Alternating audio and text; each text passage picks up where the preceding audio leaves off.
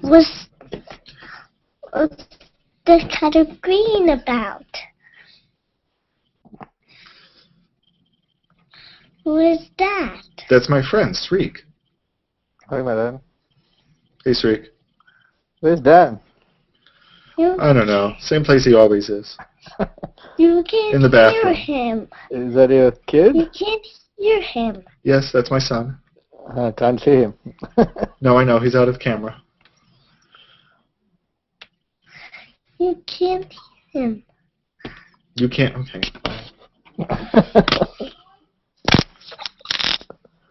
Now can you hear him? Hello.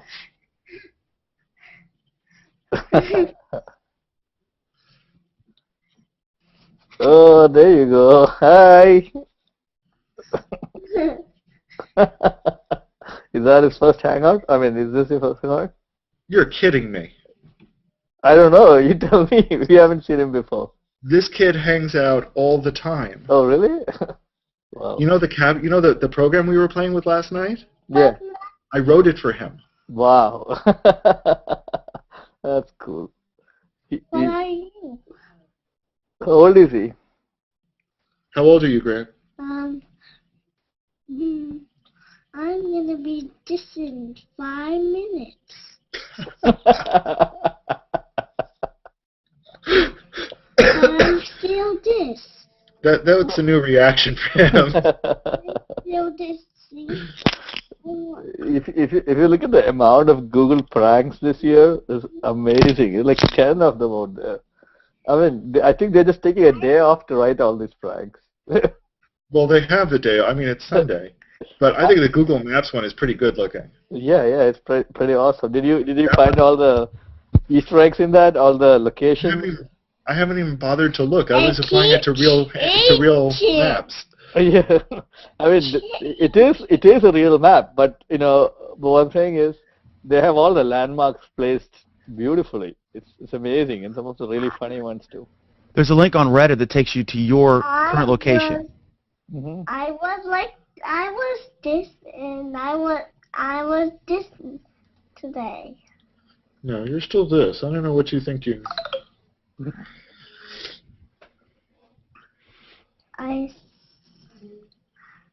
Okay, you can stop pulling on my headphones now. Thank you.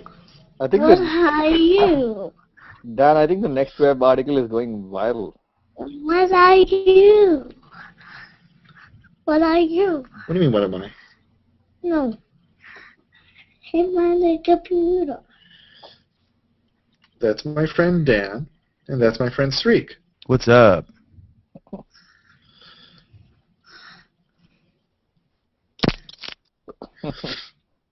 He's what, 2 years old?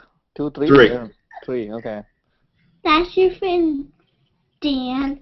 That's your friend Sweet. That's right.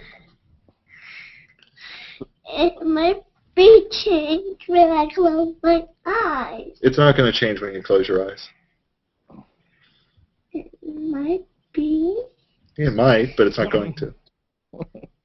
Okay, I have Oleg. Is he coming back? He's trying. No, Dan, he left for good. I have retired KGB agent for him. I have convenience store clerk for Sreek. I have for me guy who wrote that crazy Netflix story. What do I put for you, Alan? What are For the lower thirds. What was that? Oh, An absurd but slightly plausible lower third. KGB agent, convenience store clerk, crazy writer. ferry driver. Okay. Oh, you're on the ferry anyway. I'm not on the ferry this week. Great. Who else is joining? Anthony? Peter? Okay, closing your eyes does not seem like a good idea while you walk around the room.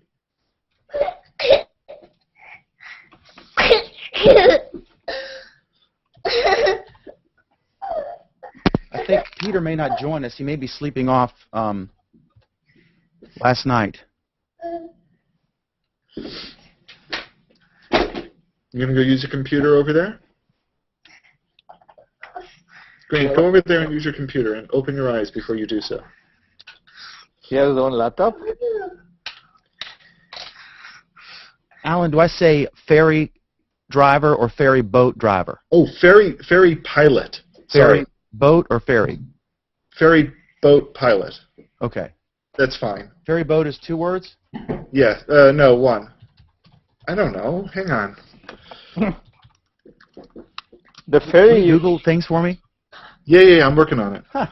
the ferry you take, is that the one that comes into Manhattan? No. No.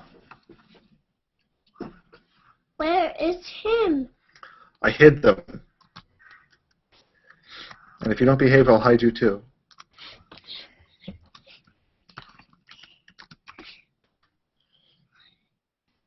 Google says it's 2 words. No, it's 1 word. Hey, where is he go? No, Dan, it's 2 words. Ferry, space, boat. Yeah. Dan.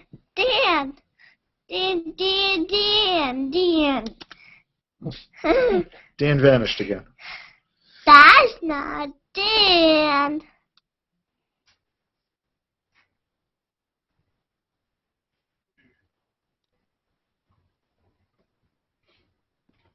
If we do this right, this is going to be epic. We need at least a couple of more people. Oleg and somebody else. How about? No, there's really no way to just interview me and dub it in. Oh. We're going to do this in 1 take. Oh, gosh. I guess we could. It would be a hassle. Yeah, I But know. I'd rather do that than lose you, if those are my 2 options. Well, I'm just worried that I need to vacate this room like half an hour ago. Oh. Okay. As soon as Oleg comes back, we'll roll. And hang on. Okay. I'm just worried that I'm going to get interrupted and need to leave. And if I need to leave before the end of the production, I apologize. But hopefully we'll at least have recorded me. Daddy, I need to go pee. Okay.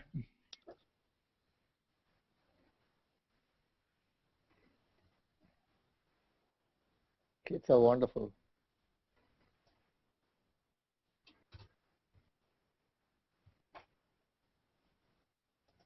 I saw Peter's comment. That's funny, isn't it? Yep. I think he had a little ADHD moment there. Your audio's a little low. Really? Now? Better. 1, 2, check. Well, mine's low, too. What's going on? Hi, Dan McDermott here. Welcome. 1, 2, 3, 4. Why is this so low? We can hear you. Hi, Dan McDermott here. Hi, Dan McDermott. Dan McDermott here. 1, 2, check. Why is this so low? What the hell? Low. Low. Hi, Dan McDermott here. Welcome with a special announcement from the team at Google Plus Week. Check 1, 2, 1, 2.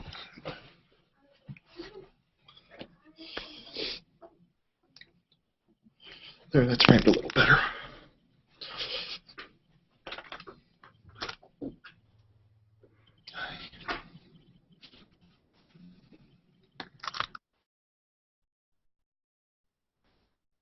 Is there a shortcut to switch off the cam? Do what? Is there a shortcut key to switch off the mic and the cam? Yeah, top right. Oh, no, there isn't. You sure? Because we've asked for that. I just thought Alan typed something and it went off. Man, the audio's weird. I wonder why. We can hear you clearly. Yeah, but I'm on the recording is what I'm worried about. Oh. I'm not overmodulated, right? Let me test it here. Hi, this is Dan McDermott. Welcome with a special announcement from the team that brings you Google Plus Week every week. We have an exciting new program. We've been talking about this for a few weeks, and we'd like to introduce it to you now. All right, let me test this. I'll be right back.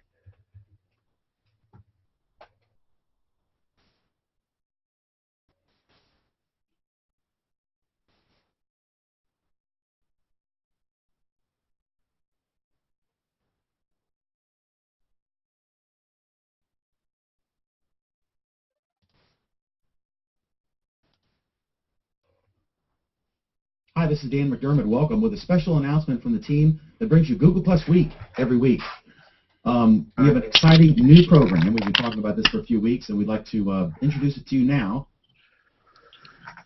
Okay, I'm here. Oleg's All right, here. we got everybody. Good. Can you see my logo? Yeah, Oh my God. it's even more legible than the captions were last night. But Alan, look at that. It's like a stage behind you. Wow. Hi, Dan. Hey, what's up? A little sleepy. All right. Do you have your Slurpee cup? Let me go get it. Hold on. And can you put some dark liquid in it, whatever? Yeah, I'll find something. Hold on. Okay.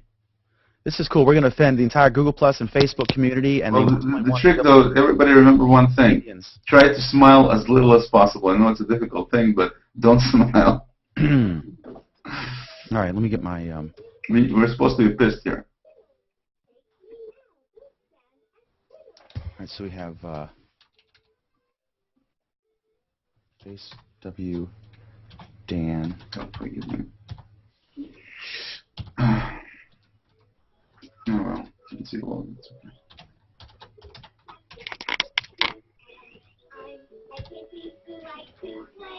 There's no way I should squeeze in there.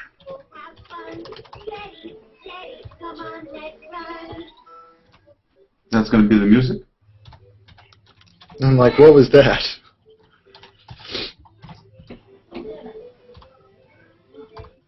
Catch me if you can.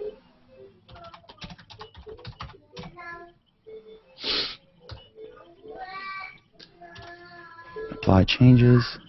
Can you guys hear the background noise here? Yes. Oh, yeah. A little bit. I don't know if it's you or not, but somebody's noise. No. Well, the toy is Streak. Okay. Man, why is your audio so low? Mine? Oh, you're okay, I think. Okay. Check 1297421.3020201. Man, I don't know what the deal is. It was good, Val. All right. 3.141529. Better. I'm going to smile. I can. 42, 36, 999. Hike.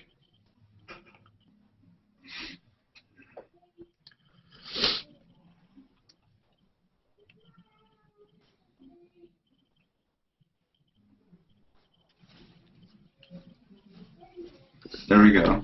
Adam's family moment.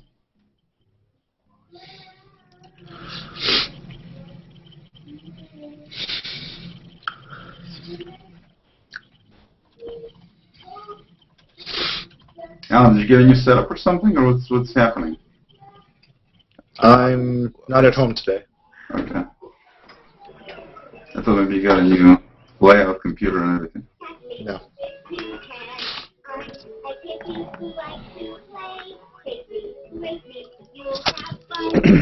Man, this isn't working. Damn it. Okay. All right. Okay, so what... This is the darkest I could get. Sorry. Just make sure the word Slurpee's in front. And what you should be doing is sort of whenever I go to you, you're drinking from it.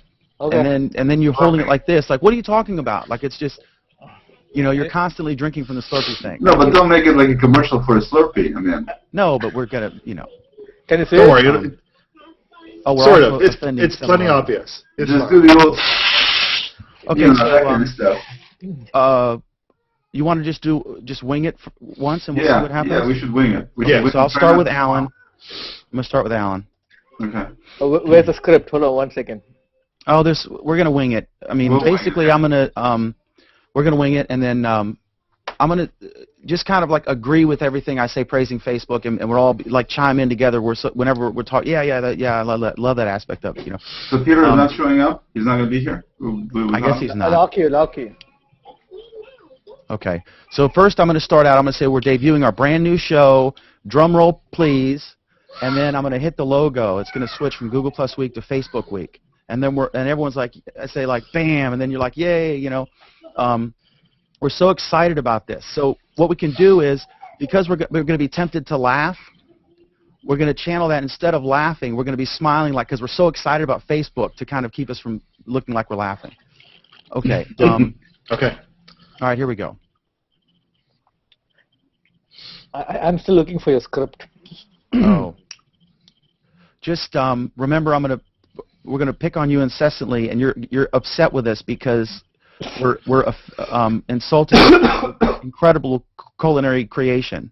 Okay. And you're like, this is the national food of India. Well, you know, it's awesome. What are you talking about? You know, and we're going to be like, whatever. It's the most disgusting thing I've ever seen. And why don't you have more beef recipes? And then you're like, oh my God, you're just offended.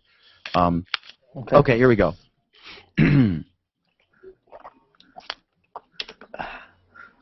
Hi, everybody. I'm Dan McDermott with the team from Google Plus Week with a special announcement. As you know, we've been contemplating a new program for quite some time. It's been kind of difficult to come up with stories to talk about Google Plus. There's really not any news out there and no new enhancements or features or apps or anything like that. So we've been kind of struggling, and lately we've been adding some new segments to basically just fill the half-hour show. So we have a brand new program, and we're so excited to bring this to you. Drum roll, please. Here we go. This is our new program. Facebook Week. I could not be more excited. Alan, isn't this absolutely just, I'm so stoked for this. This is great. Dan, this is incredible. You really can't understand just how wonderful it is to be participating in Facebook Week now. I mean, I've been at the Facebook headquarters this weekend, and just the enthusiasm these guys are showing for us, the positive vibe that we're getting, the sense of dynamic and wonderfulness just coming out of this company has been wonderful. And and besides, they're throwing in a new microphone for me. I think it's wonderful. It's like that thing, that little hangout that they did with President, you know what I'm saying, where they brought the camera in. That's what I love. I love Facebook. I love the way you get interaction with them. With you know, if you have a problem or a concern or something like that, they're on it. I mean, Zuckerberg sometimes weighs in personally. You're so right. It's so absolutely right that people just don't understand at all just how great it is. I mean, you know, Google, yeah, sure, I was dealing with community managers and such, but Facebook, they gave me a personal, dedicated, 9th-level flunky to help me out on anything I had a problem with. Indian accent. It's awesome. That's true. Don't forget the Indian accent. Yeah, let me bring Oleg in here, because Oleg, you know, we've been struggling for some time to try to come up with segments for the show. I know that we've been doing about 20 minutes with you on you know, how to find the funniest pictures for your posts, and you've given us some great, you know, animated cat GIFs and stuff. And I just I love that stuff. And then also we've had this issue with you know, talking about what was it, the Sarik's cooking segment for about 15 minutes. You know, well, this is what some authentic stuff, and but I got to tell you, that was part of the problem. Actually. Yeah, I don't think it really went over that well. I don't think Sarik. No, but here, let me. What do you mean? Well, I'm not sure. I mean, wherever, Sarik, you were talking about beef recipes. Well, so I mean, yeah. Why don't we have any beef? You're the only person I have on my stream that has beef recipes. I mean, I have never had beef recipes on Facebook. I never had to deal with this. How come you never do that, Sarik? I don't understand. You never do. But anyway, what was that stuff last time? It was god awful. No, but let's say a few words about, you know. Okay, go ahead. Google. Go ahead. I used to be a staunch Google supporter, and you know, looking at all the stuff that's been happening with all the articles coming out, everything else, it's a little crazy. I mean, I had over 70 friends on Facebook, over 70 on Facebook. Okay, so I have probably about 1,800 people follow me on Google Plus, but that doesn't mean anything. I mean, I had over 70. I had over 70 people there, and you know, I could, every morning I get up and I get at least 20, 30 posts about who went to pee, and you know, when they're gonna drop by to take a look at their balcony. And I had some pictures of cats in all kinds of positions that are, you know, I don't even know if some of these are legal or illegal. I don't have any of that stuff on Google Plus. None of it. You know, and you talk about all these features. Scoble, you know, I kind of scolded Scoble before. I take it back. The guy was right. There's all these things that are missing in Google Plus. And yeah, we had, you know, one of the big Googlers show up on our show, and then it gets picked up by some blog, and everybody, you know, kind of looks at that. But that, you know, on Facebook it could have been just as easily. You know, Oleg, let me chime in here real quick. One of the things I really love about Facebook is that all of my private data, all my personal information is all in one place. But you're getting too technical. Let's talk about simpler. We talked about how do you get people on the network, and that's the simplicity. You know, that blue color that Facebook is using, it's brilliant. I mean, there's nothing like that. That kind of blue, I could not find on Google Plus. You know, Oleg, I can't agree me, more with him. I mean, he's absolutely right in this case. Let me just add that. You know, I mean, you guys think that my cooking recipe was disgusting, right? I don't understand. You know, I put the same thing on Facebook, and it was such a big hit. I don't really understand what's the problem here. It's one of the best recipes from India. You know, have you ever tried that? Tried what? The recipe I showed you guys. On the beef deal? Yeah. I don't have any of it except for you. Nobody posted on Google Plus at all. I have a stream of 1,800 people. Nobody posts beef recipes. Nobody. It's just it's like it's a wasteland. Let me ask Alan something. What do you think? Totally. I think Facebook is the future and all that stuff. Exactly. And I really one thing I like is that it makes me a celebrity, Alan, because see what's really good is I can go on a website and I can say I like a story, right?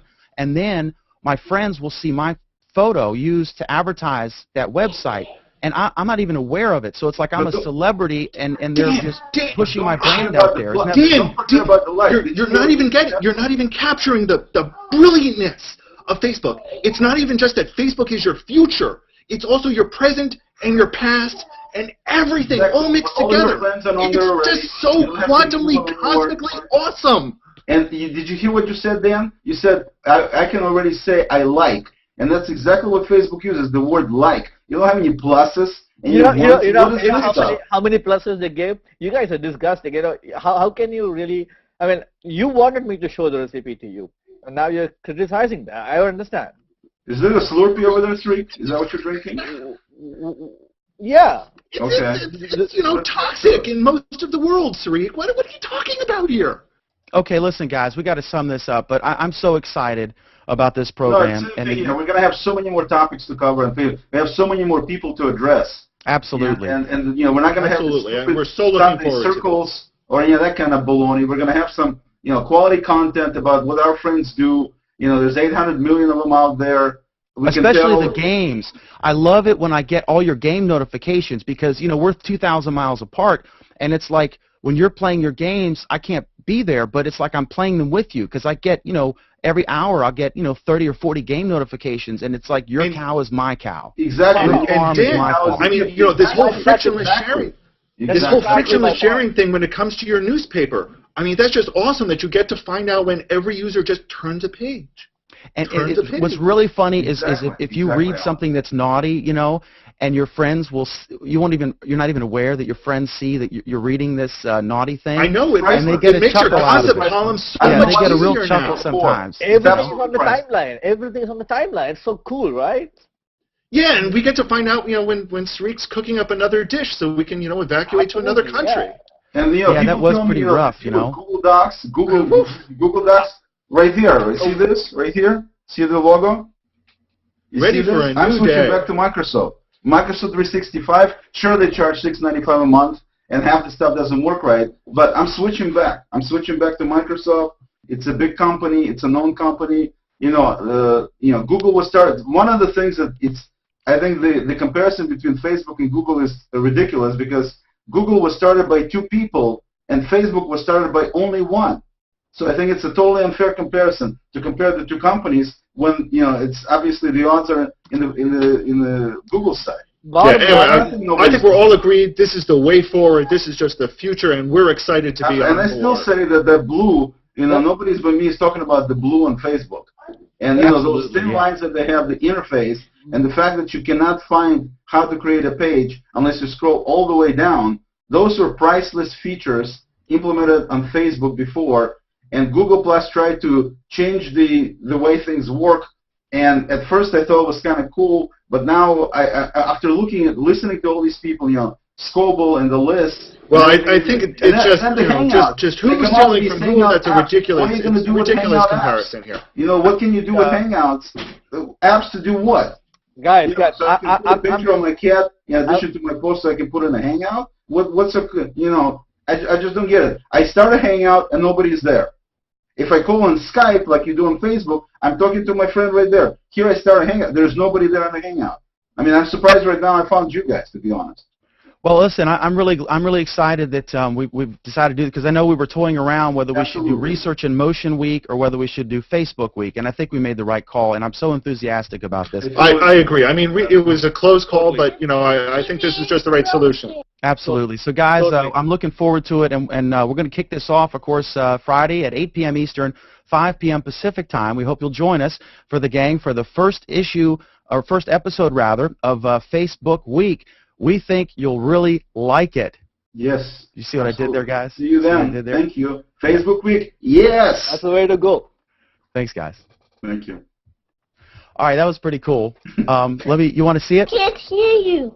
Okay, I would love to, except I've got somebody else who's vying for my attention now. All so right, I will have to check it out when we hit the airwaves. The airwaves sounds good, Alan. All right, I'll see if I can do a That was screen. almost perfect. I wonder if I can do a screen share. Sorry we didn't let you talk too much. Can't you just put it on the YouTube and share it? Yeah, I can do that. Let me upload it real quick. Maybe it's the final take. And I'm going to put in a share. I'm going to say, am I posting this on Facebook? I'm not sure if I'm posting this on Facebook. Oleg went on this rant. I was like, wow. I wanted to do even more stuff, but it's okay. It's good enough. It's good enough. Yeah. Did you see my post about -1 today? I don't. Which one? The Google announced -1. Did you see that? Yes, I saw your post about didn't see -1. I should upload this to the regular channel we do. I'm going to do should have that. mentioned something about that. So we got this at first take. I think I this hope is so, 'cause good. I need to go. This works. Take Thank care. you, Alan. Take care. Thank you so much. Bye, Alan. Gentlemen, good as always. I will see you from my Yes. usual studio Take later. care. Yes. Yes. On Google Plus. Don't wait for us on Facebook. No. I don't know that I was pissed enough, but I think I did okay. It was, Well, we didn't let you talk too much. it was awesome. Not a single post on beef recipes on Google Plus. It'll be How big is the video? By the way, the part about me having nothing. the part about me having over 70 friends, that was the truth. That was the only truth, but it was the truth. I have 500, so. Let me make sure the audio is good real quick. I'll be right back. Right. Yeah. Now don't tell us we have to re-record this thing. If I can do I can't do that. I had a tough time stopping, laughing when Alan and Oleg was going Hi beside. everybody, I'm Dan McDermott with the team from Google Plus Week with a special announcement. As you know, we've been contemplating a new program for quite some time. It's been kind of difficult to come up with stories to talk about Google Plus. There's really not any news out there and no new enhancements or features or apps or anything like that. And just the enthusiasm these guys are showing for us. Alan did a great job. Alan was so excited. Yeah. Typical It's Alan. already 30% up. 2 minutes remaining. Technology, I love this fast Dad. internet, man. You're going to publish it right now, right? I'm going to mark it private, and then I think we should. Yeah, it's April Fool's Day, right? But Yeah. I just want you guys to look at it, make sure it's cool first. Yeah, that's what. Absolutely. You could share the video here in the Hangout, and then we. Yeah, I'll do that. I'll do that. Let me mark it private first. I'm closed up inside my kid's bedroom. News or science and technology. So this here, big orange thing, Yeah. Oleg. Exactly.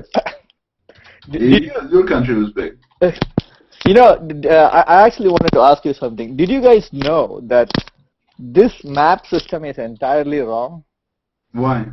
Because it's called a Mercator projection. You're looking at the Earth from down here. Uh-huh. That kind of makes the northern hemisphere look bigger. If you look at this, you think that Africa and the United States, it's almost the same size, right? Right, right. But Africa is 3 times that continent. Really? Mm. Yeah. So the Mercator projection is skewed in such a way that anything around here looks like double the size. Gotcha. Yeah, I didn't know, but it's a scam altogether. Mhm. How do I want to click on the apps and it's not done yet, but it's a minute left and then it's got a process which won't take long. So I'll hit apps and then YouTube. Yeah, and YouTube, and we have to hit YouTube, I think, too. I'm not sure. No, don't Dan think can just so. share it, it'll show up. It says then we're going to edit YouTube app, use app. So you click on use app. Okay, so it comes up with a little notification. And so I got the YouTube app up. I got it, and then it's saying find more videos, so I could Enter a search term or a YouTube video URL. Okay, I could just do that. But the problem is, how do I see your video? Right No, now, it's not showing. I think that's not the way it works. Let me try playing one random here, the first Go one ahead, that comes play, up. yeah. Tell me if it works. Yeah, that works. You can see this?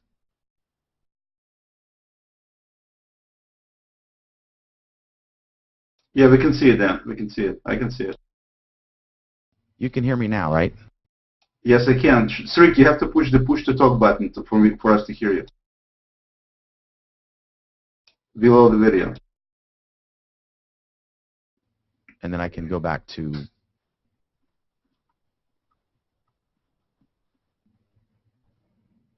How do I close that?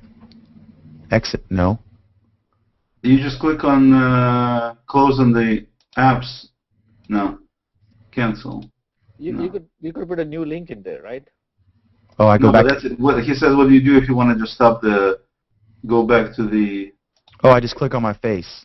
Yeah, click on some. I was gonna say, click on somebody's face. Exactly. Okay. It's 100%. It's processing 98%. It should be ready in just a moment. Oh, I am going to have to... By the way, I saw the Hunger Games yesterday. Yeah. Don't waste your money. Oh, yeah, I saw your post on that. No. That bad? It's not bad. It just definitely doesn't live up to the hype at all. It's a movie that maybe, I don't know, a teenager would find appealing to some degree, but it's way too long. It's 2.5 hours long, which is way too long for that kind of movie. And the way everything is shown, it's nothing. It's basically a movie that, like a television show, you watch sometimes for an hour. It's good enough for that, but that's about it. It's nothing like it was advertised. Is it like the Twilight of this season? Well, in terms of popularity, it is, but it's kind of, in terms of the story itself, if you haven't read the book, I just started reading the book, but I haven't read it enough. And if the book is going to be as bad as the movie, then I don't know what the hype is all about. But basically, it's like, remember the movie with Schwarzenegger called The Running Man? There were several movies of similar genre where you have somebody's released to go and kill a bunch of people, except in this case, it's kids killing kids. I mean, the story itself is kind of appalling if you think about it, and there's just nothing there basically is what it is. I'm just worried it's going to be a bad influence. Of course, there's no question there. I mean, tons of people go see it. Of course it's going to be. Three old guys talked about how yesterday they had the kids on the going to news, hell. they had somebody asked, well, why do you think it's such a popular? Well, because the dark genre is something people like, and so anytime anything dark comes out, everybody wants to go see it. A bunch of total BS as far as I'm concerned. But that's what the experts on TV said. It kind of tells the kids that it's okay to kill to survive. I think it's a horror film or whatever, and it's not a horror film. It's nothing at all like a horror film. It's a traditional weak versus powerful kind of a, and you got they made it so there's not enough gore to make it even R-rated, I don't think. So basically, the scenes are either hard to tell when somebody kills somebody for the most part. I mean, you can see some places.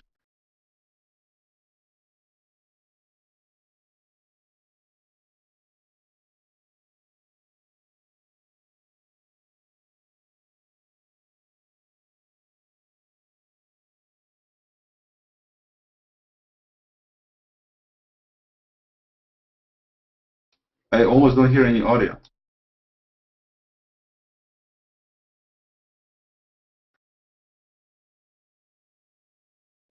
You're not getting audio? I'm getting audio, but it's very faint.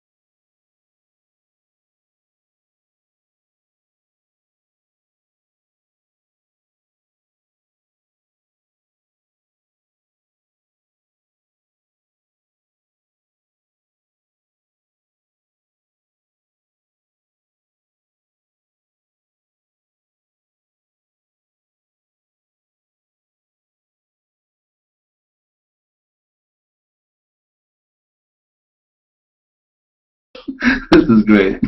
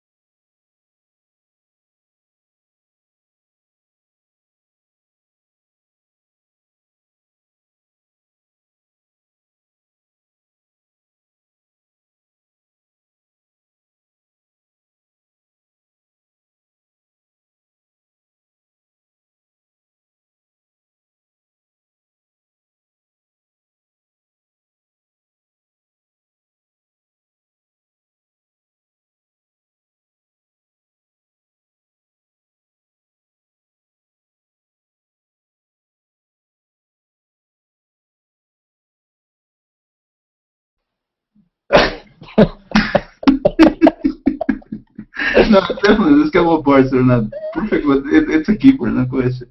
Yeah, you can publish this now. This is awesome. This is Yeah. funny. Yeah. Yeah, this is great. Now the key is we're going to be all, we don't want to admit it let the commenters admit it. Absolutely. Well, see, the thing that you screwed up then, to be honest with you, is the names. If you didn't make the names so funny, then it would be less obvious this is a prank. I love mine. Wrote that crazy Netflix story. I know. No, it's good. I'm just saying it's not serious. People there was no obvious gaps, but at the end when Dan said that we have to choose between a rim week or a, Alan actually smiled. If you could see Alan in the inside, it's like. Well, Dan did a good job, except for the end. He also started smiling a little bit towards the end there, but it was okay. Well, the key was to be excited, so that's why we're smiling, because we're so excited about this to mask the fact that we're laughing at ourselves. Right. This was great. This was so much fun. Let me post it. The last few seconds, are you going to put that too? Oh, yeah. Where you said, did you see, guys, what we did there or whatever?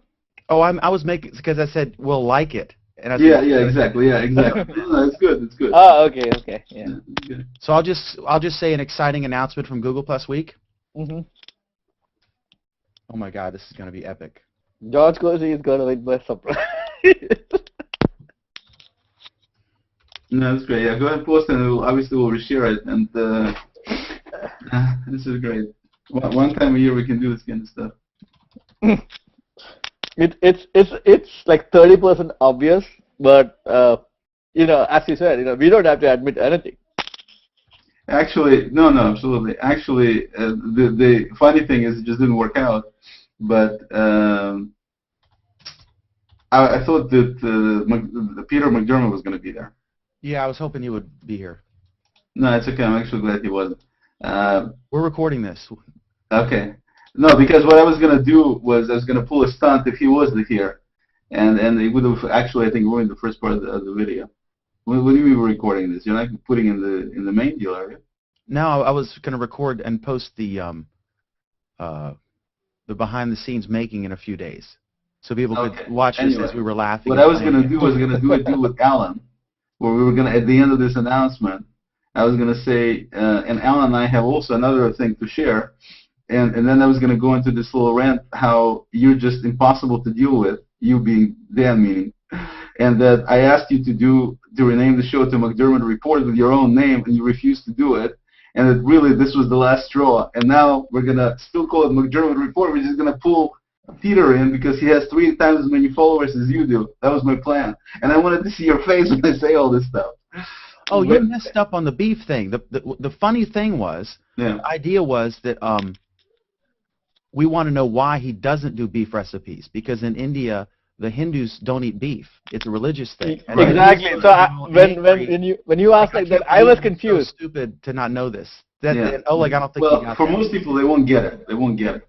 I mean, but that's the best joke. Is you have a few inside jokes. Like when you're a kid and you're watching the Flintstones, you laugh at a certain set of jokes, but there's a whole different set of jokes for the adults watching the kids don't get that you get later when you're older. Well, same thing with Warner Brothers. The Bugs Bunny stuff, incredibly clever. See, I agree. When Oleg asked me about the beef recipe, I'm like, oh, am I supposed to have done it or not? You know what I'm saying?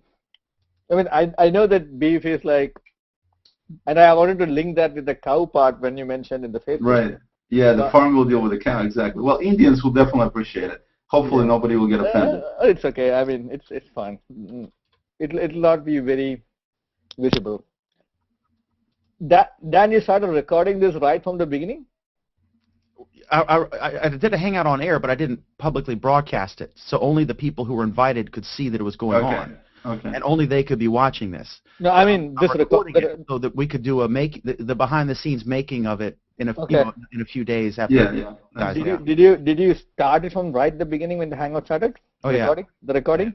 Mm-hmm. Oh, okay. That's why I named it this. What did I call it? Actually, you know what we can do also, Dan? We can actually use that video as the beginning part of the next show. So if anybody watches the live show, the first thing it's going to do is actually going to show that video. That would be cool. Likely it will be fully disseminated by then, I'm thinking. No, it will be. It will be. But it will be a funny thing to have the show start that way for the future generations to listen to it like this. I hope Craig, they're totally confirmed. I hope he doesn't wonder what the hell's going on. Cool, confirmed? The Craig we spoke about? Newmark? Oh, yeah. Well, he's next week, right? Yes. Yeah. Who is that guy? The founder of Craigslist is our guest next week. Oh, really? Craig Oh, Newmark. Yeah, but this is nobody knows about it yet. okay. I'm going to announce it tomorrow. Tomorrow or Tuesday. I'll depend when this. Well, thing dies don't down. you want to reconfirm with the guy first? I did yesterday. And they said it's a go. Yeah. Is he Okay, gonna be? Is he perfect. gonna be on Facebook Week or Google Plus Week? Google Plus Week. You could actually start off next week by saying, "Okay, we're starting Facebook Week," and then say, "Oh, the Yeah, man as part of our actually, you know, then you could put if everything is a go, you could make a separate video announcement, just saying we have something great for the first show on Facebook Week. We're gonna have a special guest, Craig Newmark. You can post that today. If you're gonna announce it, I that don't would want be them cool. to think that that's a joke. I know exactly. And then you come back later and you actually indicate that, you know what, we are going to have Craig Newmark on, except it's going to be on Google Plus Week. Okay, I think here's it'll what be I've got. fun to do this I've way. got an exciting announcement from Google Plus Week. We hope you'll tune into our news show Friday nights at 8 p.m. Eastern, 5 Pacific, midnight GMT. And that's it. Is that cool? Yeah, that's fine. All right, let's do it. This is going to be just It's fun. funny. Yeah, it's definitely better than somebody writing a post. I'm going to switch to Facebook. Haha, April Fools. okay, it came through, right? Yep, it's there. Now just Is wait. there? In 3, 2. No, we'll get a reaction in about 5 or 10 minutes. People will watch it. No, absolutely, absolutely. That's funny. Like sometimes I'll post something that's just a text thing with a picture, and you'll get immediate You should. reaction. Is there any way you can pick a different thumbnail? I've tried to switch it. It's actually the other one was they all have Facebook Week in it, unfortunately. No, But- it's okay. That part is good. It's just that when you initially announced it, when you were smiling and looking at the camera, that would be the perfect shot with nobody else there, just you and Facebook Week. I only have 3 thumbs, and they were all there was 2. Let me see. I'll tell you exactly what it is. It's okay. It's okay. You already have a share, Dan. It's No, this thing. I think a bunch of people will share this. this could go meme. Yeah, the one is I've got one with me smiling, and you're in the background going like this or doing your shirt. And then there's this one, and then the other one is just Alan. And so I put the one where I'm smiling and you're doing your shirt. But again, you know, these don't propagate right away. Right. Yeah, I don't see it yet. And even on, a week from now, sometimes you'll see whichever, the one I picked or the default one. Yeah. Yeah. Let's see here. +3, Stephanie Wanamaker. Let's see how long it takes them to figure out. This will be fun. This is part of the video as we're watching the reaction.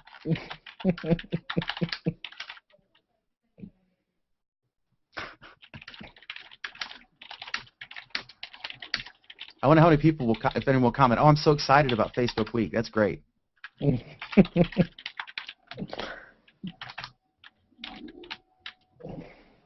How obvious is it that we're full of crap, you think? No, if anybody has half a brain, they can figure it out. But it's it's still funny. Anybody who's ever seen our show, if you're some random person, would you figure it out, or would you think it was because we played it pretty straight? This is funny. This was fun. Yeah. Really, it's no different than if we did like an SNL sketch. Exactly. We could periodically do this. Oh man, that's funny. Okay, one guy got it. Who did it? Wallace Roberts. Well, he didn't mention April Fool's though, but yeah. I'm also share it with my Google circle of all the Googlers I have. I have about 20 people. All over the 20. This was fun. Did you see my share? Let me look for it. I have to keep refreshing here. Already a lot of shares for this. 4 so far. 6. 6? No. 5 or 4 shares. Yeah. Let me look at the ripples. The ripples will tell you what everyone said on the share. Yeah. I love the ripples. The ripples. Yeah. I like it. Yeah, that's good. Laughing So we my got ass Stephanie off. Wanamaker. Laughing my ass off. She has a lot of people doing this stuff. So. 5 shares so far. Well, we gotta wait a little bit because people need to actually watch it. I mean, they're not gonna share it just because. Right. They need to watch to see what the hell it's all about. Stephanie has like 40,000 people in her circles. Only we're only it's not possible for anyone to watch more than a third of the video by now, and already. Yeah, exactly. Yeah, Yeah, that's what I'm true. saying. That's what It's I'm like saying. it's like a 10-minute long video, right? Rick, I don't see your share though. Why doesn't it show your share? Really? Oh no. I mean, I look at ripples. It shows me, but it doesn't You show share it you. to public. Only public will show. Let me do that again. No, I will. I definitely shared it to the public, and then Google. Oh, as a you separate. did. Ripples will only show a public share. Maybe he forgot to put public in there. Yeah. Yeah. True. Let me try. God, this was fun. This was fun. Mm-hmm. We could do this periodically, just a BS thing, and we'll do it on Sundays, so that they know, like, you know. You had to keep it. You can have an alternate version of the show, same topics, but alternate take on it. Satire, just Yeah. the way, like the way. SNL, yeah. What's his face? Colbert will draw attention, like the thing where a corporation is a person, and so he set up his own super PAC to Yeah. make fun of the fact. You know what I mean? Yeah. So he's through satire and playing it straight. He's making whatever point he wants to make. The same way that we bashed Facebook here by praising it. So over the top. This was fun, man. Wow. New share by Sreek.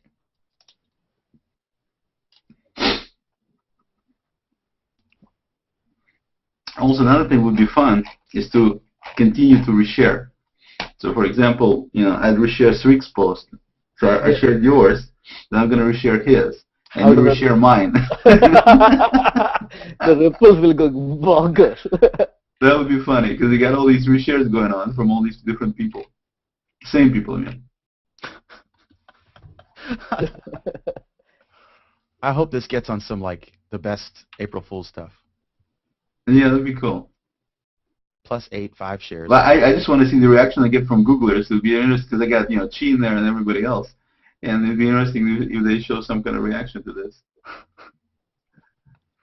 I hope, wouldn't it be great if someone thought it was serious? One of these idiots that, will... No, I'm sure somebody will. There will always be somebody who thinks it's serious. Trust me. There was this guy who +1 on the YouTube thing you did. I mean, remember the trucks you ordered?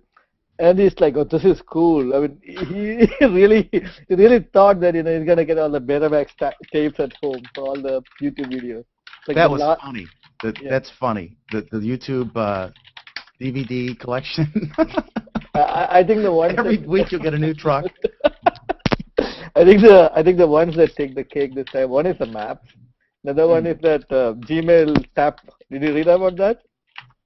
Oh yeah. Did you read the last comment on that? You can tap it in the bathroom. You can tap it. What's that? I forgot. Yeah, they've got. Let's see how many. I did it at 12:11, so it's 7 minutes in now. So we got a couple minutes before we get a serious number of. This is funny. This is funny. How did the Next Web guy pick this news up from Google Plus itself?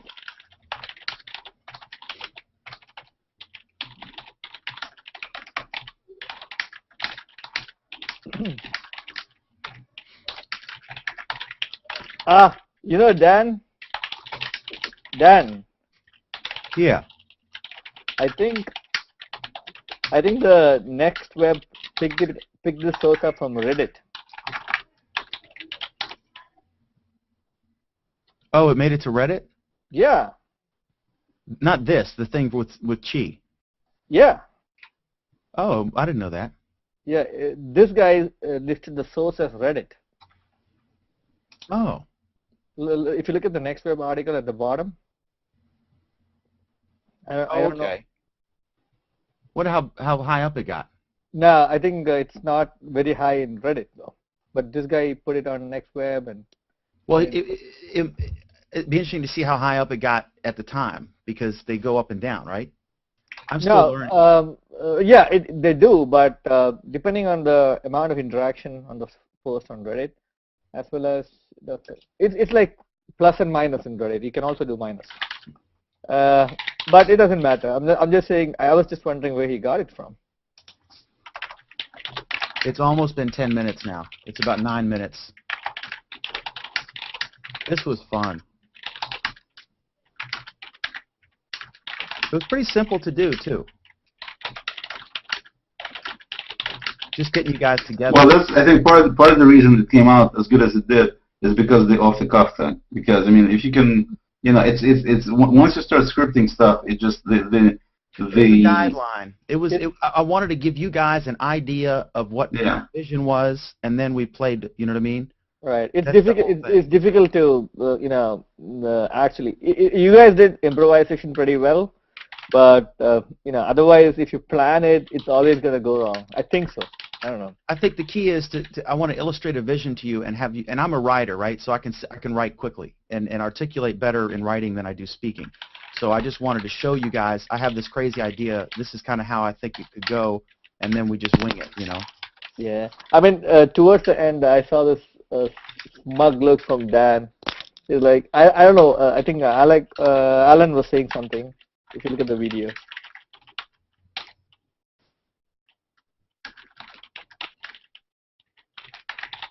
I'm going to look at it if any comments on the shares. It'll take a while for people to watch it.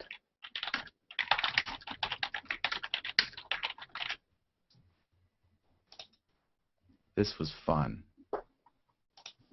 Alan was great. Yeah, he was. He was excellent. This was funny. I think anybody who is watching is still trying to figure out what the hell is all this all about.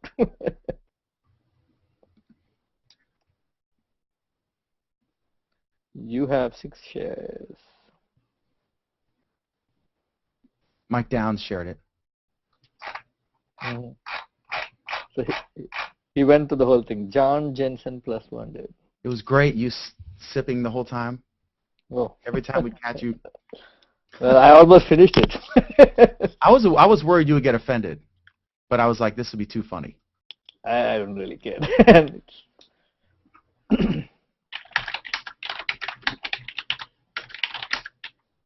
Watch this. It's better than a Facebook Hangout for Mike Downs.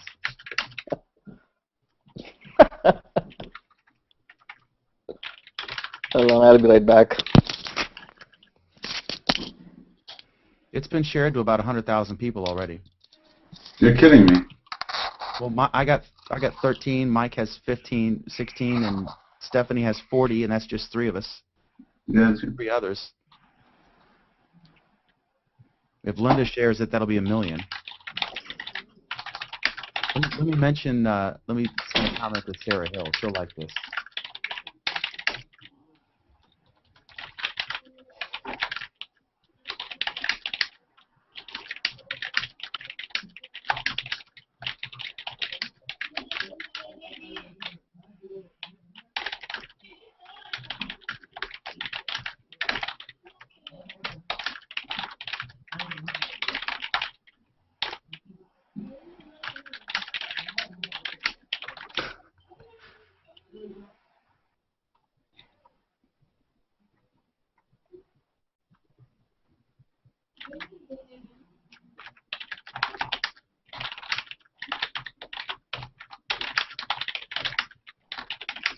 I'm so glad you guys all agreed to do this.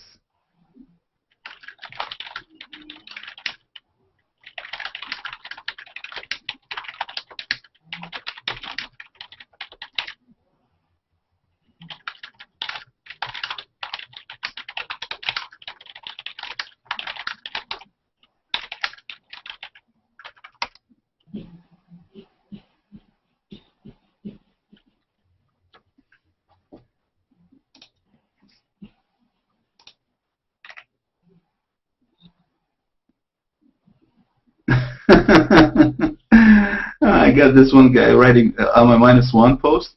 Mm-hmm. The guy goes, though it's not definite. Did you see it, by the way, Dan? I'm looking where? On my -1 post? Oh.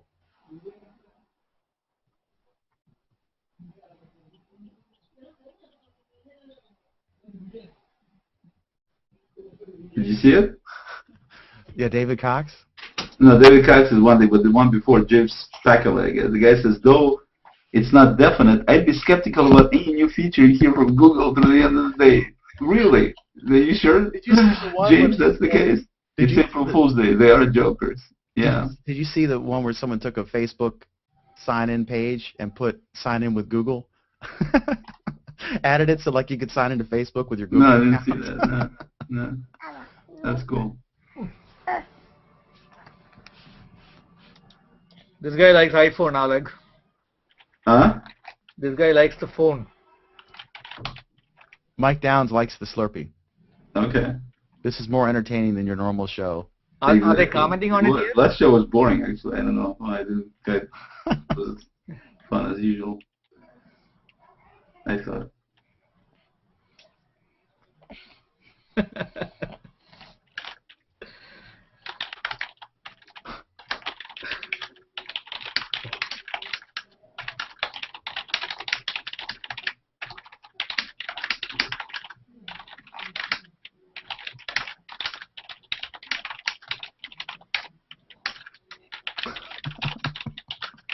I can't believe we got you to do a Slurpee. That's so awesome. I was hoping to get you to eat some crazy Indian stuff, some really disgusting looking thing, but it was a little No, I was hoping he would say, you know how, I don't remember exactly what he says, but the Pooh and Simpsons, he goes, go away, please come again. Yeah, he sends them away, the same thing he does it to make sure they come back again. Something like that. I actually wanted to say that what I have in the Slurpee is actually something called an Indian drink, but you know I didn't get the time to say that. Yeah, I see.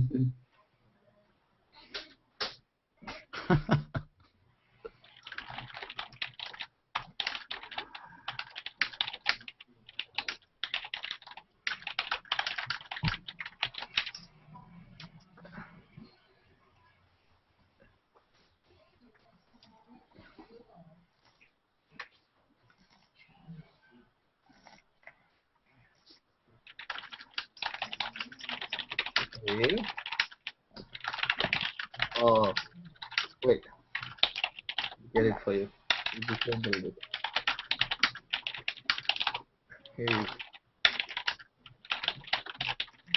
What's up, little buddy?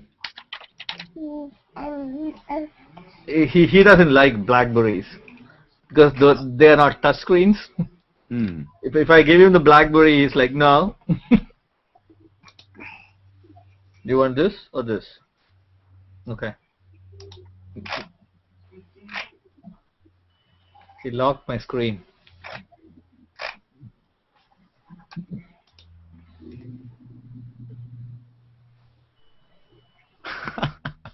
Mike Downs, Research in Motion Week. LOL. Yeah, that was a very good piece. That was great. Especially I just thought of that at the end. I didn't plan that. That was funny. That's what made Dad smile. If you look at the video, I'll show you. What's this?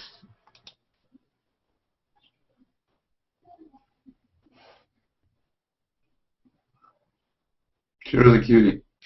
Research in Motion Week. Welcome to Research in Motion Week, everyone. Be a quick show this week. Yeah, Mansoor would like this shot. Oh yeah, he's with our RIM, right? Mohammed? Yeah. Yeah. He works for RIM. Yeah, he won't think that's funny. No. I mean, I think the way RIM is going, it's gonna be probably acquired by Microsoft or somebody. Yeah, most likely, yes. They're not going anywhere, that's for sure. They say sometimes AT&T might take them. Ja. Nose. Yeah. Nose over there. Go get the tissue. Yeah. This gets in what's hot. I bet they censor it quick.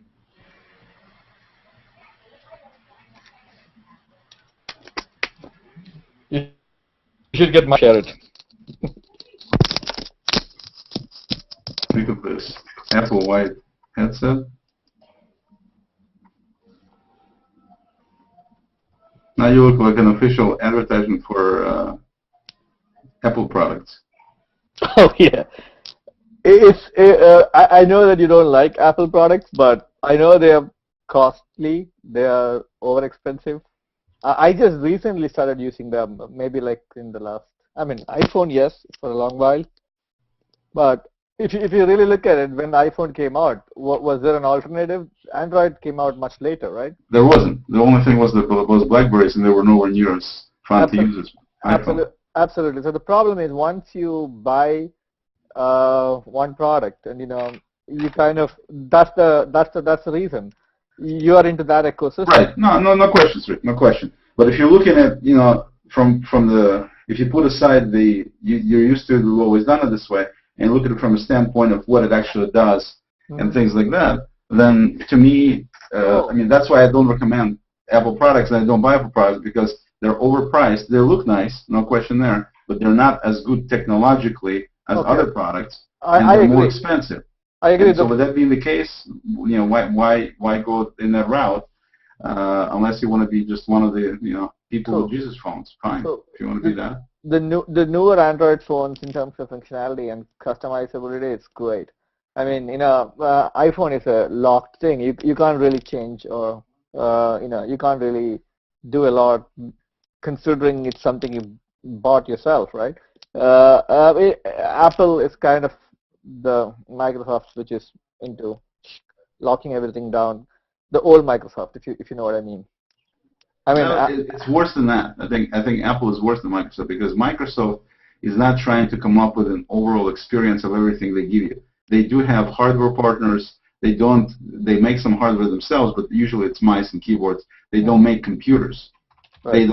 They make the operating system. They make software, sound software, but they make computers. With Apple, they're trying to do everything, and that's what Jobs said. That's what they wanted to do because they feel that they know the best, and that's why you have iPhone with the same size, and because that's what Jobs like, not because everybody else likes. And with Android, for example, I mean, to me, it's one of the key reasons I would steer away from Apple is because if somebody wants to get a bigger phone, like my wife wanted to do it, she can easily get one with Android. If she wants to get a smaller phone, she can easily get it with Android. But you can't get it with Apple. You're going to get what they give you. George Kursky just watched it. Or he's starting to. Oh, yeah. Mike Downs just shared it specifically to Sarah. All right, well, I'm going to go get some breakfast and I'll get back to it. So anyway, it was great to see you guys. Okay. Nice job. This was fun. As always. This was fun. And I'll be in touch later. All right? All right. I'm going to invite some more folks in to the Hangout. Okay. All right. Well, if it gets interesting, then invite me back. I'll come back. Okay. Right. I'll send you a mail. You can still put it on because you're invited, even though it's not publicly posted. You can still watch it. Okay, I'll get to it. Yeah. Okay. All right. Cool. Or I can just leave myself in. Are you on the Messenger on your phone? I guess you are. On my phone? Yeah. I have Messenger. Yeah. Yeah. I'll send you something. No, the interesting thing yesterday, speaking of joining Hangouts, I was on my phone in a Hangout with my father-in-law. He lives in Israel, and we were doing the Hangout. And then I went, as my son was talking to him, I went to grab my phone and try to join the same Hangout. And typically, you can't join the same Hangout with the same user. It let me do it. Oh, I do. Yesterday, Alan did that when you were testing. Oh, so I thought that usually when I start a Hangout from the same browser, it'll tell me maybe it's the browser thing. You can't do it in the same browser twice. But you can have different devices. You cannot do it from the same browser, I think. The other day I joined it 3 times. I had a screen share, remember?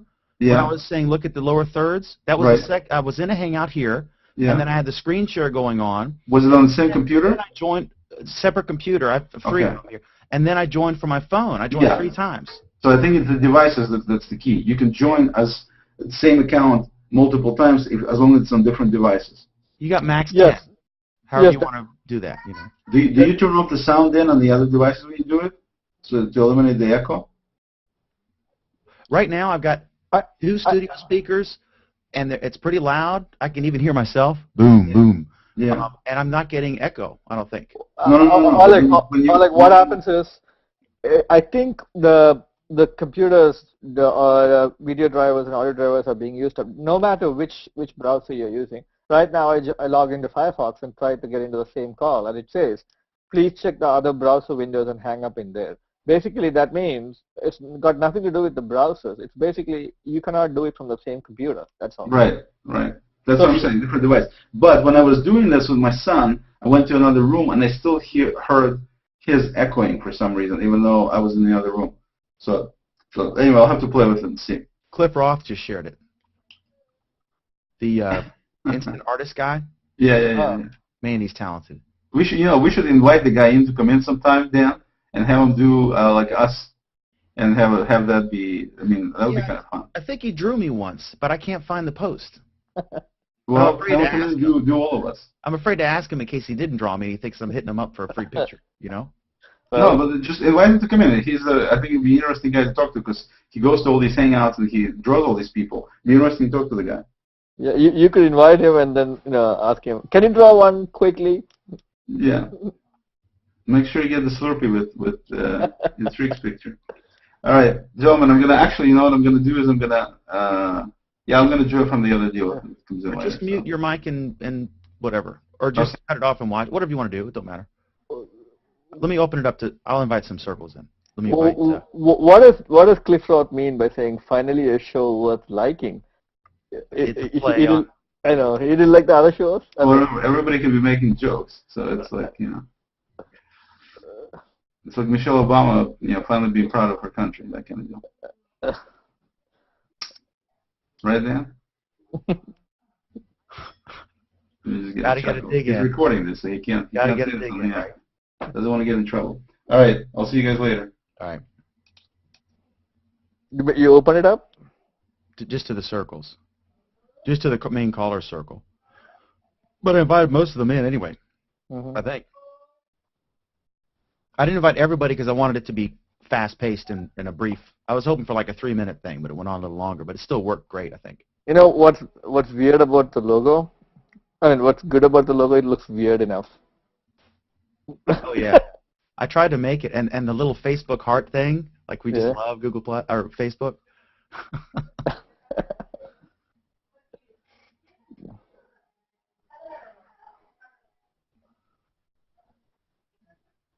Now you can browse the web with 2 mice at the same time. Chrome multi. They really go overboard. I think they have a contest. I bet they do. Saturday Night Live is like that. Saturday Night Live is very competitive. They all submit. They write their sketches and submit them, and then it's like they just, I guess, decide which ones to use. So it's very competitive. I bet they do the same thing at Google. I bet everyone on the team says, "Okay, you submit your idea, and we're going to bring the TV crew in and do, the best one." Wins. Yeah, I even now sometimes go and watch her. What's her name? I forgot her name. The lady in Date Night. Her Sarah Palin. That was awesome. It's unbelievable. But well, somebody was like, "Oh, she looks so much like Sarah Palin." Oh God, she was great. I bet this is April Fool's. BBC breaking news: rare penguins found. Oh, really? BBC actually went over the top today. Oh, they all. When I was in London, they had one. It was. Oh yeah, they're all dancing and hopping. Yeah, that's gonna be epic. They always did one. I wasn't there. I don't think. I think it was before. I can't remember. But they did one where they said that the Earth and the Moon and the Mars and Jupiter would be aligned in a special way for the first time in recorded history.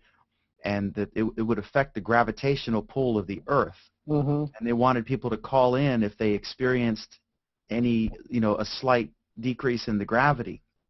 And people were calling in, I'm floating around the room or something. And it was all an April Fool's joke. I think today they said something like, I don't know whether it's true. I'll share you the GIF. Hold on one second. Check this link. Post it. I'll be right back. I gotta hit the head. Sure.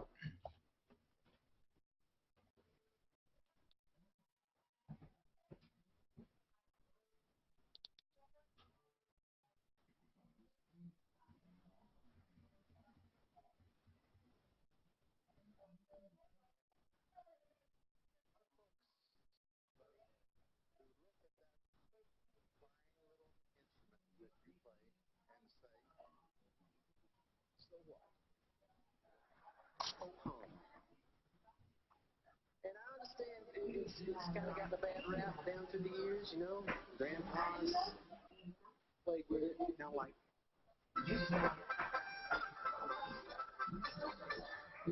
just goes so far, Bill. You don't want to bring that kind of harmonica into Carnegie Hall. Now it's time to get sophisticated. Hey, Bill, I've been waiting for this moment all my life. So just help me make the most of it. Just back up just a little bit. Stay perfectly still here.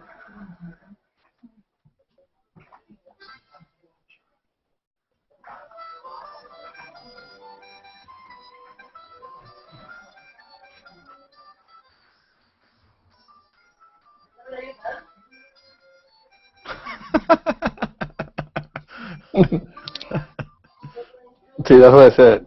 Is that's not really from them, right? I don't know. I just thought. The Earth has exploded, killing everyone. I'm writing. That's funny. Yeah, I mean, I don't think BBC is gonna put it up there on the website. I don't think so. Well, people go crazy on, you know.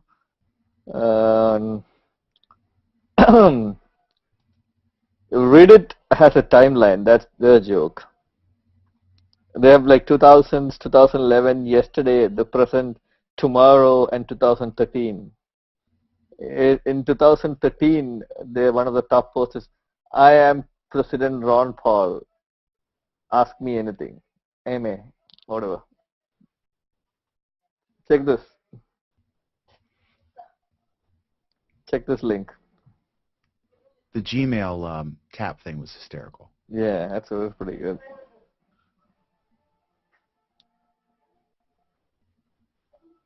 Is it really him, or is it April Fool's? It's April Fool's, of course. Look at the timeline on the right.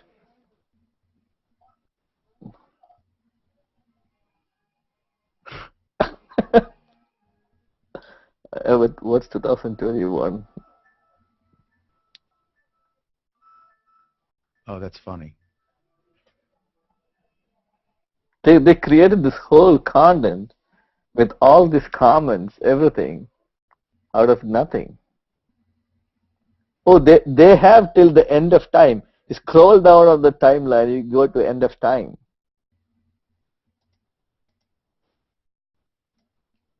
$42,000 AD. Yeah, and after that you have end of time. If you click on end of time, you have like.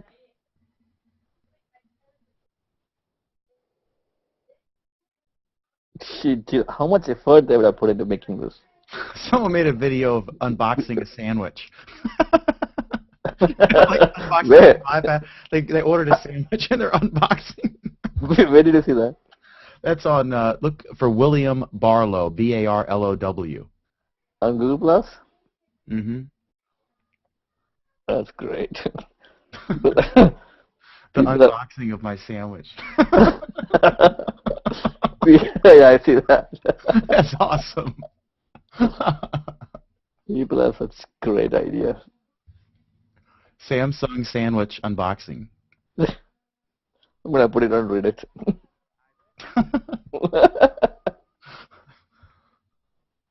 There he goes with this bread, butter, sandwich filling.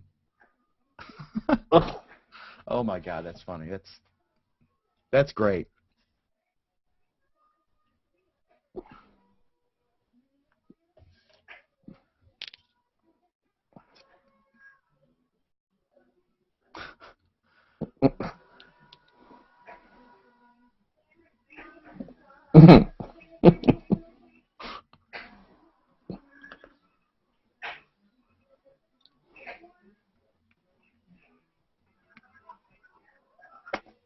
I don't even get any notification. Nowadays, I don't even know why. Or I do get once in a while.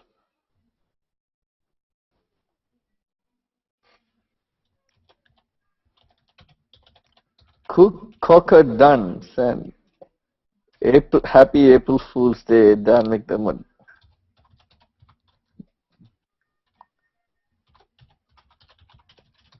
Mike Down says, I heard a new platform is coming called RIM and whatever launches in the fall.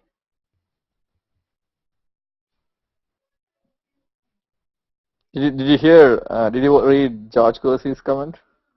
Let me look here. You made Zuckerberg happy for about 10 seconds. I really love that my face is used as an ad, and I don't even know about it, but it's still pushing my personal brand out. Where? No, they do that. You know, you'll be on TimeMagazine.com or whatever it is, right? Yeah. And you'll plus one, or you'll like an article, Right. and you think what you're doing is you're just alerting your friends that you liked it in the timeline somewhere. Mm-hmm. When in reality, what happens is they can buy ads, and you won't see them, but your friends will see a thing go to Time Magazine's page. Some of your friends liked it, and they'll put your profile picture there. Mm-hmm. And so they're using your image in advertising without your knowledge or consent or everything, but it's in the fine print. But is that legal? I mean. Yeah, it's legal. It's in the fine print. Really? Wow. What's up, Eric? How you doing, buddy?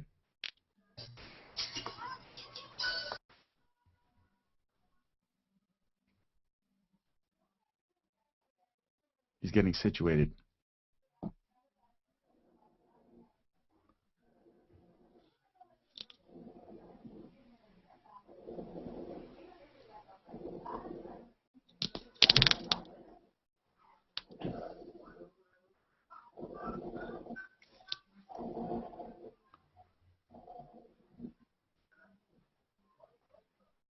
You got audio, Eric? Yeah, I'm in a hotel, so Wi-Fi is all weird, and I got loud video games being played right next to me. You're in a hotel in a big city. Yeah, I'm in Seattle. Oh, okay, cool. Did you see our? Like 3 hours away from home. Did you see our important announcement? I didn't read it. I'm not reading anything today. It's just lazy day. Those are big buildings behind you. Guys, I can't even hear. What? You might need to turn that down. I totally can't even hear. Also, can you help me look for the 3DS charger? I looked everywhere. All right. How many you got? 2? Yeah. What are they about? I guess one's looks about 6. One turned 10 yesterday, and the other's 12. Oh, 10 and 12? I guess I just see the top of their head, so they look tiny. Oh, yeah, you do see a head right there. I was trying to get a nice, good shot of this skyline behind me. It is good, except it's so bright that it darkens you. Mm-hmm. And there's no horse head in the background, which is always a disappointment. No, but you know what, though? Huh. I'm going to the store. There's only one store in the nation that actually sells the horse head. Which is? And it's here in Seattle. Really?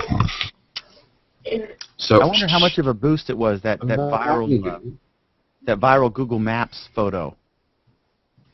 Remember the guy with the horse head? Oh my gosh, if you could dumb that would go viral. If you could make a photo with the 8-bit graphics pixelation of the guy with the horse head on Google Maps or Google Earth or Street View, that would be funny. Yeah.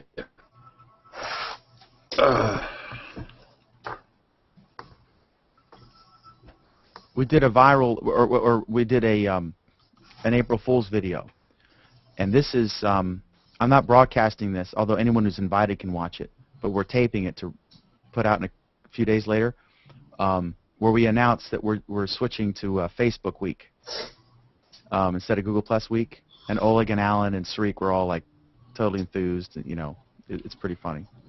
That's nice. Bit tongue-in-cheek.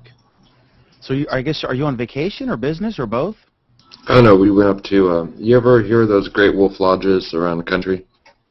I think I've heard of them. I don't know much about it. There's like 8 of them. They're basically a giant indoor water park attached to a resort. So we went there for our kid's 10th birthday. And then, because it's spring break, so it's always tricky to do anything. Yeah. And then, then, you know, so that was only an hour and a half away from our place. And since Seattle's just an extra hour and a half, we're like, screw it, let's go to Seattle. And the joke today is that it's sunny up here, like pure sun in Seattle.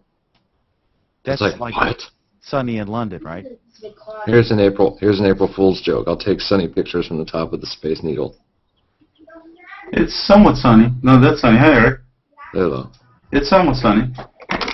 You guys want to see Seattle right there? You guys should grab lunch. Have you all ever met? Eric, are you in Seattle? Yeah, I'm just up here for the night. I see. Doing touristy stuff with the kids. Figured we drove up to Olympia for the Great Wolf Lodge water park for our kid's birthday, and then we said, screw it, let's go up to Seattle. I'll never say no to this. I'm down at Hotel 1000 on First Street. So I love living downtown. I can't even begin to tell you how awesome it is. Yeah, no, it's pretty cool. I agree, especially when it's decent downtown like ours. Excellent. But where are you guys from normally? Just down in Vancouver, Washington. Oh, so you're right there on the border. I see. Yeah, Portland. I say Portland because nobody knows where Vancouver, Washington is. Yeah, yeah. Like Canada? Yeah, exactly. What part of Washington didn't you get? Yeah. Yeah. Yeah. No. So. You got people coming from all kinds of boonies, like down over here, and so they don't know this. Yeah. I mean, we still have our feral chicken. Is it feral or feral? How do you pronounce it? Depends. And I have a big a trash can for like soda cans, because my neighbor takes them, and makes money selling the aluminum, and I feel happy to do it. But the chicken actually leapt. It's aggressive now. It's gotten pretty big, and it leapt on the can and knocked like a 32-gallon trash can on its side to get in there because it thought it was some food in there or something. Dan doesn't feed chicken, so that's the reason. We like the chicken. It's only one. I'm gonna run. Have a great stay, Eric. Here, I'm sure you've been here before. Oh, plenty of times. A lot of conferences. I think I've even given a keynote in this city at some point. Yeah, I love. It'd be great to get together. Probably my third most favorite city. What's your first one? Tokyo, then New York, and then here. Excellent. It's a big company. You hear that, Dan? You should come visit. Oh, I'd love to visit. I would love to have you. I've got another friend, Glenn Connolly, a buddy of mine I used to work with at a radio station in the 80s, who lives out in Washington State. He's a police dispatcher. He just loves the microphone. However he can get to it, he loves it. Good. But he's a good guy, real good guy. All right, I got to run to the store. Take care, guys. All right, buddy. Have fun. Cheers.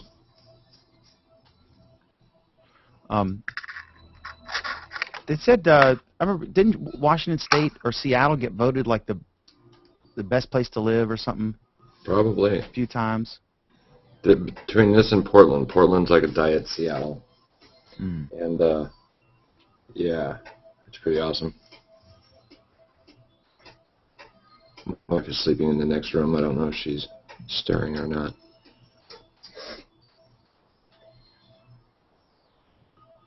But, yeah, and what's nice is that all the neighborhoods are really different and unique, and they have personality, not cookie-cutter mall places. There's a lot going on. And plus, with all the tech companies up here, you get that really old-world fishing thing, but also hardcore tech. Like, all the city buses have Wi-Fi on them.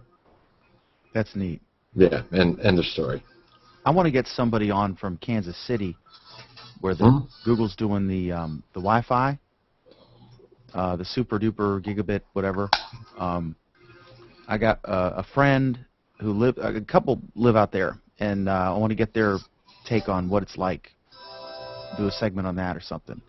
Yeah, I'm really fascinated about, and only because so many people have tried and stopped and started various WiMAX type projects.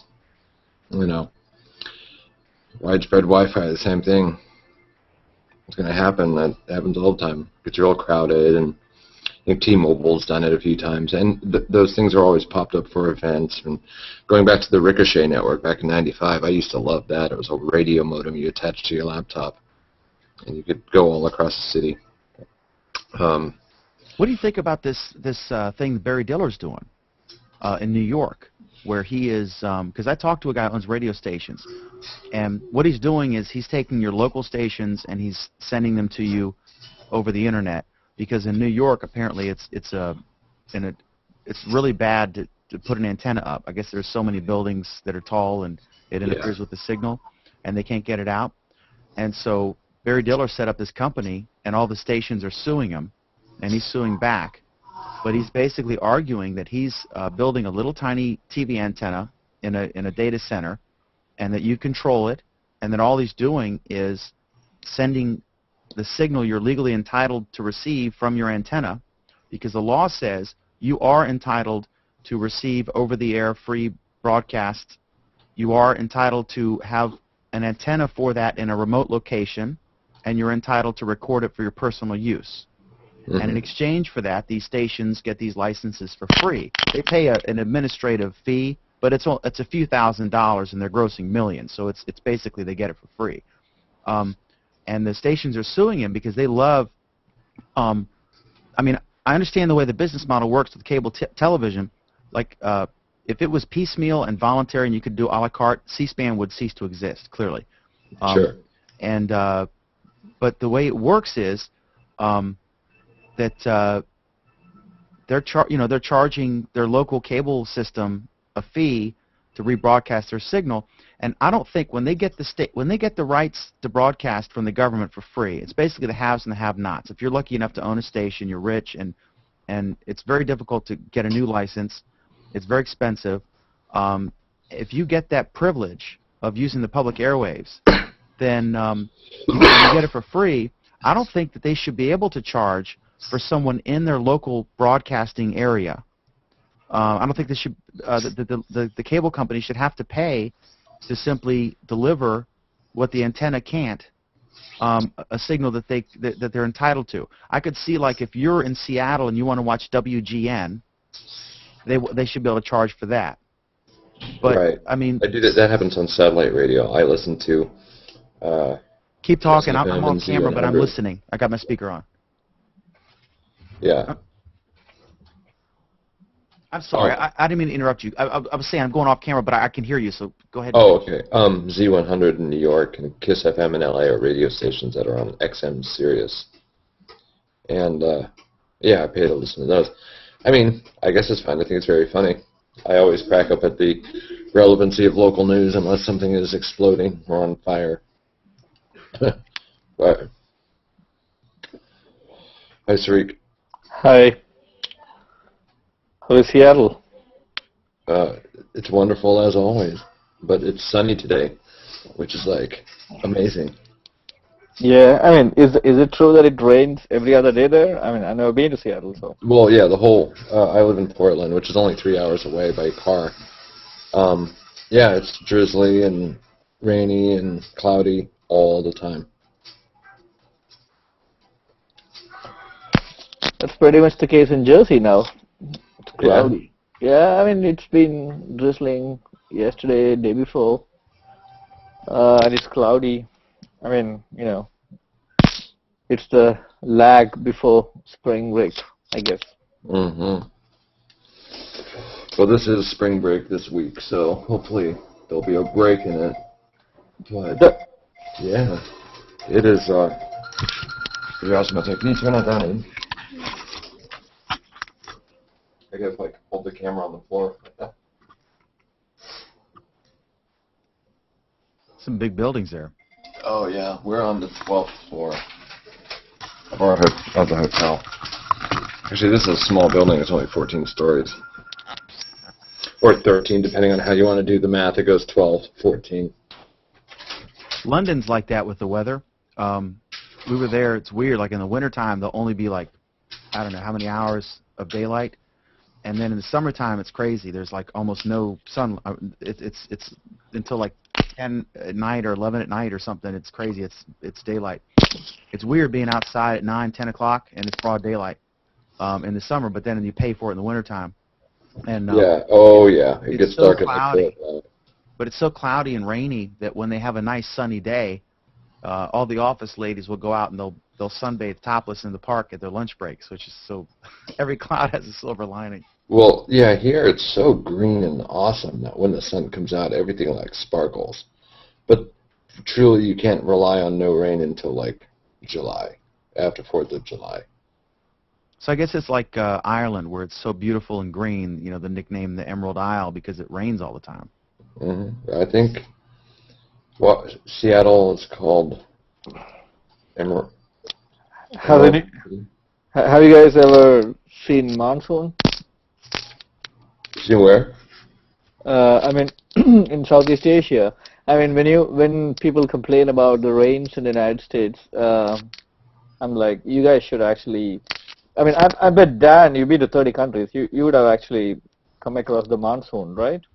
Oh my God, yeah, I've been the monsoon. I forget what country. I was too little to remember, but in Liberia, we were about like literally a mile or two away from the equator.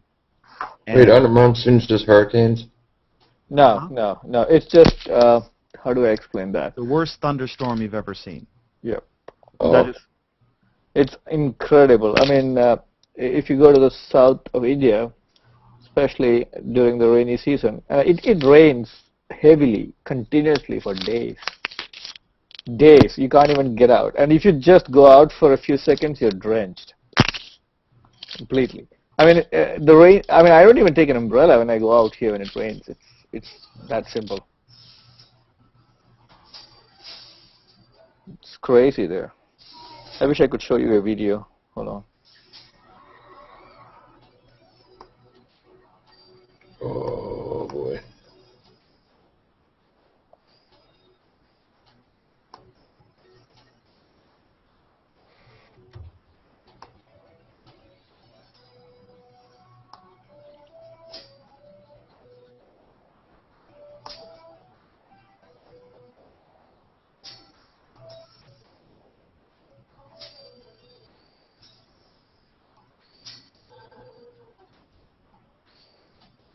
Alright, I'm gonna bounce around before we gotta go and get breakfast.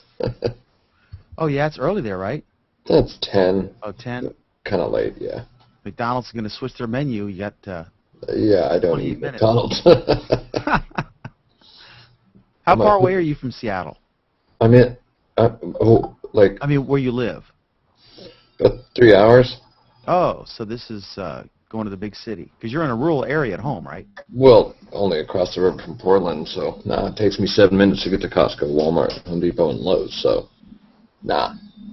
That's the best thing when you have a rural setting, but you're still close enough to where the shopping is. Yeah, I mean, rural is fine. It's I hate the suburbs, but I like rural and I like urban. I probably like urban the best.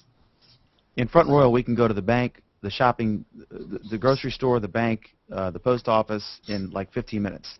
You're back, everything's small and there's no traffic jams ever. It's a town of 15,000 people in a county of 35,000 or whatever. It's very convenient. But then you got to drive 30 minutes to get to the mall or Costco, So I'd like to get out there one day. Hey guys, how's it going? Good. You're mobile. I am. No, I'm not mobile. I'm not logging in mobile. I'm just logging in. You're just literally mobile, not. I'm moving around. You guys want to see my view? It's really beautiful. I don't know if you can see it okay. Let's see how you compete with Eric. Oh, I don't know. You might have Eric beat. I do. Nice. Cool view. It's like the opposite of my view. Concrete and steel. Not concrete and steel. Yeah, they're building another wing of the hospital, so I find it kind of cool, like watching the beams go up and imagining how it's going to look. But, yeah, so what's going on Google Plus this week? I don't know. Oh, we have we have a big guest this week. Oh. But I can't say until tomorrow. Oh, okay. But it's an A-list tech celebrity. Oh, wow. Yeah, I'll type just to tease everybody. If anyone's watching, I'll don't react, but I'll. Okay. I'll give you a misleading reaction. I'll be like.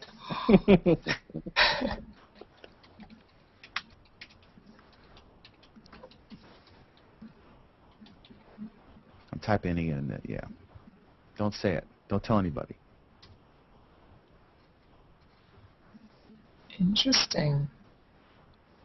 Everyone will want to watch this show, is all I will say. It'll be very exciting. It will be. It will be classified as one of the better shows we've done, I think.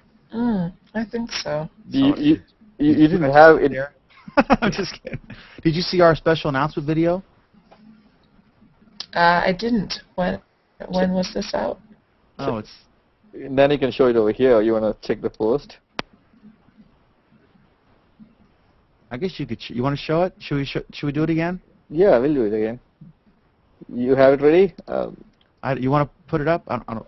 Hold on, I'll do that. So, Monica should have to enable YouTube. Okay. Or no, it just. Is that an app I have to load? It just happened. I thought it was the equivalent of like a screen share. Like if you were doing it, then we would see it as your part of your screen. But I'll know. I'll learn something here. I don't know how this works. Well, let's try. I'm not really a technical expert here. What do you mean? Monica, can you?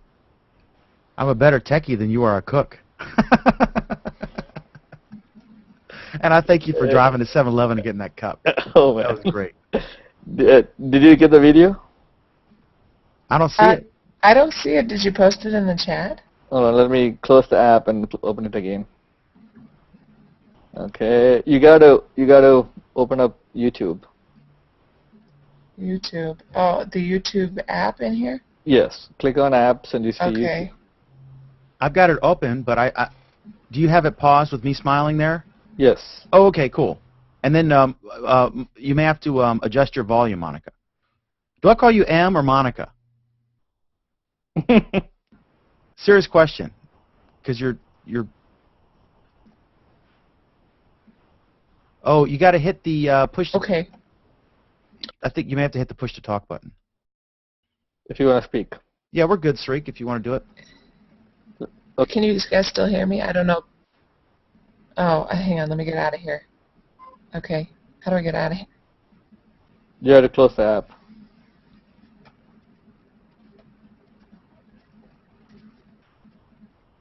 Get out of here. Sreek, you have it paused? Okay, that's better.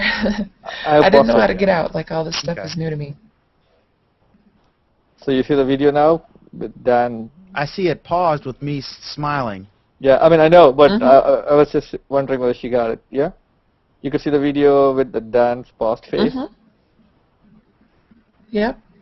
So can you hit play, or do I have to hit play?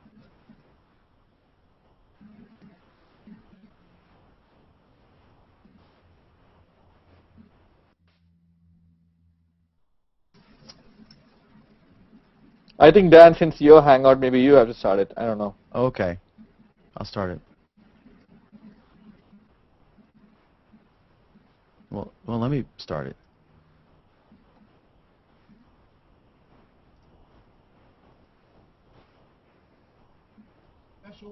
Oh, okay. I have to start from the beginning. Yeah, but I don't see it now. It's okay. Do you see it now? No, I mean, for me, since I also started the same video, it's showing up different. But it's okay. I mean, as long as she can see, it's fine. Do you see it, Monica? Just a minute.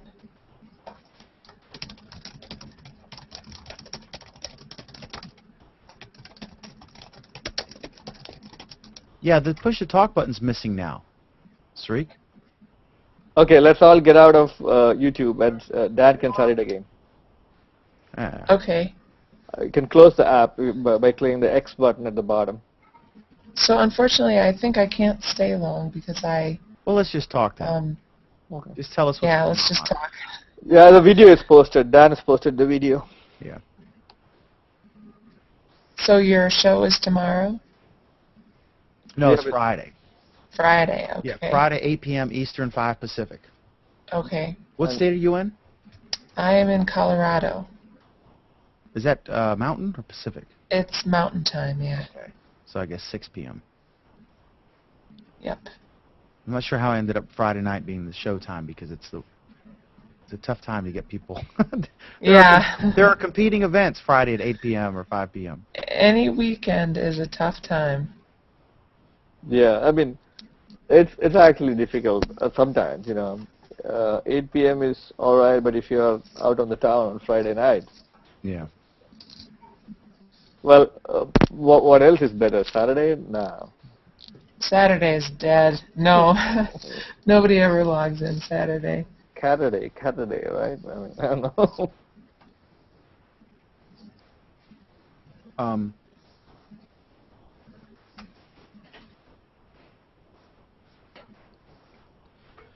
yeah, but it's a good. A lot of the shows tape on Friday. That are like the week in review, because you kind of like they'll push out like stuff they want to get out. Like Google typically or often will have big announcements on Friday, Thursday or Friday, and then you can kind of sum up the thing. And most people don't watch it live; they watch it on demand, so they've got all weekend to watch it, and then early in the week or whatever. But it's a newsy show. There's very little news that comes out on Saturday or Sunday from them, so it's kind of the best time to do it. Because you can, it's about what happened that week, and the week is basically Monday through Friday. So that's the theory. Are you frozen, Sreek? No. You're just mulling. You're contemplating the day. No, I was actually watching the Alan's rant. Oh, I'll be back. Go ahead, watch. I'll be back.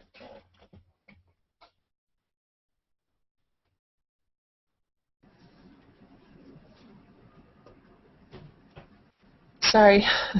All right. Dan is in the room, but he can hear you. Okay. All right. Well, sorry, I didn't mean to. I never know how much time I'm going to have. This is the busy time in the hospital. Like, if the doctor comes in or the nurse, like, you have to basically stop what you're doing because their time is the valuable time, not yours. So, and that makes sense. Like, I'm here to, get better. So, talking about Google Plus is cool, but like, that's not the reason I'm here. So, yeah. Yeah, I mean, you should actually see that video. And I'm trying to. It's a fun video. It's about Dan is announcing a new show. Oh, really? Yeah. Oh. You want me Well, I will definitely watch the video, but I think I'm going to have to exit out for now. Okay. All right. But I'm going to try and hopefully I'll be out of the hospital by Friday. Sure. I don't know, but I will definitely try and catch the show. They do have an excellent Wi-Fi there, I see. Yeah, they do. That makes it a lot better. I guess, yeah. So, yeah. All right. Well, tell Dan that I said bye, and I think his show is going to be really exciting. Right. The new show is really going to be exciting. Trust me. Yeah. You'll be blown away. Yeah, I believe it. Okay. All right. See the announcement and you'll know. Okay. Okay. Bye. Bye.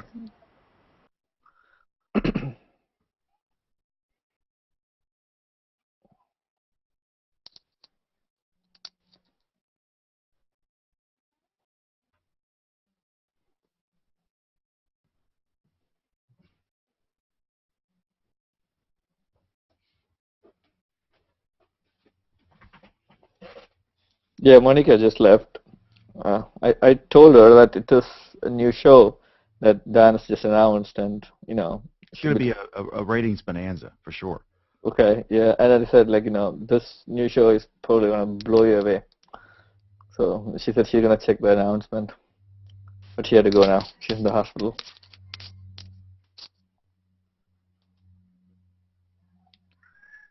Look at my Facebook. I haven't been in there in a few days. Do you have a show there too?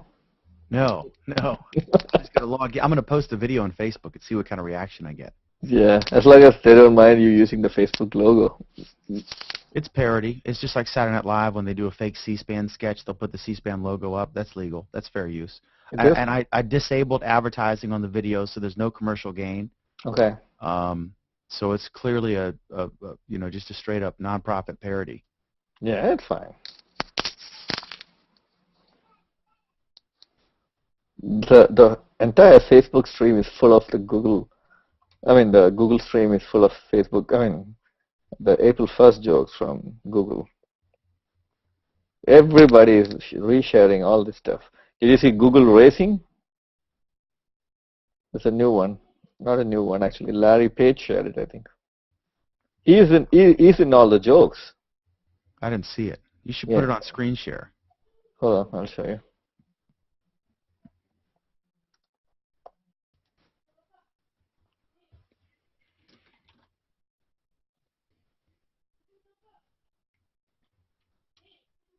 Okay, here you go.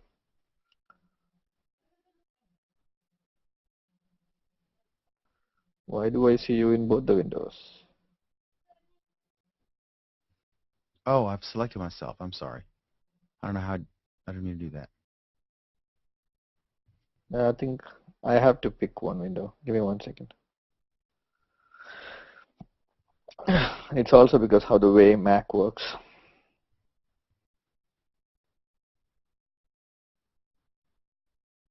I'm just going to share it for you. That's it.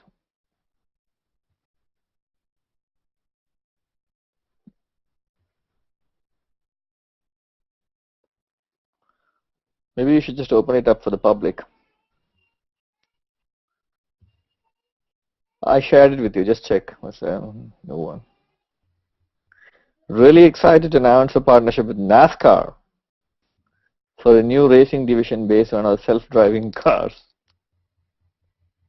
This is a big deal, and we even have it linked from our homepage.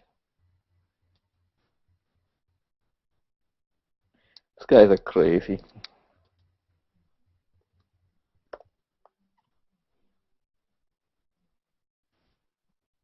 If you go to google.com,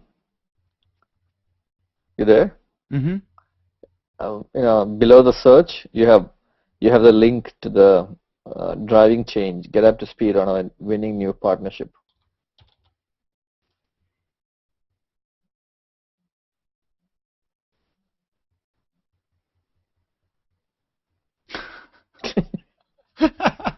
Look at what Oh my God. I'm steering lucky. I'm feeling lucky. That's what I said. These guys are crazy.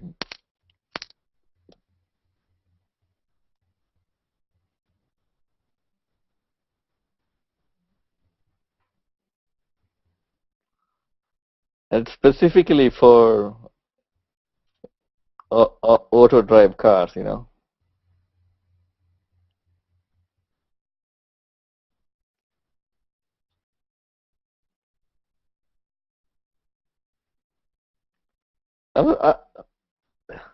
You there? Can you hear me? Yeah, I can hear you.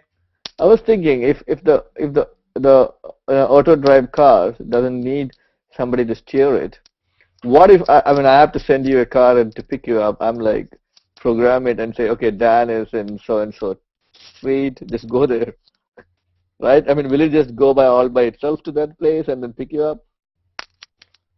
Do you even need a driver to sit in the driving seat for the car to go there? You know what I'm saying? And if the car messes up and hits somebody, who's going to be charged? The driver. I think it's fantastic. I think it would eliminate drunk driving. It would eliminate the folks. It's more energy efficient, I think. Yeah, it is. Just like cruise control versus, I mean, electric. The best way to do it. They're working with the existing infrastructure we have. The best thing would be if you bought an island or something and set it up so that's all there were. You know what I mean? Mm-hmm. And everyone was. I just think it's fantastic, and I'm so glad they're doing it, even though it's probably a money-sucking hole at this point. But that's any kind of R&D, But they have pretty much proved that it works. They did 200,000 miles on it, testing. And then did you see that video where the blind man was using it for his Yeah, daily... that was great. Yeah, it's amazing.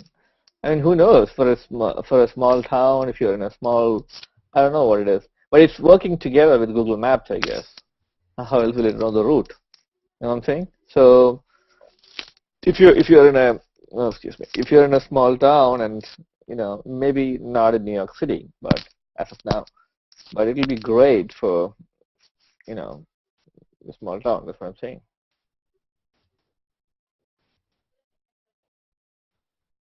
That's funny.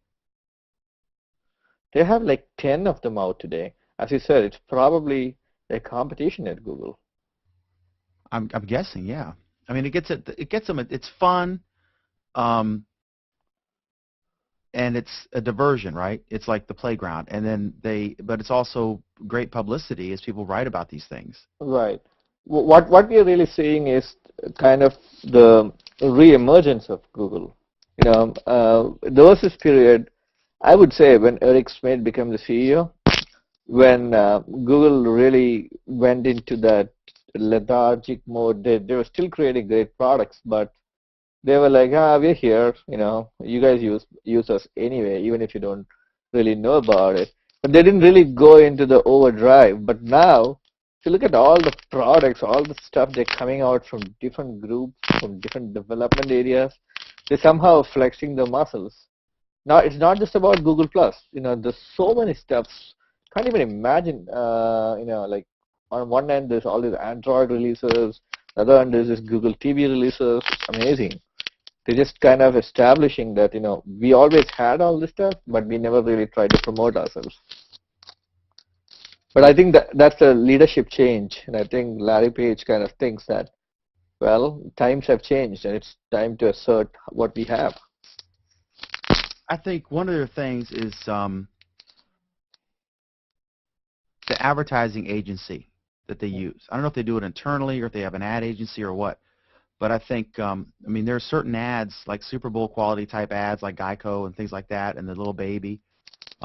Those are because of the ad agency that was used. Mm-hmm. And I have to question the whatever they're doing doesn't seem to be effective. Mm-hmm. I think they should, diversify that and try different ad agencies, because you're saying the marketing is not really working. Engineering talent, they're second to none, but that's very, very different from the creative, frankly, Apple-type people who are good at I agree. marketing. And I think that they need to, sub it out, I know what you're saying, but I also think that Eric Schmidt kind of completely missed the social networking buzz when it was coming up. Of course, we can say Google tried Google Wave and Google Buzz, all these things, but they never. Alan said this a while back. They could have just taken Orkut and completely revamped it. There were like millions of people on Orkut at that time, even before Facebook came up. But they never thought they should do that. That is, I think, something they missed. But it's never too late.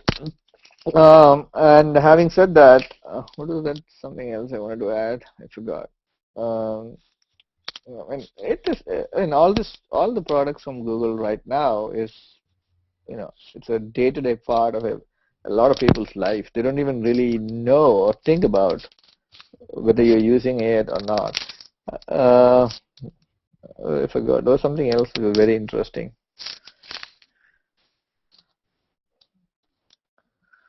Okay.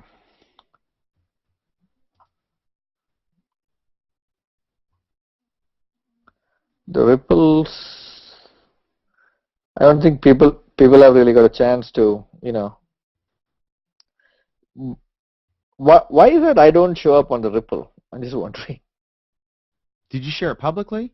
I did. I don't know.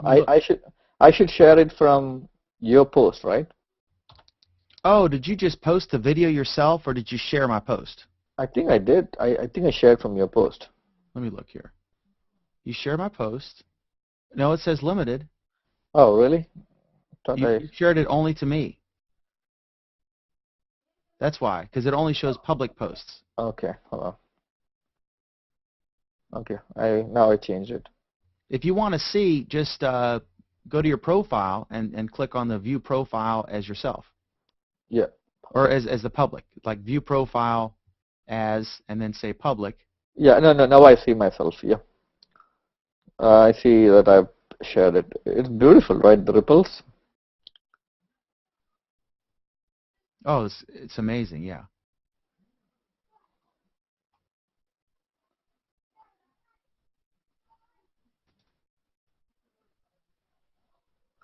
I'm wondering when she sees the video upon next web, he's like, oh, Dan was recording this.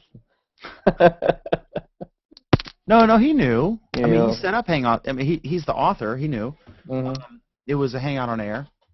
And I Okay. think at one point Alan even said, like, you're getting this down, right? And I was like, oh, yeah. Yeah, it's fine. But it's a great, it's a great story. Yep. And he's such an accomplished guy. True. I was embarrassed because I was chatting. I forget what it was about, but we were having a private back and forth. And at one point I said something like, yeah, I had to. It was about a bug or something, and I said, yeah, I had to try it in Internet Explorer, like that. And then I found out afterwards that he was the developer for Internet Explorer before he came to Google. He worked. I think. And so I'm dissing his product. Like, oh no. If you look at it from his profile, not on the Google Plus. If you read his career, he started working on Internet Explorer when it was IE2 or something. Mm-hmm. I think for around 13 or 15 years he was in Microsoft. He's a talented guy. Right. It was No doubt about it. Able to talk to him. That was funny. All right, that was fun. That was great. I'm gonna be back if you're here. Okay. I just Me have too. to pack the kids. Now you show up in the ripples.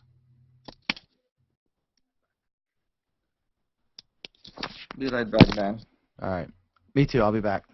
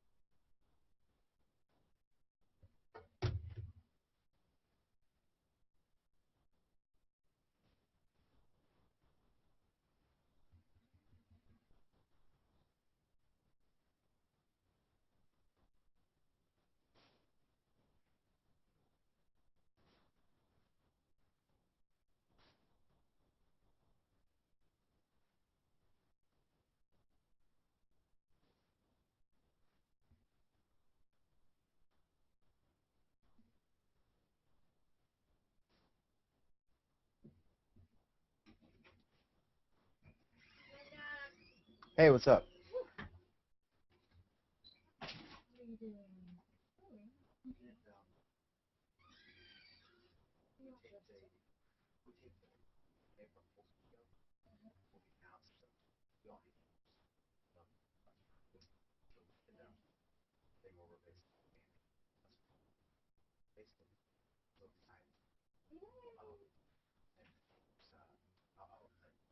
If you become bored, tell me and watch it on. It's only like 9 minutes.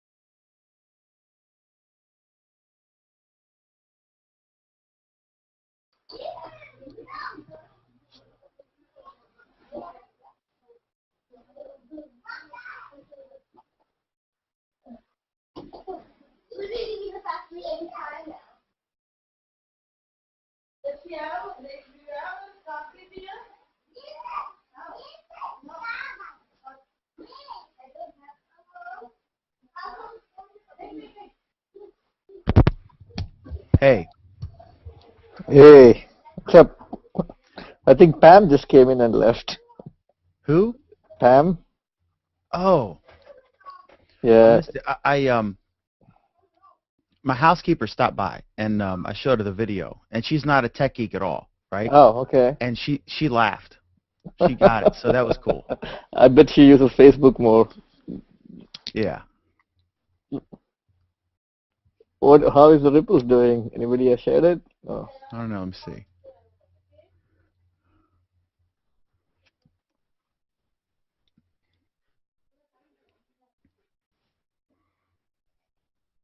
Which video are you guys talking about? Oh. We did an important announcement. Did you see our announcement video? No, I missed that. Oh, let me see if I can play it. Oh, that would be great.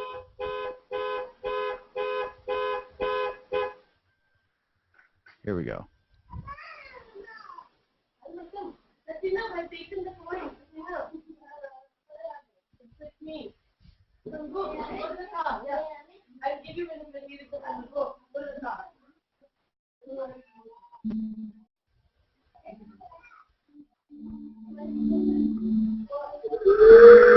Well, Pam is back. You guys are so stupid.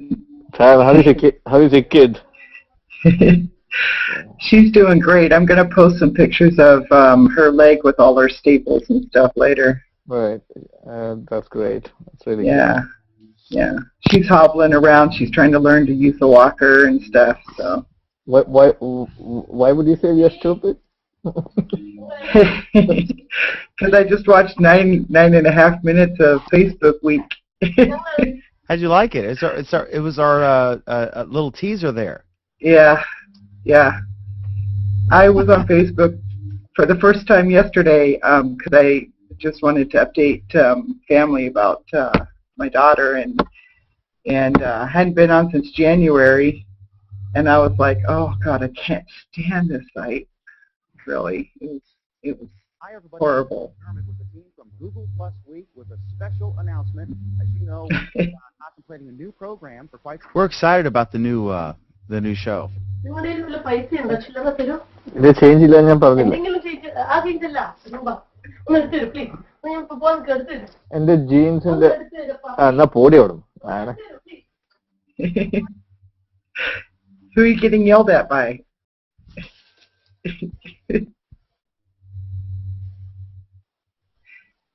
I can't hear you. I thought I was on mute, sorry. No, hold on 1 second. My wife wants something. Hold on.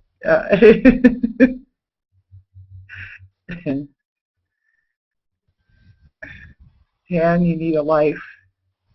Really.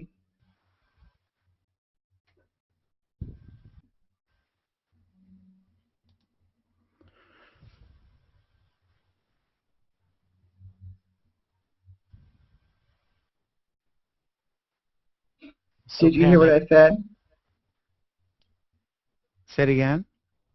I said you need a life. Indeed. This was fun though. We talked about this for a couple of days, and I did like a basic outline, and I was like, and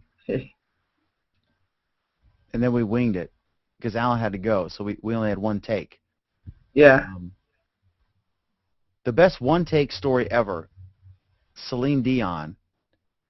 The Titanic theme song, My Heart Will Go On. Mm-hmm. That was the first take. She went into the studio, she sang it one time, and that was the track that was used. Really? Yeah, that true artist. I mean, really good. But she did one take, and that was what they used, and that was the hit song. Then comes us. And frequently, when I'll do something, like for video, you do 17 takes or something. Usually, the first one is the best because it's fresh. That's why I always say I don't want to pre-interview. Like sometimes it'll appear to be rude when we'll talk about a topic, and you'll start saying what you think about it, and I'll stop you and I'll say, whoa, don't tell me what you think yet. Just tell me if you think that's a topic you want to talk about, because I want it to be fresh. Because the second time you say something, it's not the same, and you don't want to pre-interview. You want to establish the topics you're going to discuss, but you want it to be the first time, unrehearsed, unscripted, when you actually do it. And that makes for a much better interview because you're getting it for the first time. I agree with that. Yeah, I agree with that. And I think I agree with that for two reasons. The point you're making, that it's fresh for the person, whatever. But I think it's also important because of the reaction it gets from you and how you interact with it. You hearing it for the first time and responding to it, and the communication that develops after that. Yeah.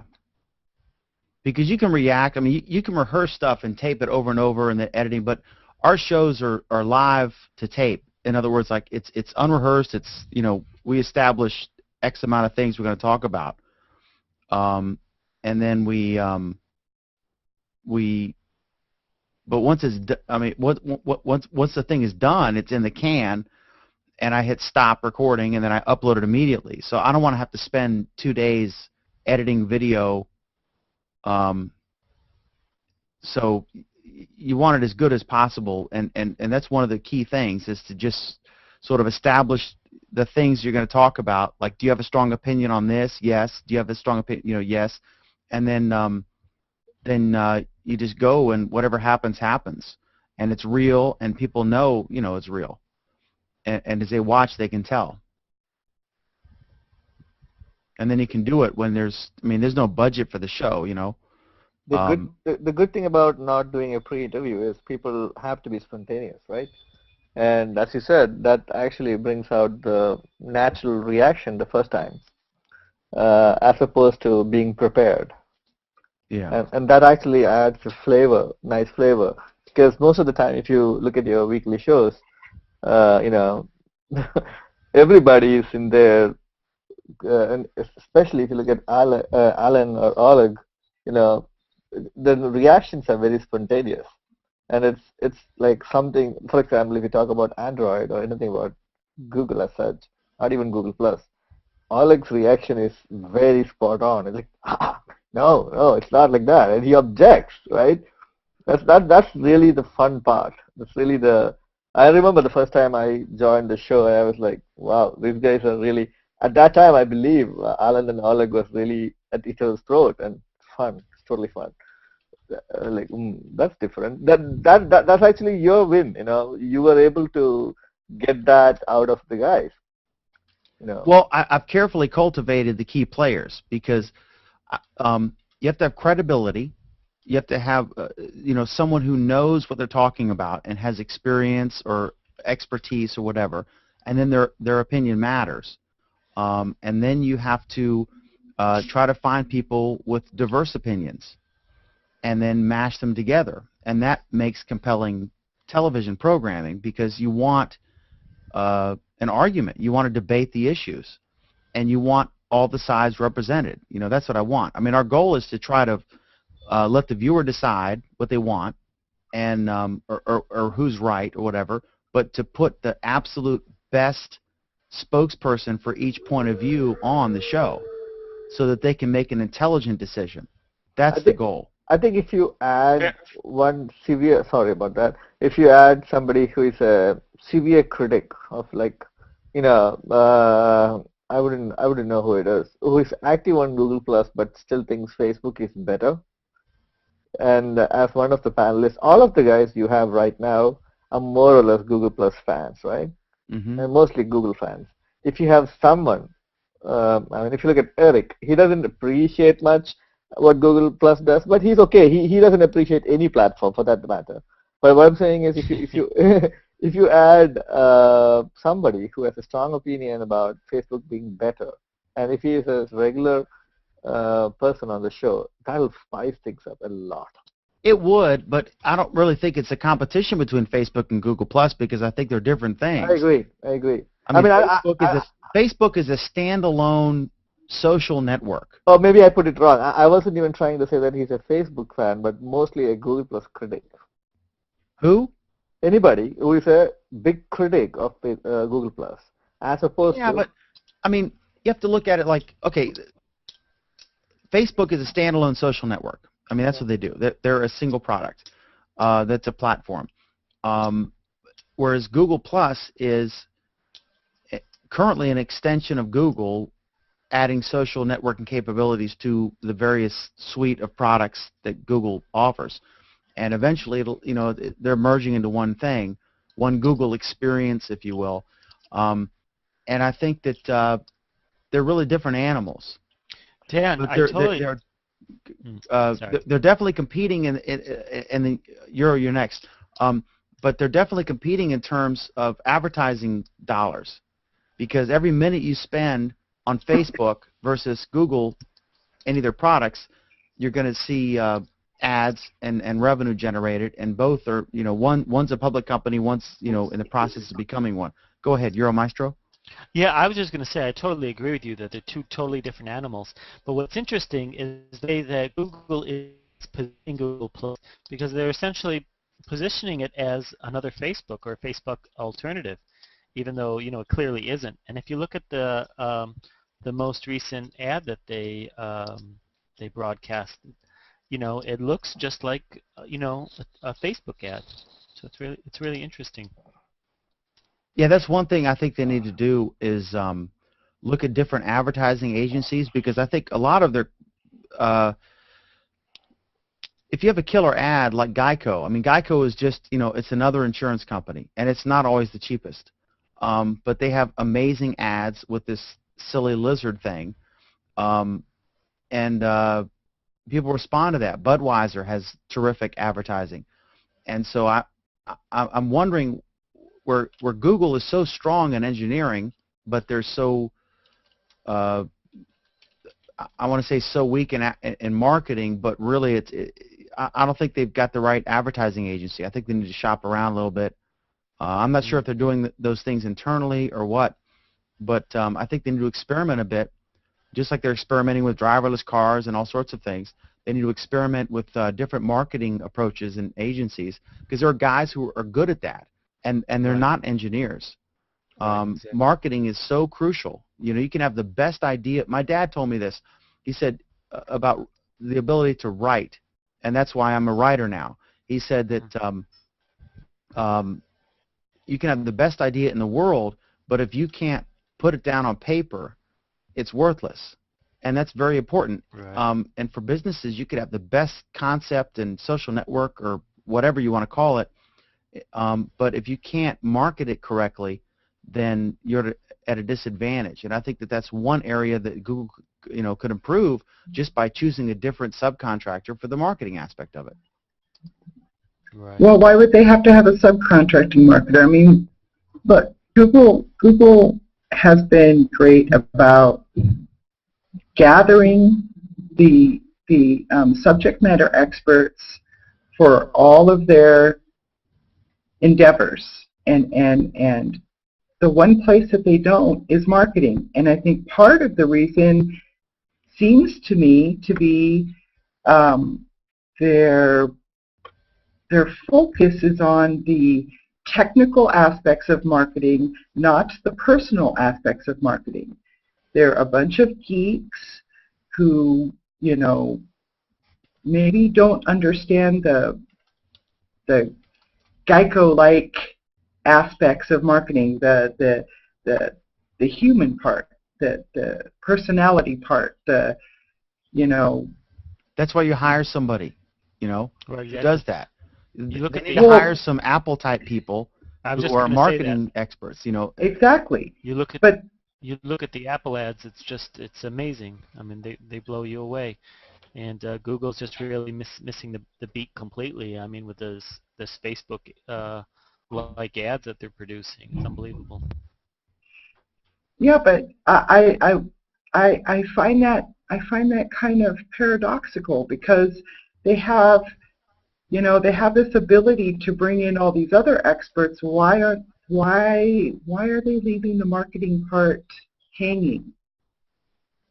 They really want to rule the world. Well, they have to take that next step. They can have the best products and services out there, but if they don't latch on to the marketing expertise, then they're never going to win the race, so to speak. I don't understand why they're not taking that next step. It's not that expensive compared to the technical people that they have on staff to hire a couple of marketing gurus. It just doesn't make sense to me that they're not doing it. I don't get it.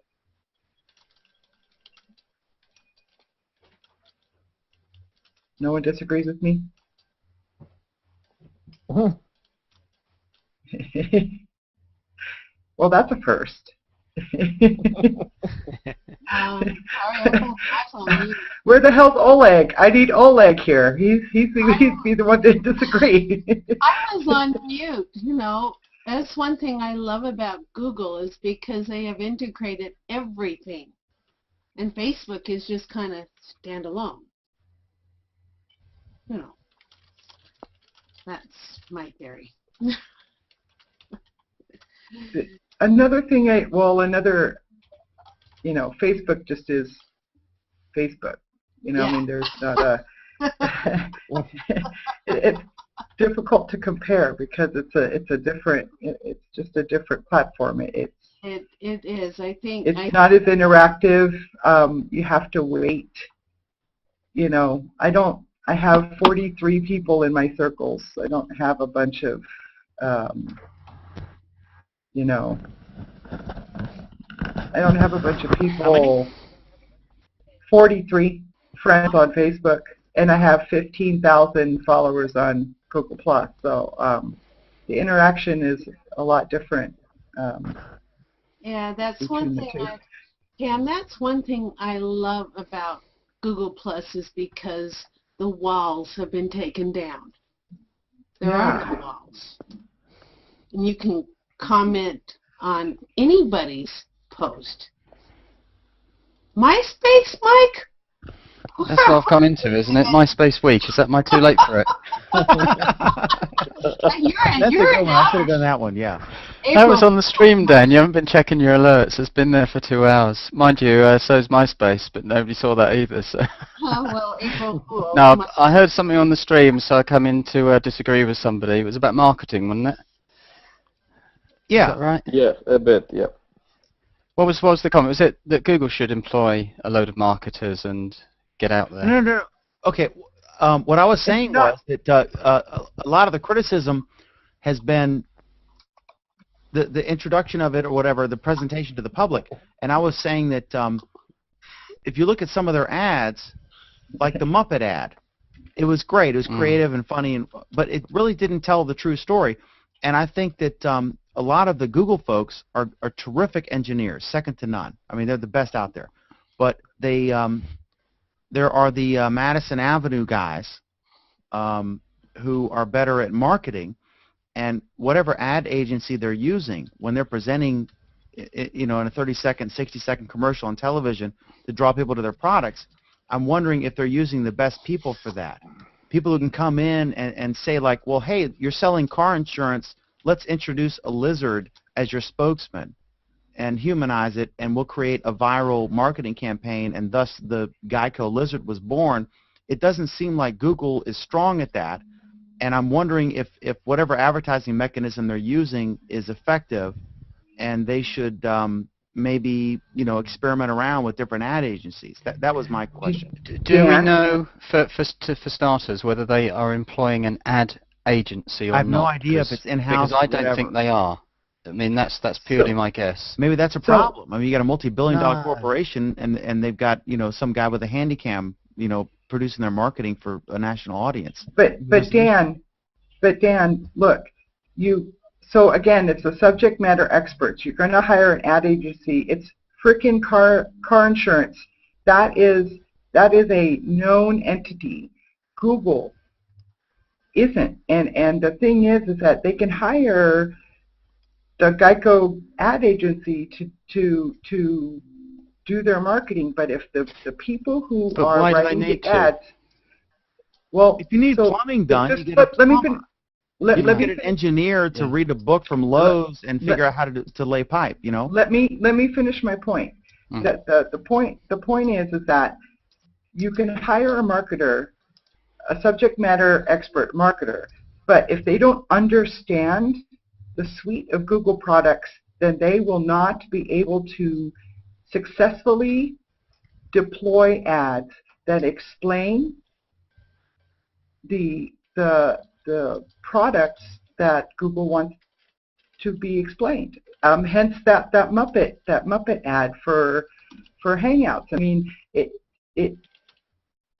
you have to understand what the people want, and you have to understand the product, and that might be the problem that Google has. They might have marketing people, but the marketing people don't necessarily understand the technical aspects. So how do you find the best of both worlds? Someone like Alan understands both. He seems to be. Does that make sense to you? He seems what you do is you get a suite of marketing experts into a room, and they compete for the best ideas. And then the Google people, veto or approve whatever idea, and that may be happening. But that's old school, Dan. This was some offhand comment I was making. This is not something I'm standing on. Yeah. I wonder if their advertising is effective, because some of it has niche appeal, some of it doesn't really work. What's everyone's take on the Plus Tom, advert? Because that went live on primetime UK TV last night. And we didn't see that. You have a link or something?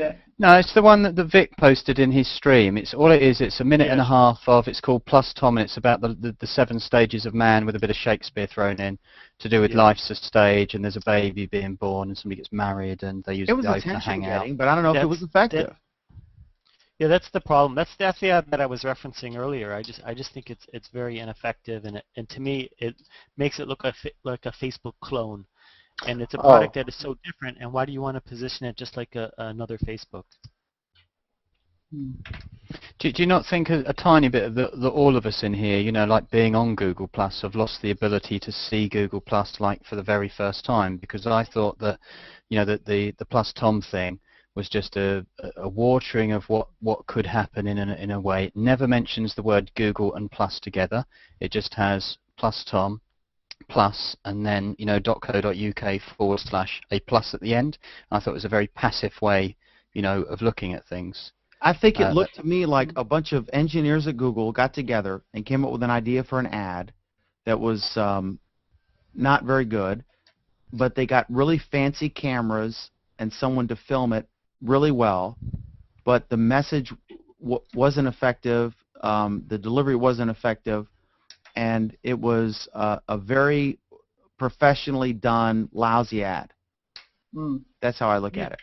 I mean, they need to get some Apple-type people.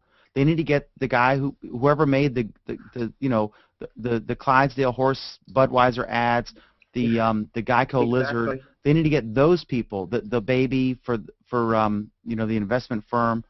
They need to get those people who are good at creating advertising involved and come up with some concepts, and they need to be humble enough to concede control slightly to some of these creative types. I mean, in my newspapers, I can lay out an ad and I can lay out an entire newspaper, and I actually did a hangout when I was laying out part of the newspaper. But I concede that I have artists on my staff who are dramatically better than I am at doing that, and they're fantastic. And so while I can function, I'm not as good as they are. And so I concede and let them do the pretty ads, and they're fantastic. And that's so, Dan, if you were, say you were Google, ad agency. Yes, say you were Google and you had made your billions on one other thing, and Google Plus came along, which may or may not be a bit of a plaything, and somebody come to you and said, hire an ad agency, a pro ad agency, to actually get this thing out there, would you think you would turn around and say, oh yeah, that's a great idea? Would you say, well, do you know what? Actually don't need to. I'm just going to go my own way on this, because I think that's what's occurring, and that's why they're getting. Yeah. I mean, this is not a big deal. This is not like, a huge cause of a lack of adoption, which was expected, whatever. But I think it's an issue. I think that I look at some of these ads. They're done with professional camera quality stuff. They're well edited. The music's nice, will.i.am and the Muppets, But is it effective? Is it going to bring the Facebook soccer mom, the Facebook grandfather over here? And I don't think it is. And I also think when the new people arrive, the interface is fairly confusing for them. Now we know that the pot at the end of the rainbow is full of gold. It's a wonderful service, and we love it, all of us, or we wouldn't be here. But I think that the marketing is well-polished junior varsity level marketing, and I think that the user interface, especially on the new, for the new folks, is not at all intuitive like what someone would get with any type of simple to use, easy mainstream consumer interface. I think those are and they're easily fixed, but you need to outsource it. Get someone who's not an engineer, not a tech geek, doesn't have a pocket protector. Get them to design an interface, have a quality control team of folks who are not computer geeks to sit there and design stuff, and then have a good marketing firm who creates Super Bowl type commercials, and I think problem solved. And I'm multitasking, so I can hear everything you're saying even if I'm not on camera. So go ahead. Beat me up, think that one of your questions for Facebook Week, next Friday or whatever you call it, is to get an answer out of Google, if we don't know it already, which is stating the obvious, of whether they employ outside, PR advertising agencies, and how that exactly happens. Because I had a chat with one of the community managers the other day along the lines of, who speaks for you, and we know that they've got Google marketers, because of the marketing team, and community managers. But especially for me in the UK, of trying to figure out who is handling, their marketing or their ads. And I know it comes out of Google. My suspicion is it's actually done directly from in-house, from people, because that's what we always see. And I think it would be a big spoiler if they went and employed a big ad agency, and then all of a sudden we couldn't speak directly to the Googlers anymore because there'd be some middleman, some third party in the way filtering everything. I think that'd be an awful day. No, I don't think that would be the case. I think Google would still be controlling the message. It would just be the question of getting good talent, creative talent that could create a good message. And I think that the problem is bigger than actually, as Dan has kind of summarized it here, because I think he's correct that it's a message that I think was ineffective, and I think and it's the wrong message. But I think it's symptomatic of a bigger problem, because if Google Plus isn't able to express clearly its vision of what Google Plus is and what it offers, then I think that suggests a big problem of how they're continuing the evolution of the product. We've all found incredible uses and advantages, and that is bad. And it speaks to me volumes of a much bigger problem. There seems to be a disconnect between the vision and message of Google Plus and the message and the advantages that we as a community see in the product. Let's say Mike Downs LLC is going to go public. Let's say Mike Downs LLC is going to go public, right? Okay. Are you going to go on Wikipedia and look up how to do an initial public offering, or are you going to hire somebody who knows what they're doing? And you're going to get them to manage it and pay them a fortune, and you're going to end up being a billionaire instead of a millionaire. If the question was phrased that I won, say, $1 million or $1 billion, and I was just already, setting up something, and I wanted to try something out, a theory to see how it works, then I would say that I would want to do it in a passive marketing way, and I would just like to, to do it and see what happens. And if we believe, I don't know, I just think that everybody's still quoting this, oh, we've got this disconnect, we've got this problem. I don't think we actually have. I really, really don't think we have. I think that the people inside it keep moaning about it, and the message is slowly getting through. But I'm just figuring out, one from, I'll give you an example. The Google Campus, which is the Google Tech City thing in London, opened this week. And there were some Google people there, and it was covered by the BBC and all these things. Not one Hangout was opened. And my point is, is there a connection between, say, Google US, Google London, and then Google, this campus building, which, by the way, they completely own all 7 floors of it. And so why was a Hangout not open? Why was it not covered in a certain way? And there seems to be, okay, I'm stabbing myself in the foot here because, but it's along the lines of, what I'm saying is, I know, but what I'm trying to say is be honest about it and say, well, is there, this disconnect, or is there, kind of like a naivety about it? Well, I love that. I mean, today, we had all of these products rolled out to do with April Fool's Day, and I thought they were fantastic. But I can tell you now, I reckon, that if you had some ad agency which was completely controlling it, every single hatch would be battened down and would be tight, and we would get some kind of political system where, the message is very, very, enforced. I mean, if we read anything now, it says that the middleman is disappearing and there is no need for it, and they're going bankrupt. And so to have some kind of pro-ad agency, to answer the question, Dan, if I was in the chair and I'd got a few billion in the bank and I was doing okay, I would say I will go my own way and I've got absolutely no pressure to go out there and shop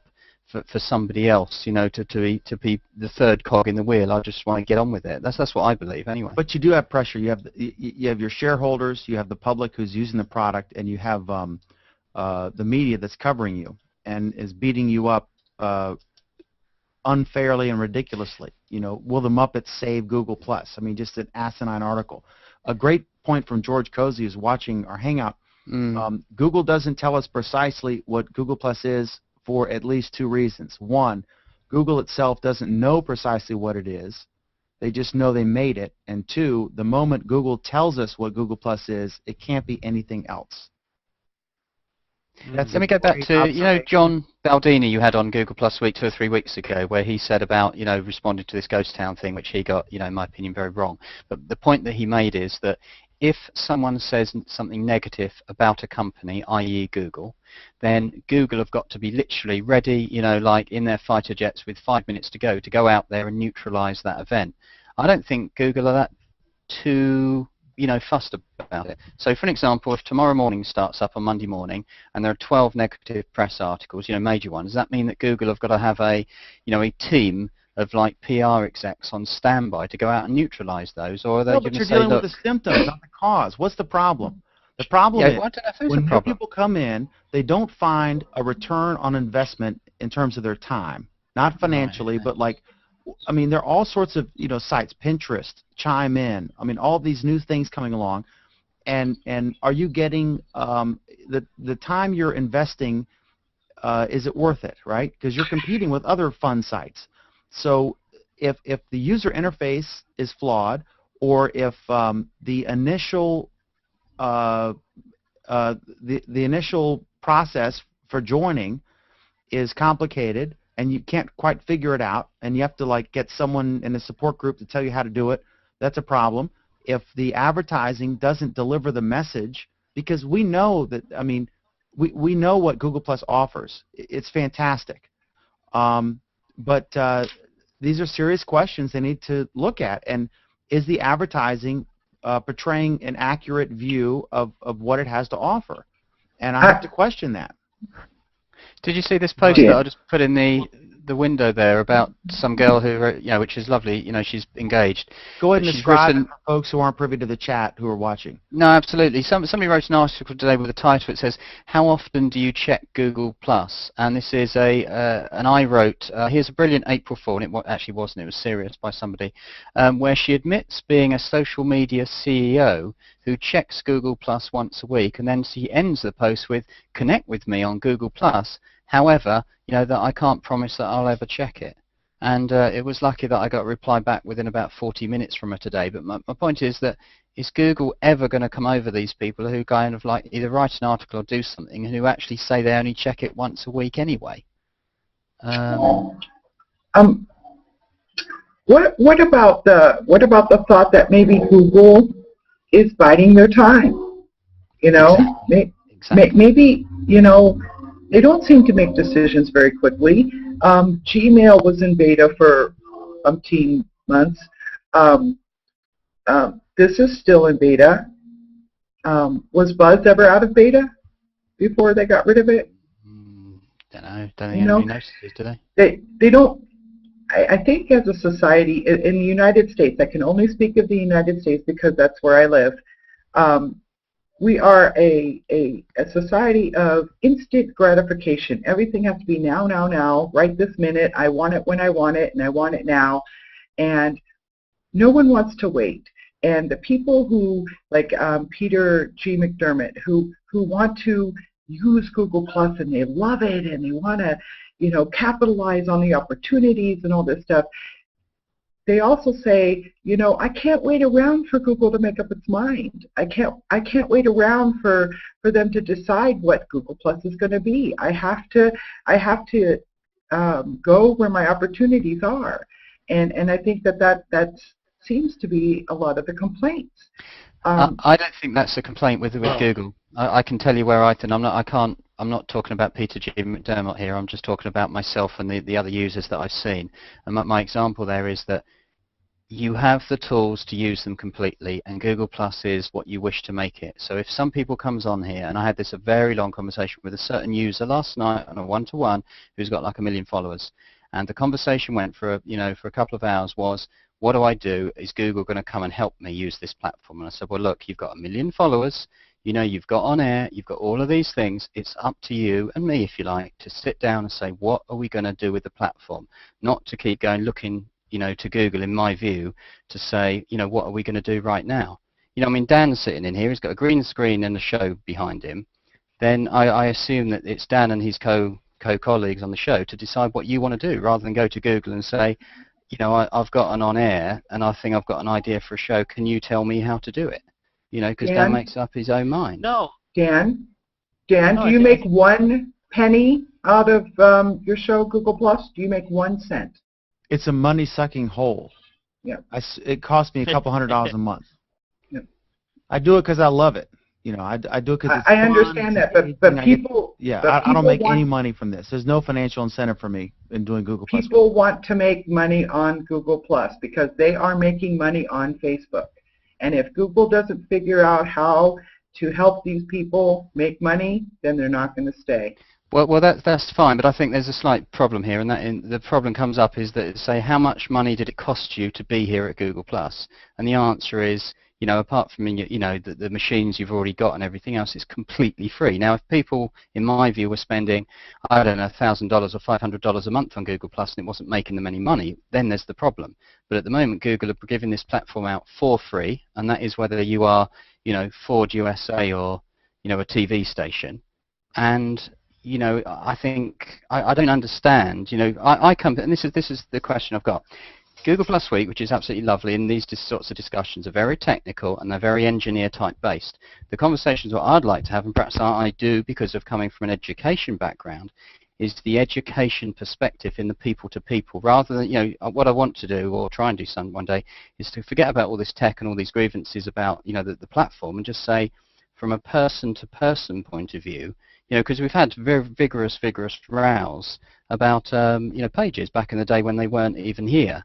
But what I don't understand, and just going back to some of the organisations I deal with, is when they start moaning about it, and then I say, well, how much does it actually cost you to get there? And the answer is nothing, because I'm only 1 click away from Facebook or 1 quick, you know, click away from Twitter. So I'm just trying to figure, you know, about the return on the investment. Is how much have you invested in? Well, nothing, because it's just my time, and it hasn't cost me a cent per se. And then, I mean, you know, there's lots of, you know, points I'm agreeing with. Yeah, go on, Euro. Yeah, I think you have a valid point there, but I think the point is, you know, you're discounting, I think, very heavily that the investment of time. I mean, that's significant. I mean, you're talking about people that are creating rich content and at such a level that they actually want to make money off of this. That investment of time with no return is significant. And if they can do better on Facebook or Twitter or elsewhere, then they're going to use their time on those platforms, which just diminishes the richness in this environment. And the other problem, which is very significant, this issue of, what's happening with new users.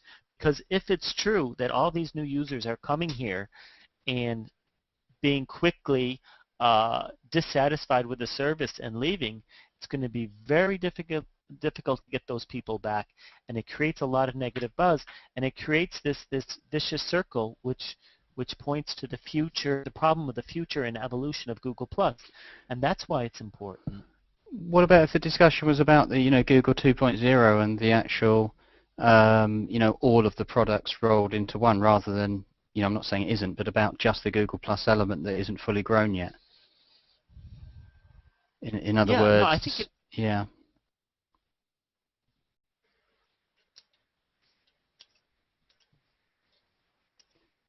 I mean, one example is this YouTube integration, which is supposedly that I haven't seen it. You display the Google Plus logo at YouTube, and in return, it's at your Plus site. Has anybody got that, by the way, yet? Has anybody seen it yet? No, I haven't seen it yet. No, I'm guessing it's along. I'm hoping it's along the grey bar where it says like photos, video, plus ones. I hope there's a big button on there that says YouTube channel or something like that. But I think that integration, I think, is the way I see it, as I've probably said before, is seeds growing in a field, and 1 minute is just bare earth, and then you go there and it's completely turfs and turfs of grass. That's the way I see G+, because I'm fascinated, and as you know, I sit here every day thinking about it.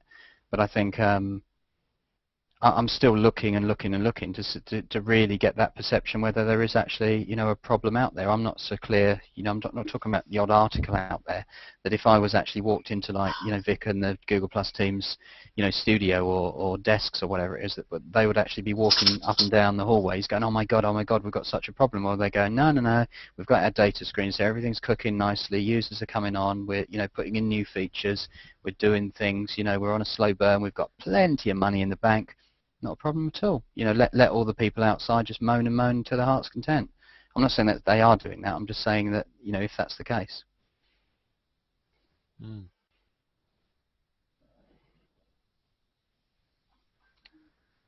I don't know, but I think that they would be stupid if that is the case, because they have billions of dollars in the bank for a reason, and I think that sitting on their laurels for too long is going to be detrimental long term to the company.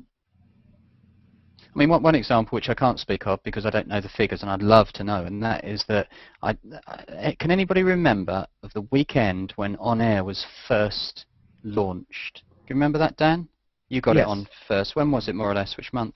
Oh gosh, I have no idea. Well, it's about September, October.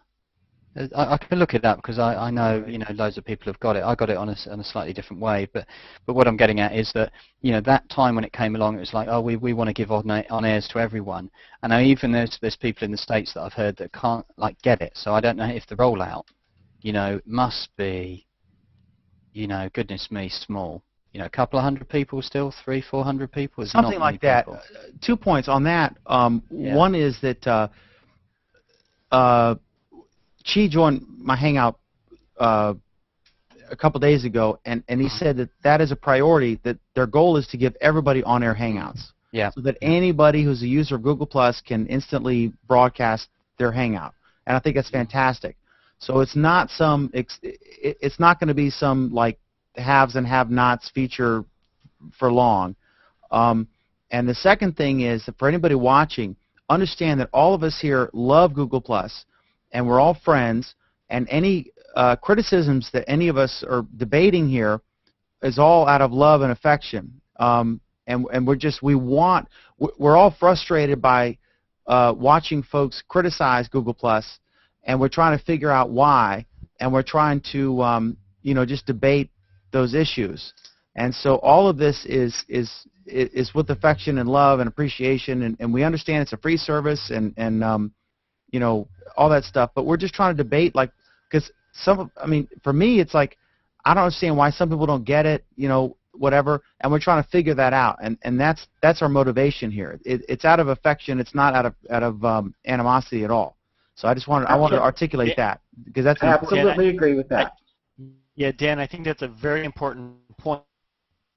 I think it is such a valuable product and such a valuable service that really should be used by everyone. And so my criticism is not about the Google Plus or the product, but just the fact that we could be doing a better job of communicating that message somehow so that more people can appreciate and use it and get the benefit of the service. You know, I have to weigh in on this one a little bit. As far as I think they're wise about being careful about rolling out the on-airs to just everybody right now. I think they're very wise because when you're doing on-air, you have to be on your top-notch game when you're in a Hangout, when you're doing an on-air, because it's going to be streamed to YouTube, and everybody will be able to see it if they have the link. But yeah. Yeah, did you realize that, Dan? Yeah, Dan, did you realize you've got to be on your top-notch game every time on a Friday night? Or not that you haven't been? Yeah. Oh, yeah, I got to get my hair did, the whole deal, you know. You got your lipstick on, too, your makeup? Little mascara on, you know. No, but actually, when you look at YouTube today, I mean, you have the whole gamut of quality on YouTube, right? You have things that are very well done, highly polished, and you have things that are considerably less so. So I'm not really quite sure. Imagine On Air is rolled out to everyone, so we'll have that whole gamut of quality, and there'll be good stuff and bad stuff. It won't be it's not a value placed on the On Air. It's a value on the individual production values of each person.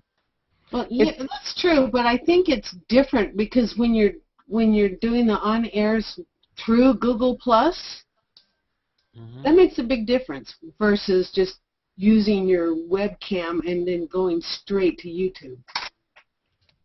It's interesting because, like, Mike and I are both, you know, kind of in the industry, and with the on-air Hangout, I like posting both. I had a glitch before where I had to use a regular Hangout, so I couldn't broadcast the Hangout. I just broadcast the Justin player. But I have two versions of the show, and some people prefer one versus the other. We have the YouTube Justin TV version, which is produced with fancy graphics and stuff, and then we have the raw behind-the-scenes Hangout. And they're both interesting to different people, you know, it's funny how people will engage on one versus the other, but it's a powerful platform. It'll be really interesting as more features get added with the apps and what Google does natively to the Hangouts on Air, so that you can do things like lower thirds and stuff like that, and just make it a more polished product.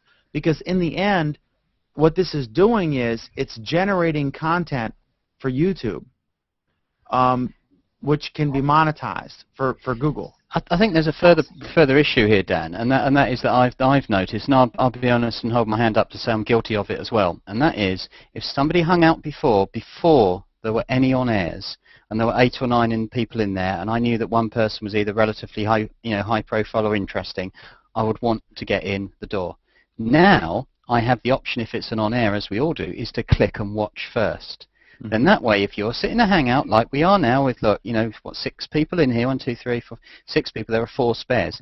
It is not filling it up to the 10 because, okay, we don't know if there's, 10,000 or, 10 people watching, but they've got a choice to come in. And the bit I'm getting to is there's something that happened a couple of days ago, and I thought, shall I join? But my instinct was to go to the let me watch for a few seconds first. Just like I did with this one. I had a little Pam, I think, came up with a question. I thought, well, that's interesting. I'm going to go in.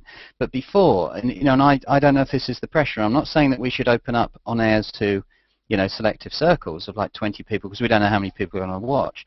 But I think there's more of a pressure, going echoing what Shida was saying, is you've got to get pretty good content or a desire or a want to be in that room in the first place, if that's what you're going to do. That's why they should name that. That's why I asked Chi, and he said, ask me in a few days, so I think it's coming. But I think it's very crucial that for regular Hangouts, which are not broadcast, that you be able to name them. So people can know, like, we're testing how to write JavaScript, or we're discussing the best plays at the West End, or whatever it is, you have some idea of what's being discussed before you enter, because you don't want to go in there and find that, wow, this is really boring, and then, I got to go, my wife's calling me, you know what I mean? So I think that the simple ability to name a regular Hangout is crucial, and I think that's coming, because he was politely elusive about that, but he said, ask me in a few days. So I think it's coming. Well, it's something that go ahead. It exists in Hangout. Exists in Hangout with extras. And they have ported over now 3 features already from Hangout with extras over to the regular Hangout. So this one that hasn't been ported over yet. But I agree with you. Yeah. It's one of the most valuable ones, because I do really appreciate naming the Hangout and giving a topic and letting people join based on that. It does, but if you're going to, reshare your own Hangout link, sometimes then you can just put, whatever text in you want. I mean, I find it as an on-air person, the biggest problem that I've got is actually getting not the right people in, but notifying those people to come in. So, for an example, for those people who don't know who are watching, if you invite some circles, to come and join you on an air, none of those people get the notifications. If you plus name people, you get them.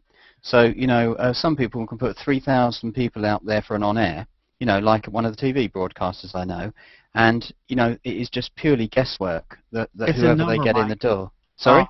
That's, if, I think it's 25 or fewer, I have circles, like my Callers 1 circle, which is the main people like Oleg and Alan and you and it's a circle of 23 people. So if I invite 23 or fewer, they will get a G-Talk and Are you 100% sure? Because I'm not sure that they actually do anymore, because I've had problems with this. I know, because it pops up on my other computer, because I have multiple computers here. Like I have one computer, like if I'm looking straight ahead, I'm looking at the camera, and then I got one of 2 monitors on my main computer that does Wirecast and stuff. And then if I look to the right here, I'm actually looking at the Hangout where you guys are. So I'm bringing it in on to get a minus to get an audio mix, correctly. I have multiple computers.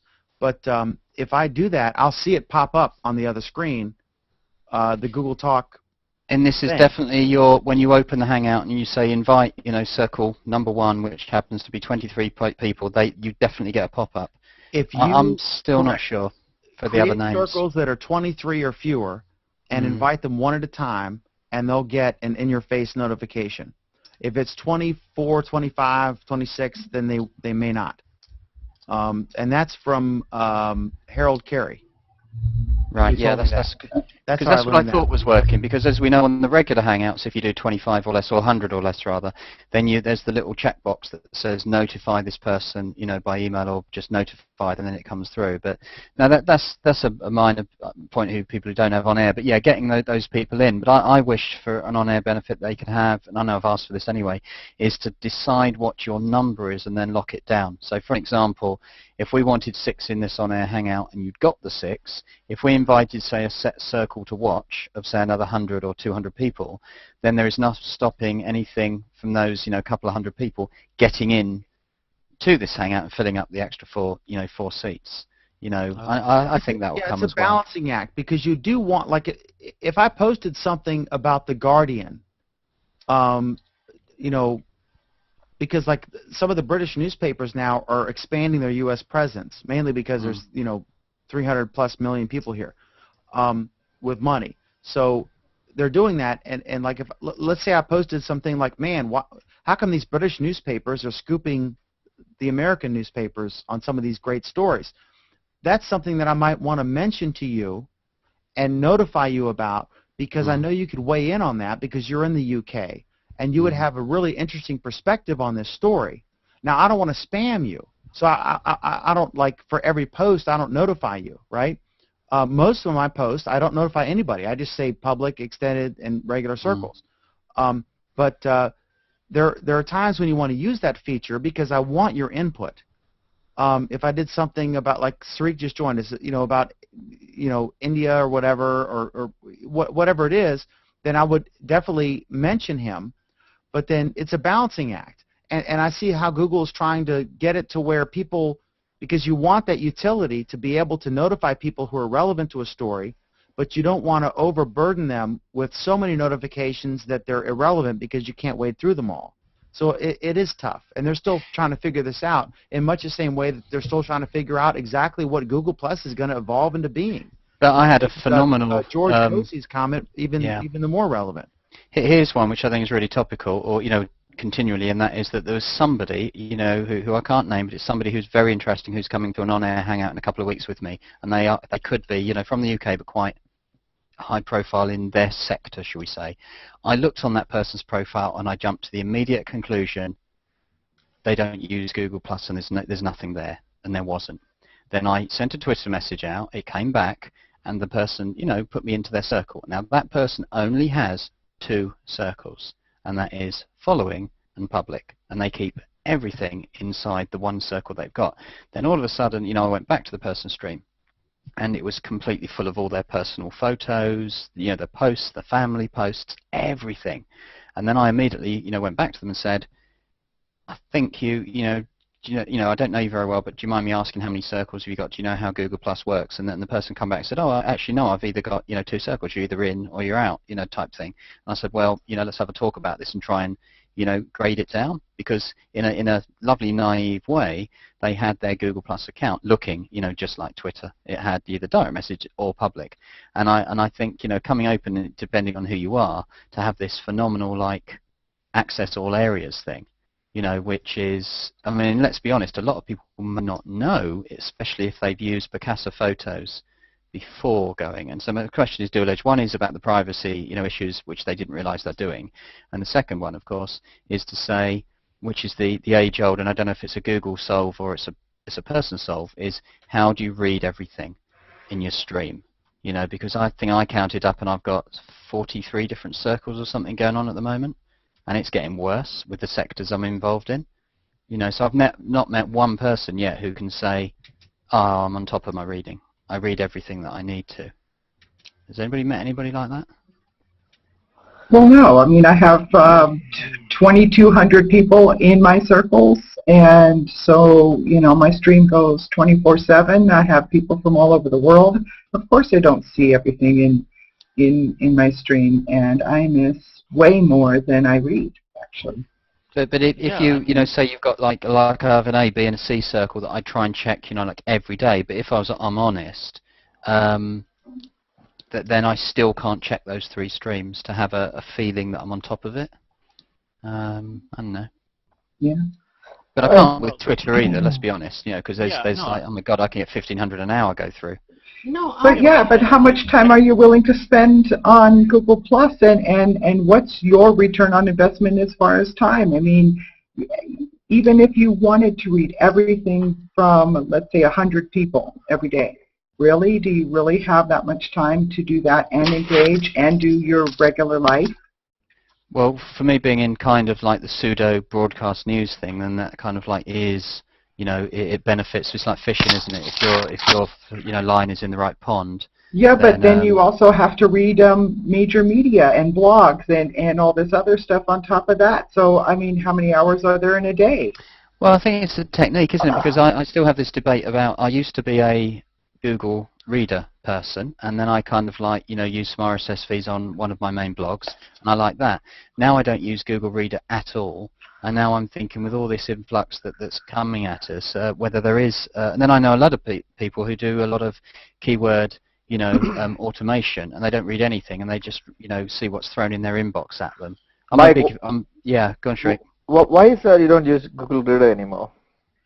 Because as an ex-educator or as a purist, I like to see, where the meal was cooked, if you like, not rather put in the plastic container and delivered to me. So, for an example, citing the Guardian UK, I want to see how it's set out on the page. I want to navigate through it. I also want to see what buttons are there and what jumps out the way the page is set. But you can always link back to the original article, right?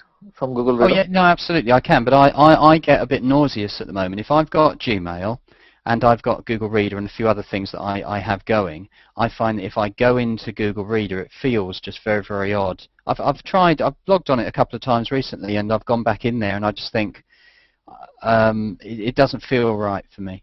I hear what you're saying, because, you know, with that said, there was a story that I just quickly checked through, and I went, oh, I need that one, and I went straight back to, you know, I think The Guardian or wherever it was, and I got it. But I do like to see that if anybody's put the energy, and I know, you know, exactly, I hear what your point is, because I can't go be everywhere and on everything, but if somebody at a particular website has put something out with those images and the way it's rendered on their website, all you're getting with Google Reader in many, many ways, you know, is just the text element. I'm sorry. There is an interesting thing. One of my friend actually is trying to build as an iPhone app. He said, what we primarily, and I was listening to your description of how the circles are organized, right? I agree to Sheila's point. I just follow 1,000 people, and I find it extremely difficult to, you know, either I don't do my job or I go in to watch the stream all the time. So there are different people who came up with different solutions. Like, okay, you know what? Some people I cater, or I circle them just because I like the content and I am interested in certain particular topics. And that's not really, I mean, I tried that, to be very honest. I mean, I'm not very interested in photography, so I don't really circle many photographers. But there are, of course, tech articles, you know, Google's own posts, stuff like that. But my point is, if you are specifically interested in one niche area, let's say, I don't even know, I can't even remember anything. It is not very easy in any of these social networks, be it Facebook, be it Google, to just have one circle which is sure that's going to post only that content. Because people never ever post only what they do. You know, what I'm trying to say is, I like tech. I work in tech, so that doesn't necessarily mean that I'm only going to post tech, right? So if anybody who is circling me, Dan, for example, knows that I post all the weird stuff in the world. Yes, I post tech also. But if Dan just want to circle me just because I post tech and he only wants the tech stuff for me, how do you do that? You cannot do it. There's no way to do it. What you're talking about? No, yeah, right. Well, there is a way to do it, but we don't have the architecture for that, and that's the problem. There's a big misunderstanding about the architecture that Google has employed with circles. Circles are not designed for a way to filter the content that you read. Circles are designed to filter content that you want to send out.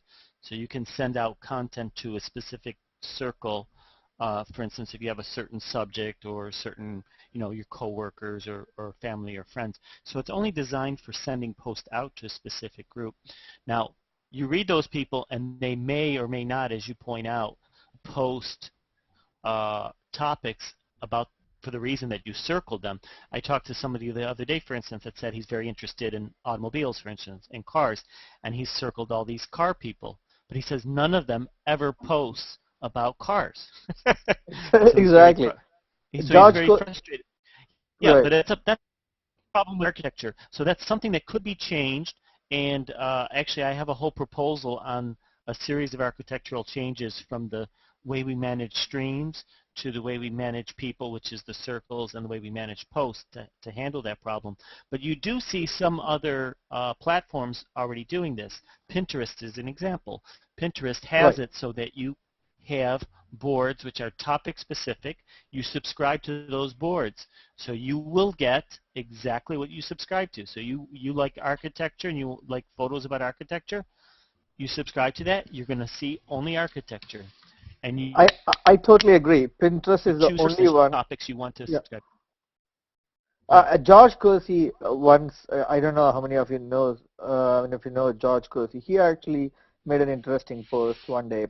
He was saying that, you know, if you're actually going to make a post, should Google give a way to label it? I mean, it works a little bit like hashtagging, but you know, instead of any arbitrary hashtag you want to use, what if Google gives you like an option? You can put something, and you can just have a drop down or a few check boxes which you can just click, and say, select, and you can say, oh, this belongs to this topic. You know what I'm saying? Yeah, So, that's precisely the architectural changes that I'm proposing. Is that right. Google gives us the option to create topical posts, and for people create a system where people can subscribe or filter based on topics. Yeah, for some reason, I think it's coming. I think it's coming for some reason. I hope so too. We definitely need more than one public option. Like when I share something that I might want it to be able to be seen by everybody in my nearby, but I don't have a circle. Well, I can't look for people in a specific area, so I don't have a circle with people in there. So I'm just gonna put the location on there and put it publicly, but it might not be interesting or of importance for anybody in the United States. So what I basically do is spam my stream, and it's only relevant to the people nearby. So there should be like an auto-generated circle or push down to the stream of the people nearby only, for example. So you're saying that you want to couple posting together with geographical locations, and also you don't really want to how do I explain this? We actually asked Chichu about it's an interesting question. You have a circle. Let's say you're going to post something publicly, and then you don't want only a bunch of people not to see it. You want to. We asked Chichu that question, and he said that in Google, if you say public, it is public. It is automatically indexed into Google search, and there's no way you can. I don't think they're gonna ever fix that. So, go ahead. Torben, real quick, give me the pronunciation of your name correctly. Well, in German it's pronounced Torben, but I'm fine with Torben, or anyway, I don't really care. Torben, what's the last name? Groth. What is it? Groth. Groth? Yeah, got it. I got it. Torben Groth. Okay. All right. You had a good point, or a good bit of news here. I guess Chichu, after he did our Hangout, he announced on his page that naming was coming to regular Hangouts on March 29th. So good for that. And then also George Cozy in the Netherlands, he said it depends. He said notifying to circles can be risky. He said, I used to notify my posts to a circle of people I thought would like him, but he was told that it was too much, right? And then he said it also depends who you are notifying. Some people just want to be heard, not listen. They want an audience. For me, this isn't a business or a platform. It's a place that he wants to interact in, and I think that's another good point. When you said Chichu mentioned that naming is coming, I'm not sure I understood that. He said that you will soon be able to name a regular Hangout. You'll be able to announce what the topic is, which is so important because there could be, you could be talking about sports or news or business or tech or whatever, or just random, and with an on-air Hangout, you can watch it for a few moments and decide if you want to join. But with a regular Hangout, you don't know what's going on until you enter it, and it can be awkward, because what if it's really boring to you if they're talking about PHP code and you don't know anything about that, and then you have to politely excuse yourself. So people are reluctant to join. Going back to the circles question, whoever designed the circles paradigm, they thought that it is the most elegant solution because it is what real life reflects. It is how real life is reflected. But real life is a little bit more complicated than that. There is stuff which you may want to announce, but you don't want to tell for example, you want to announce that you're going to get married to somebody and you don't want to let your ex know, right? So if you're going to publicly announce it, you want to eliminate that person. So it is not that simple, but having said that, I don't ever think that Google is going to give us too many options. What I do in terms of circling is I mostly circle on topics, as well as I have a circle called Dan Show. Everybody I ever met on Dan Show, I see them there. If I want to post something to that, I do. But what I do usually is if I want to post something and if I think, okay, I would like these people to take a look, I plus them. So there could be posts which ends up on Dan's. Dan will get a notification saying that, oh, you know what, this guy mentioned, right? So it's not necessary that Dan is going to like what I posted, but it's my thought that Dan's probably going to like it. In my bottom line, I don't think there is a clear-cut approach in which people can manage manage circles. It totally depends on how many people you follow, how you organize your circles, how many people are there in your circles, as well as, I think Google just gave us a very broad architecture and then no real rules or no real best ways to do it. I see a lot of people coming up with great ideas how to do it. In a way, it is very good, but that's exactly the reason why people have discussions like this. There is no real good way. And from what I heard earlier today from you guys, I don't think I will ever be able to go through my entire stream and check out everything. So what I mostly do is I look at the stream at the moment. I may scroll down 2 pages, see everything, and I also check all notifications which was directly tagged on me. So I can actually go see, oh, okay, who mentioned this, whatever. But if you're looking at somebody like Sheila who has like a ton of followers, and if they are tagging Sheila all the time, it becomes extremely difficult. Same thing with Pam and Mike, all of you guys. For me, it's much easier because I have like 200, 300 followers, and I'm fine. I use this as an information source rather than as an information source, as well as trying to interact with people who I find very, engaging. And in a way, it's nice that I am not engaging with too many people.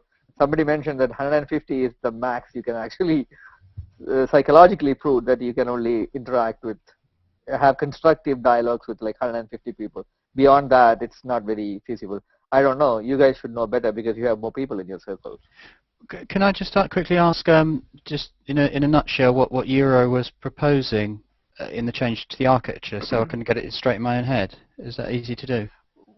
Well, basically, it's a little involved, but as it stands right now, the circles is just a tool basically to manage people, to manage contacts.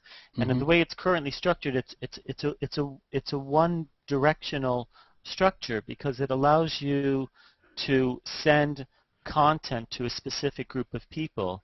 So if you want people, for instance, to you only have a certain number of people you want to see certain photos, for instance, you can send to those people. It doesn't help at all filtering content that you want to read because people can post about whatever. So I could be following a famous scientist and he could be posting about his favorite wine or his favorite holiday vacation. So what you have in the Pinterest system is you have a system that allows you to your posts and create, they create boards, and you can subscribe to individual boards. So then you actually have your content filtered. There's pluses and minuses. I'm with you now. Yeah. Yeah. So you would say, for example, 100 people in a circle. Every time they mention, I don't know, the color blue, then you can get an alert to say they've mentioned blue. Here I am. I'm going to read it, type thing.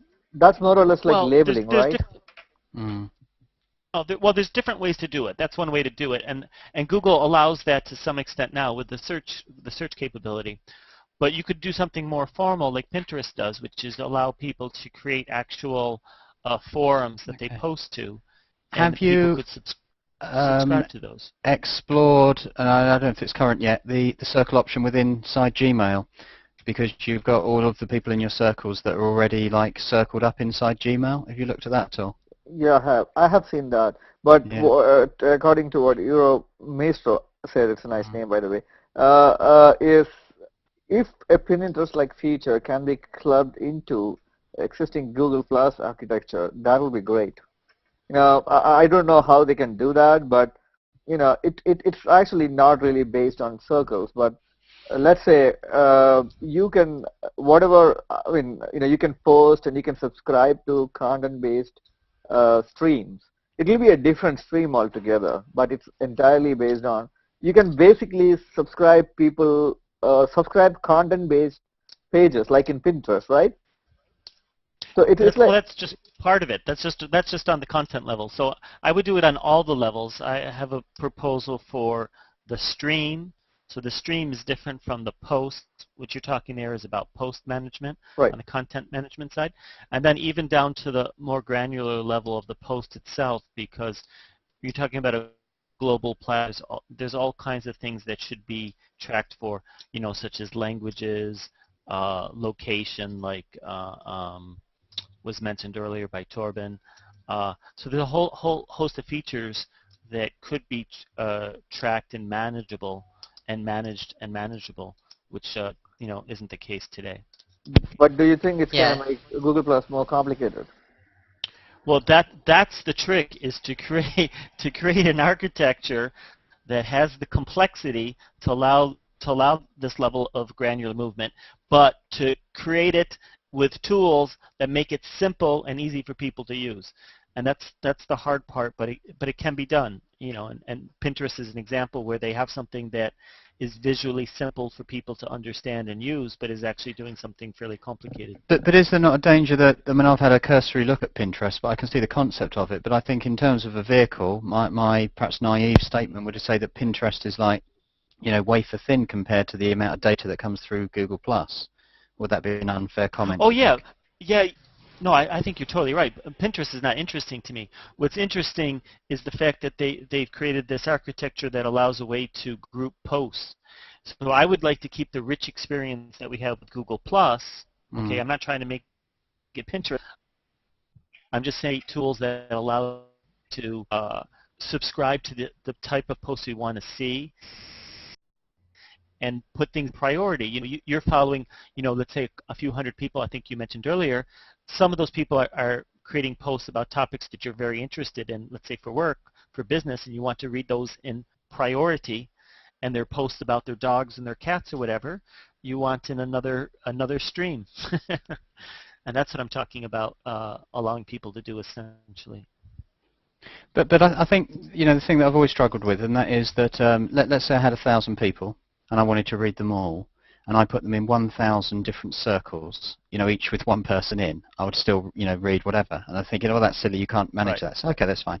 I will create one circle, but have 1,000 people in. And what I'm trying to say is the maths of it. It doesn't matter whether I've got, loads of circles with hardly anybody or one circle with loads. I've still got the same content. And I don't see, as a chasing your own tail issue that I'm ever going to catch up, in one way. Which is my fault, I suppose, because I just follow less people, or be less interesting. Yeah, well, I think that's a totally different topic. That's the topic we were talking about earlier, which you and I think somebody else was mentioning, this idea of trying to capture every post from a certain group of people you're following. That's not how I use Google Plus at all. I have about 5,000 people circled. I'm not trying to capture every post of all of those people. I do is I have a stream that I'm interested in, or streams that I'm interested in, and I look at those streams and I try to find posts that I think are interesting, want to engage in, and use as a springboard. The fact that I miss other posts that aren't directed to me is not a concern to me. It's like saying going to the library and trying to read every book and say, well, I missed some books. I picked the books that are interesting to me. Of course, I've missed other ones that are great, but it's not going to be possible to read every book. Do you guys feel like, if you are, I know there is a terminology out there like Facebook addiction or something. I would rather say internet addiction, but do you guys feel missed out or something? If you're not using your cell phone too much, and if you're not online, going through Google Plus, and I haven't checked my stream in like a day now or like a few hours. Do you guys feel that? Yes. Yeah, I do as well. Yeah. Yeah. Well, I guess the thing is, once I get on Google Plus and I start scrolling down the stream, I just can't stop until I get to the point where I recognize posts that I already read earlier. I don't know. It's still not every single post, since the algorithm filters out quite a bit, but I try to keep up with the whole stream that's being presented by Google to me. I also think that the fact that we cannot really keep up with the stream is also because, I've said this before in the last week's show, it is because Google never originally thought that people are going to circle each other in the thousands. It is this architecture probably, that's exactly the reason why the notification is also broken quite a bit. It is not, I mean, somebody at Google thought like, okay, you know what, people are going to have like 500, 600 friends, as in the case of Facebook or something else, and then that is manageable. But now, if you have more than 1,000 people or 10,000 people and people are notifying you about stuff, it becomes practically impossible. The notifications itself they need a new mechanism for the notification. That's what I think. And then, what is that? I do miss the stream, but I can't do it at work, and then I come back in the evening. I feel like, oh, I might have missed out on some of the most happening stuff. Maybe some announcement from Google, maybe some Bradley Horowitz or somebody, and then I see, oh, they made 2 announcements today, and everybody knows about it, and I don't. Don't you guys feel that? I mean, this is the point, I think, with human nature, and then from what Dan and everybody was talking about, oh my goodness, it's Dan again. Sorry, Sheila's link just kicked off and it's another Dan. I can only cope with one Dan at a time. And so what I was saying is that it sounds like the people in this room very much, Torben, Shriek and people were saying that they're interested in something, and therefore they want to satisfy their curiosity come what may, and that's why you're here and that's what you're doing. But what I'm trying to get at is if Google went out, going back to the earlier points, and said, or anybody for that matter said, this is what we've got, this is what, if people turn around and say, I'm really not interested, and I've had people in my life, that I know on here and wherever say, I'm not interested, then do you actually say, that's absolutely fine? And then, the conversation, then it goes, well, yeah, but if you did this and if you did that, then it wouldn't be great, and no, I'm not interested. Do you actually leave them? These. I'm sure there are still people around here who not only read a paper newspaper, but they always read it 24 hours late. And that infuriates me because it's old news. But if they are happy, should we just leave them alone? I know what you're saying. Are you saying people that are not interested in Google Plus, or I'm just talking about as a personal, as an ex-teacher, who's teaching kids, teaching children. There are people. What I'm trying to say is that whatever way you lay out the table and whatever way you say it is, and you make it super easy, it goes down to needs and wants. And if the people, like, I don't know if I'll give an example because it's a horrible example. The UK was going to have a petrol strike over the last couple of days. You might have heard about it. The government said it's sensible to go out and top up. So there was an absolute riot out there, and everybody went and drained every gas fuel station in the UK. Then a few hours later, they said, oh, actually, no, it's not going to happen now. What I'm trying to say is some people created something in their head and said there is an absolute want or a need or whatever you want to call it to go and buy loads of petrol, and they didn't actually get it, and all of a sudden it's there. Just like the US lottery, everybody was queuing around the block. What I'm trying to say is there going to be a stage where Google Plus, where people might turn around and say, oh my God, I'm not here, I need to be, or will there be people saying, whatever you put in front of me, I'm going to say, I'm not interested. And just leave it at that. And we, whether we are at Google Plus or whatever the situation is, say, yeah, that's fine. I mean, I've had it with it's a hard thing to say. I don't want to give anything personal about me away, but I'm saying that if you know somebody who's close to you who might say, personally and said, oh, wouldn't you like a new, HTC, whatever, and they say, no, I just want one that I can make a phone call with. Oh, yeah, but this one here does maps, and it does email, and it does web. I'm really not interested. I just want to make a phone call, maybe the odd text. Oh, this one's got a 10 megapixel camera, and no, not interested. Do you just say, okay, fine, here is a phone that doesn't do anything, or do you just I know how I feel. I'm thinking, you've got all these fantastic things out there. I think. Go ahead. Of course, there's going to be people who aren't interested. I have oodles of people I know who aren't on Facebook, aren't on MySpace or Pinterest or Google Plus or anything, and they're just not interested. It's like, you know what, I've got my life to live. I want to go out in the desert and ride quad runners on the weekends, and I got things to do and everything. I'm not interested in talking to a bunch of people I don't know on some social network. If I want to talk to my family, I'll call them. You know, I mean, there's plenty of people like that. Yeah, you just have to leave them alone. It's also about some doesn't Yeah, have the time. I Many people don't have the time. actually I think he raises it. Go ahead. Euro, go ahead. I think Mike raises a very good point there. I'm just saying, I think Mike raises a very good point there, and I think it's the great mystery that none of us know the real answer to. Well, somebody at Google knows apparently, and somebody at Facebook, because there are no real statistics on how many people are really using this service at any meaningful level, and even the statistics that we've seen. I mean, when you do the deeper analysis of them, they don't really tell us very much. So we don't really know exactly like how many people are really using Facebook, how many people are using Google+. But apparently the numbers appear to be much smaller than we might suspect. Which brings up the excellent point of I know my own data, which I always quote now, 75% in private. But if Google+ was invented as the best thing ever, but it was completely in private, you know, just like Gmail is, because you can't send like a public Gmail, can you? I know it's obvious, it's got to be, right. You know, email person to person, person to group. Then Right. There's nothing to see. And I think I've got to start getting a little bit wiser to the situation, as looking at people's profiles and automatically, you know, raging into them and thinking, this person doesn't use it because this person doesn't show anything in public. And they might have the biggest things going on in private, they just don't choose to show you.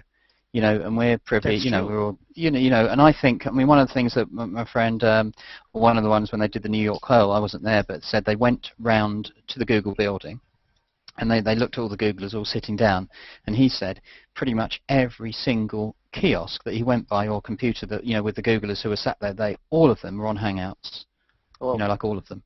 You know, just sat there, bang, bang, bang, bang. Whether they were hanging out with the guy on the, the next terminal is irrelevant. The fact is, completely in there. There was another media organisation that I come across this week, and the person said, "We are on Hangouts all the time." And I thought, well, this is interesting because looking at the public page on Google Plus is not one public post. There's not one bit of information, and I felt cheated in a way Exactly. that this organisation was acting and operating behind a closed door.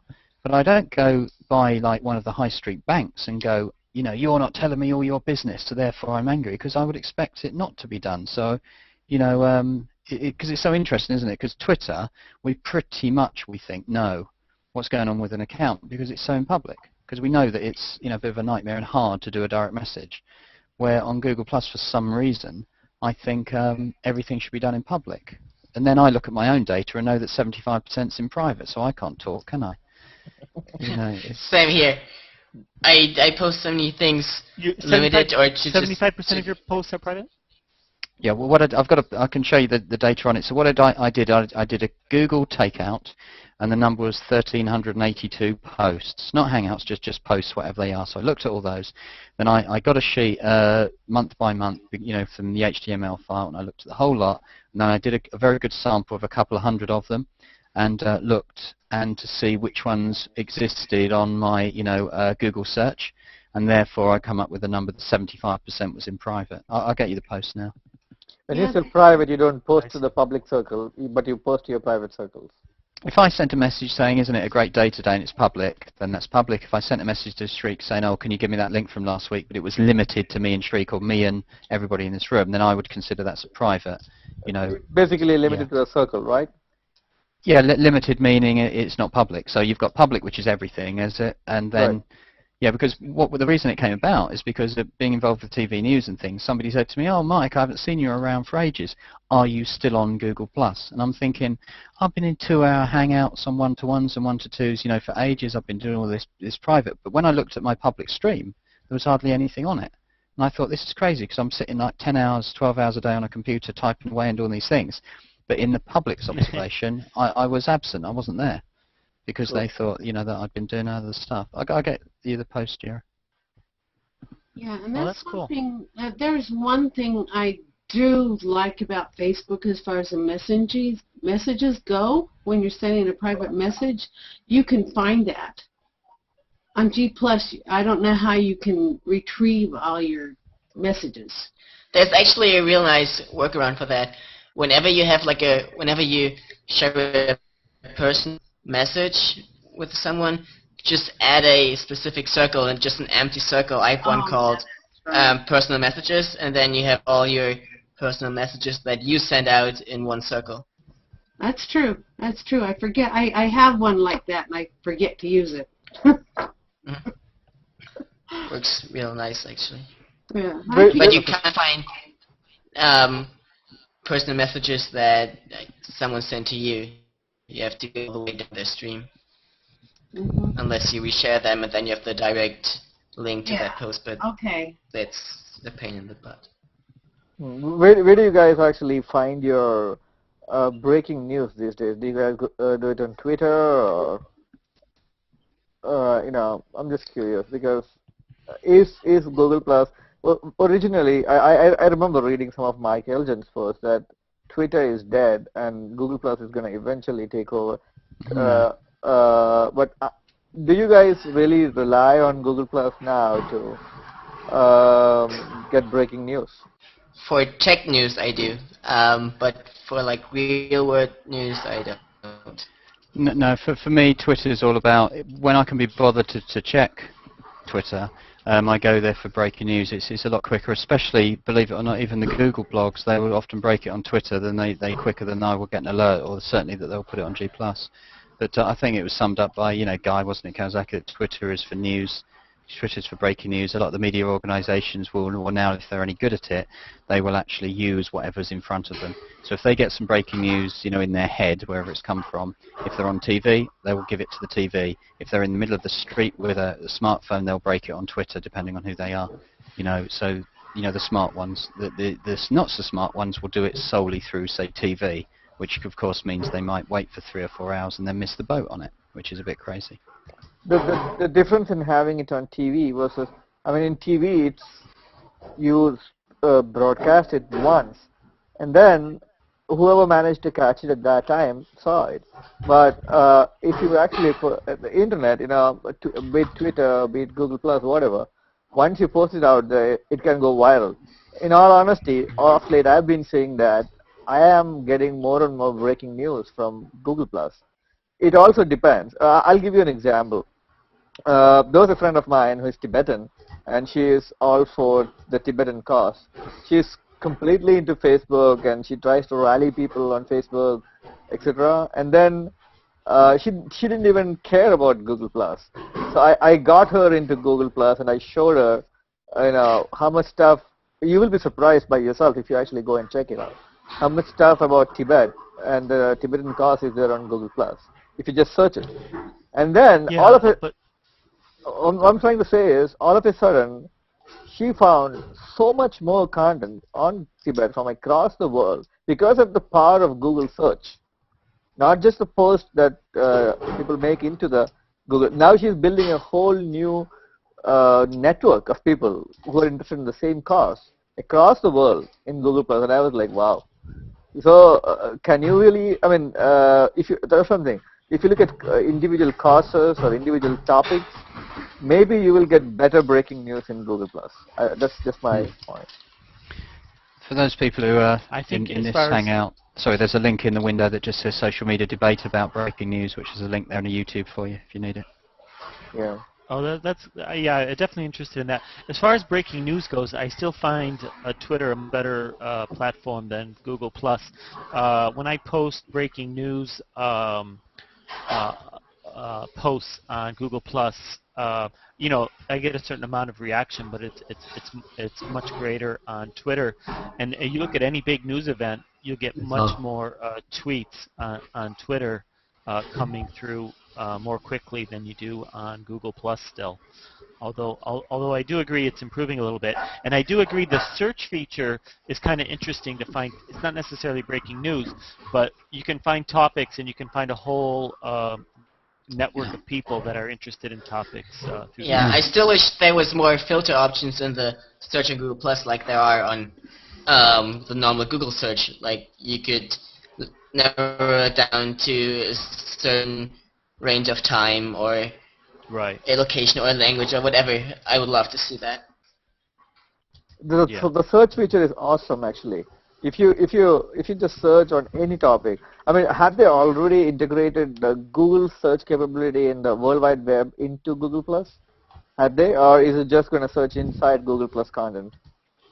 No, that's outside. If you take Shriek your 21-digit ID, put it in closed, quotations, and stuff it into any Google search box, then you'll get a revelation of how many pages, and they're actually surprisingly getting quite quick.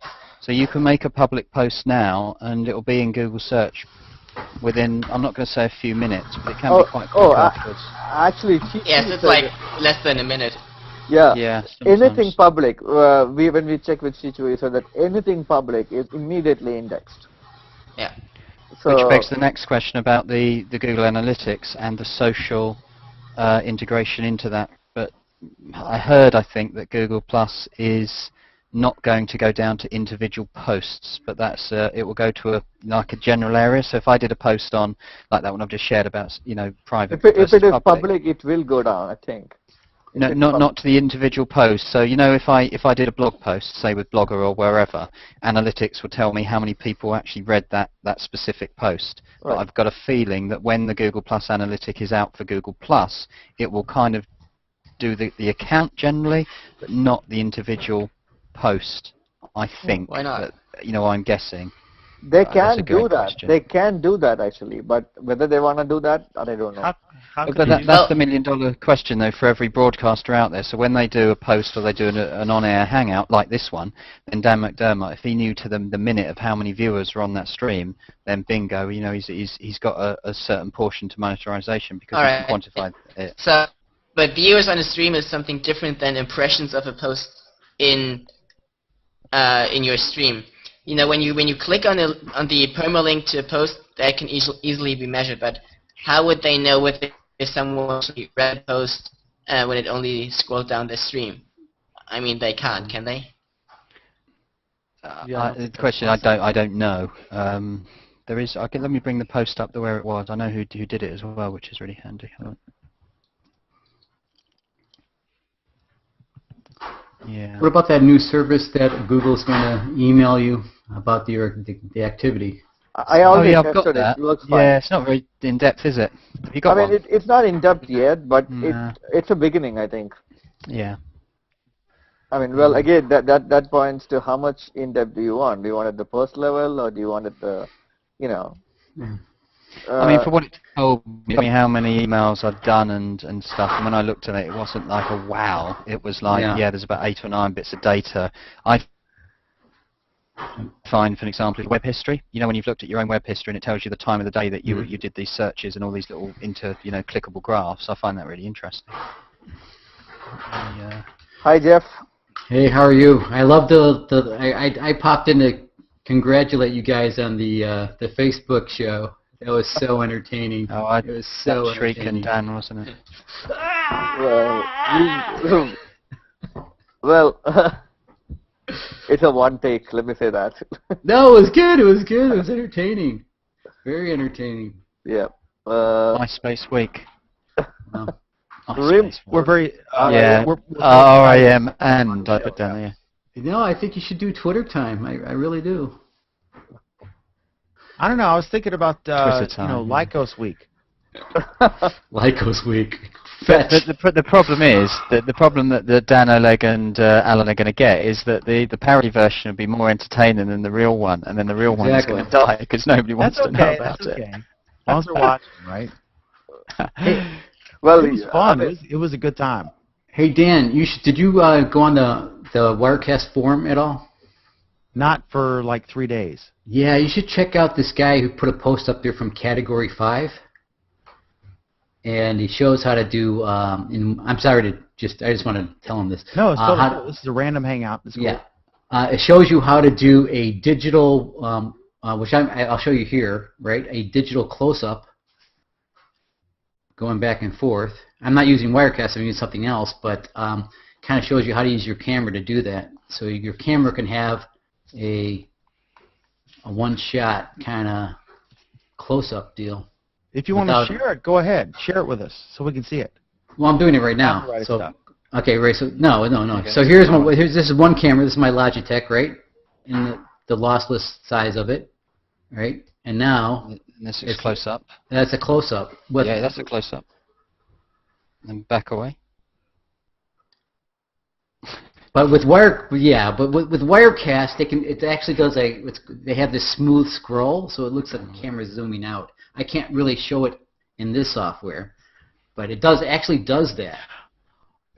So you can just have a close-up shot, and then you can zoom up like this, but no one's operating the camera. Could I ask George just Cozy just had a good comment. Should Google do something with the Summer Olympics? Imagine if they had Hangouts like they did with will.i.am after one of his concerts that Peter McDermott, I guess, was in that Hangout and talked to him. That would be cool if they did Hangouts as people like in the green room after you win the Grammy or the Academy Award. They may not be able to show anything which is copyrighted, but as you said, off shows, as you said, well, that's the issue with when people are trying to do stuff like at the Academy Awards. They can't do it because it's all, that's their brand name. It just cannot be done. Yeah, unless the company, which is a brand, wanna have a brand page and. Has everybody seen what Cadbury UK are doing at the moment? Where Cadbury UK, because they sponsor the London 2012 Olympics, they are getting selectively, gold medalists and athletes into Hangouts and just having a chat and playing a few games and things, which is one to watch. They've also got an On Air, which is pretty good. So I was in with Rebecca Adlington, a double gold medalist swimmer a few weeks ago, which is quite exciting.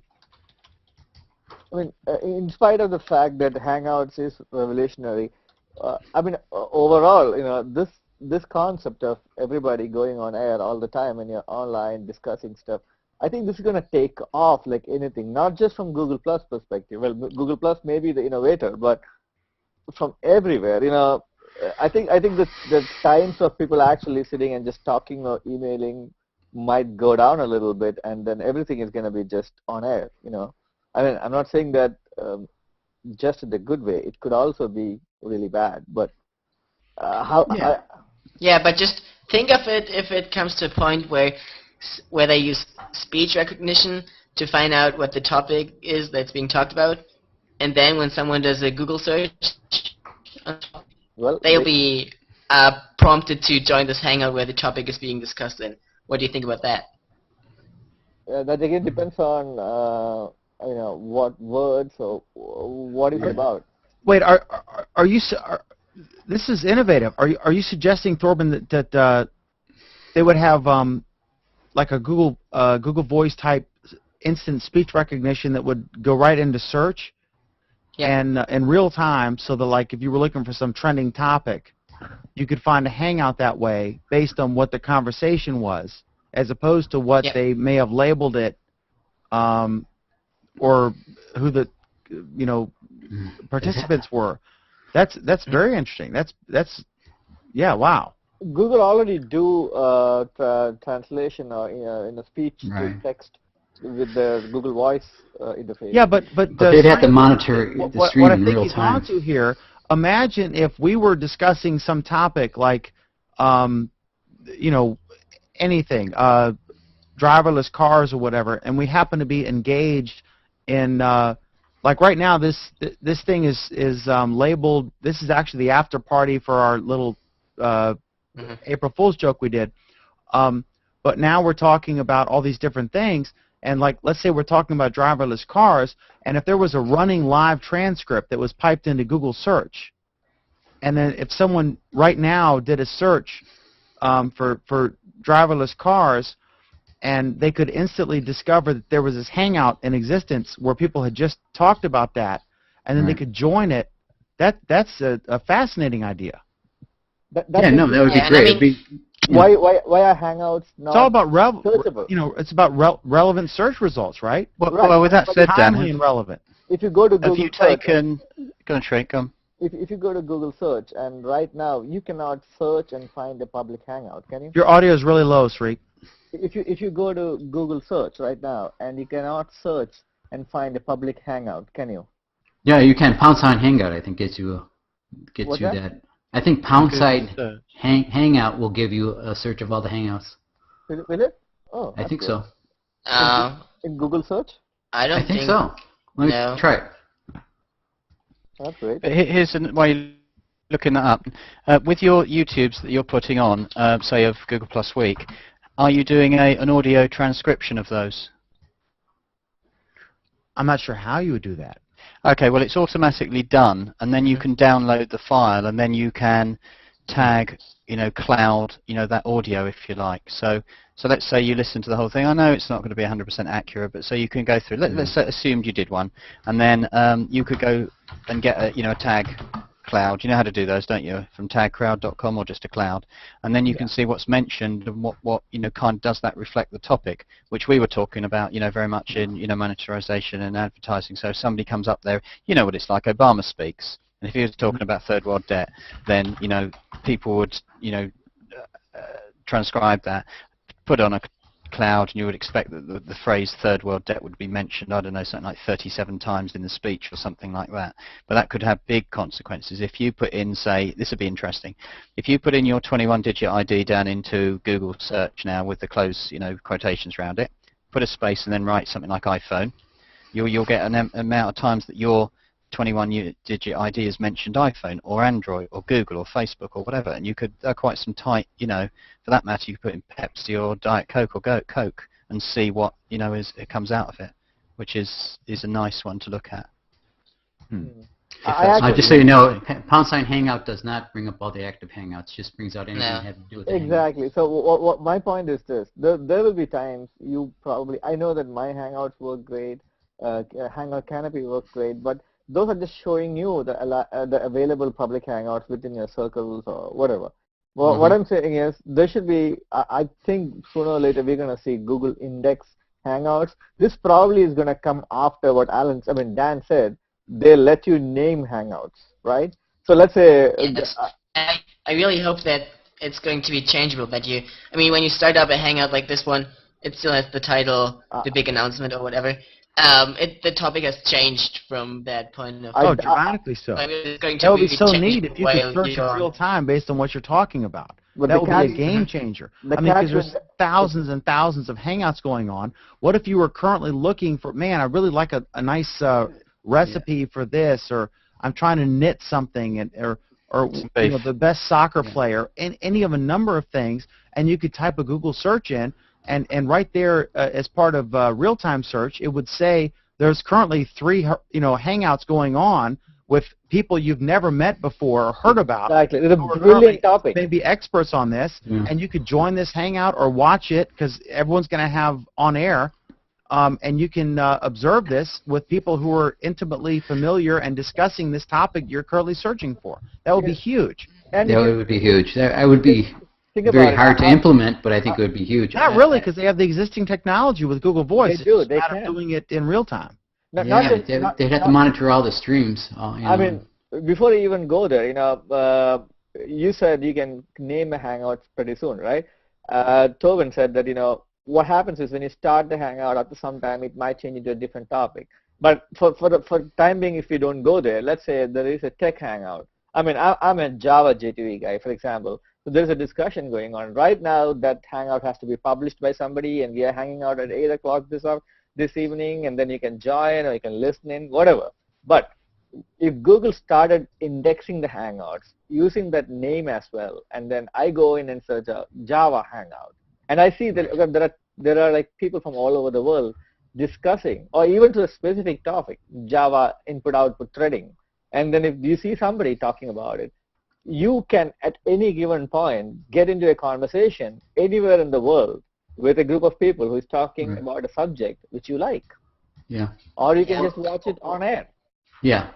Or they can do it. It would be good if they could just at the lowest level, just monitor the chat, and if they're looking for keywords from the chat, like so the moderator is now talking about this, boom, it would come up. It'd be a lot easier to do that than voice recognition. That is where the future of Hangouts is going. I think. Did anybody of you watch Bradley Horowitz talk in Ann Arbor last year? In where? It was live streamed. I didn't. I can't remember which bit are we talking about. Well, I well, it was like a question and answer thing where he had like 30 Google Plus users come in, and then he gave like a speech, and everybody asked questions.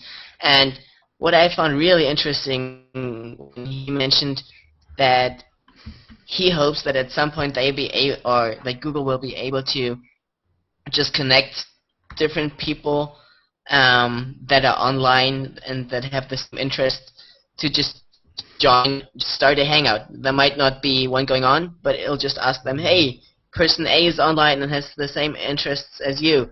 Why don't you go ahead and start a hangout? Wow. And yeah, I mean, whenever you just, for example, you create a post and share it, and Google knows that you just posted about a breaking news event going on. Well, that's then in a way, it'll but that's ask very you to join a hangout. Yeah. In a way, it's already done by, if you look at the post below, you have started a hangout on this post, right? That's what you're saying. But what I think he's saying is, if you're interested in if there is a topic out there which you want to chat about, and Google, since they know everything about you already, and you want to not just Google Plus, and if you want to start a hangout from Google somewhere, and then it's going to recommend you, okay, this guy is online, this guy is online, do you want to hang out with these guys? Right. It's almost like a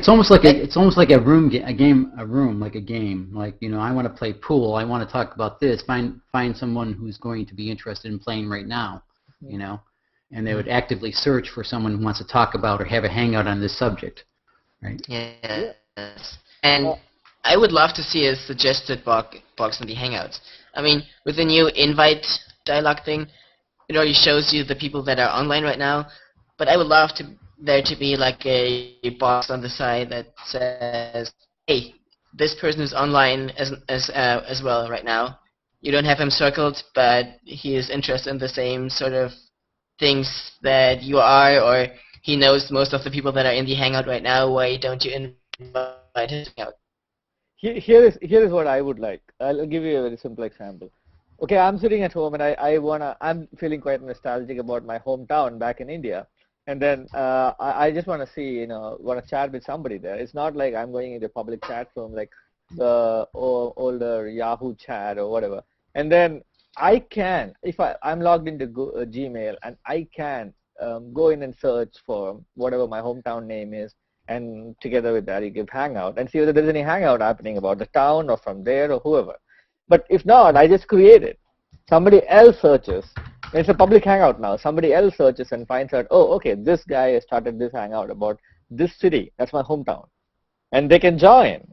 All of a sudden you're probably sitting and talking to people from different parts of the world or from your hometown about what's happening there.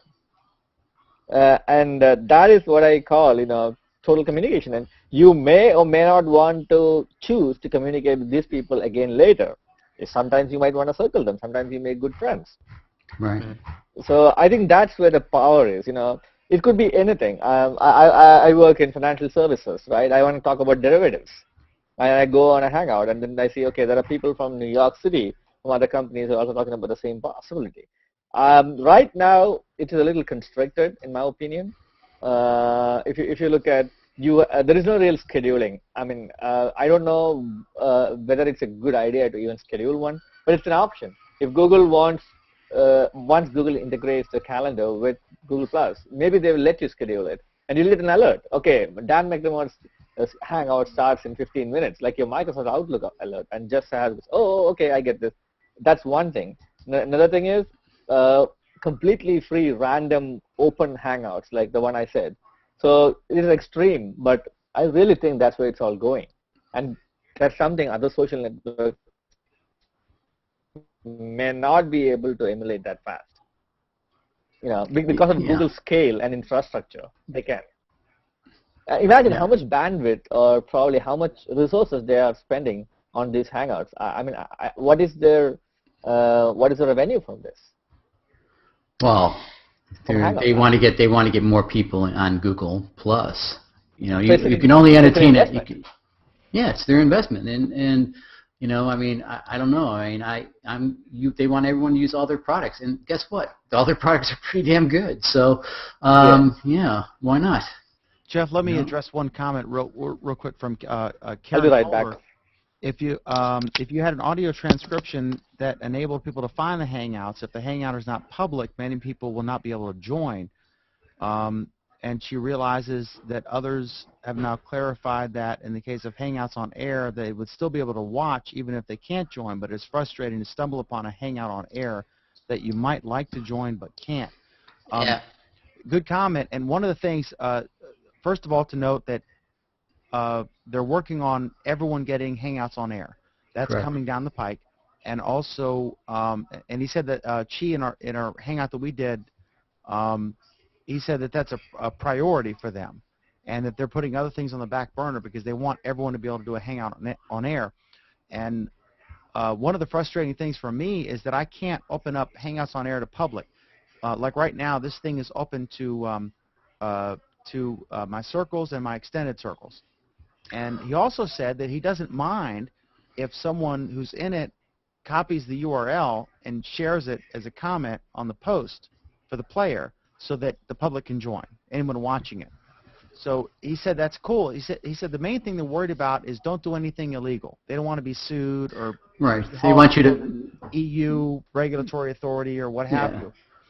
They want people who are attending these work that know you know, because it's being streamed live, right? So you have to vet the people that join, so to speak. So. And another thing is, something like for Google Plus Week, which is the show where I have certain people who I really rely upon, and like Oleg, Alan, Jeff, and others, and so I will specifically invite them, and then other people who are in my circles who I wouldn't mind joining at all, and I would like for them to join, they don't see the join button yet because I want to make sure that Alan and Oleg and Jeff and a few you know, key others, Tariq, are in before it fills up.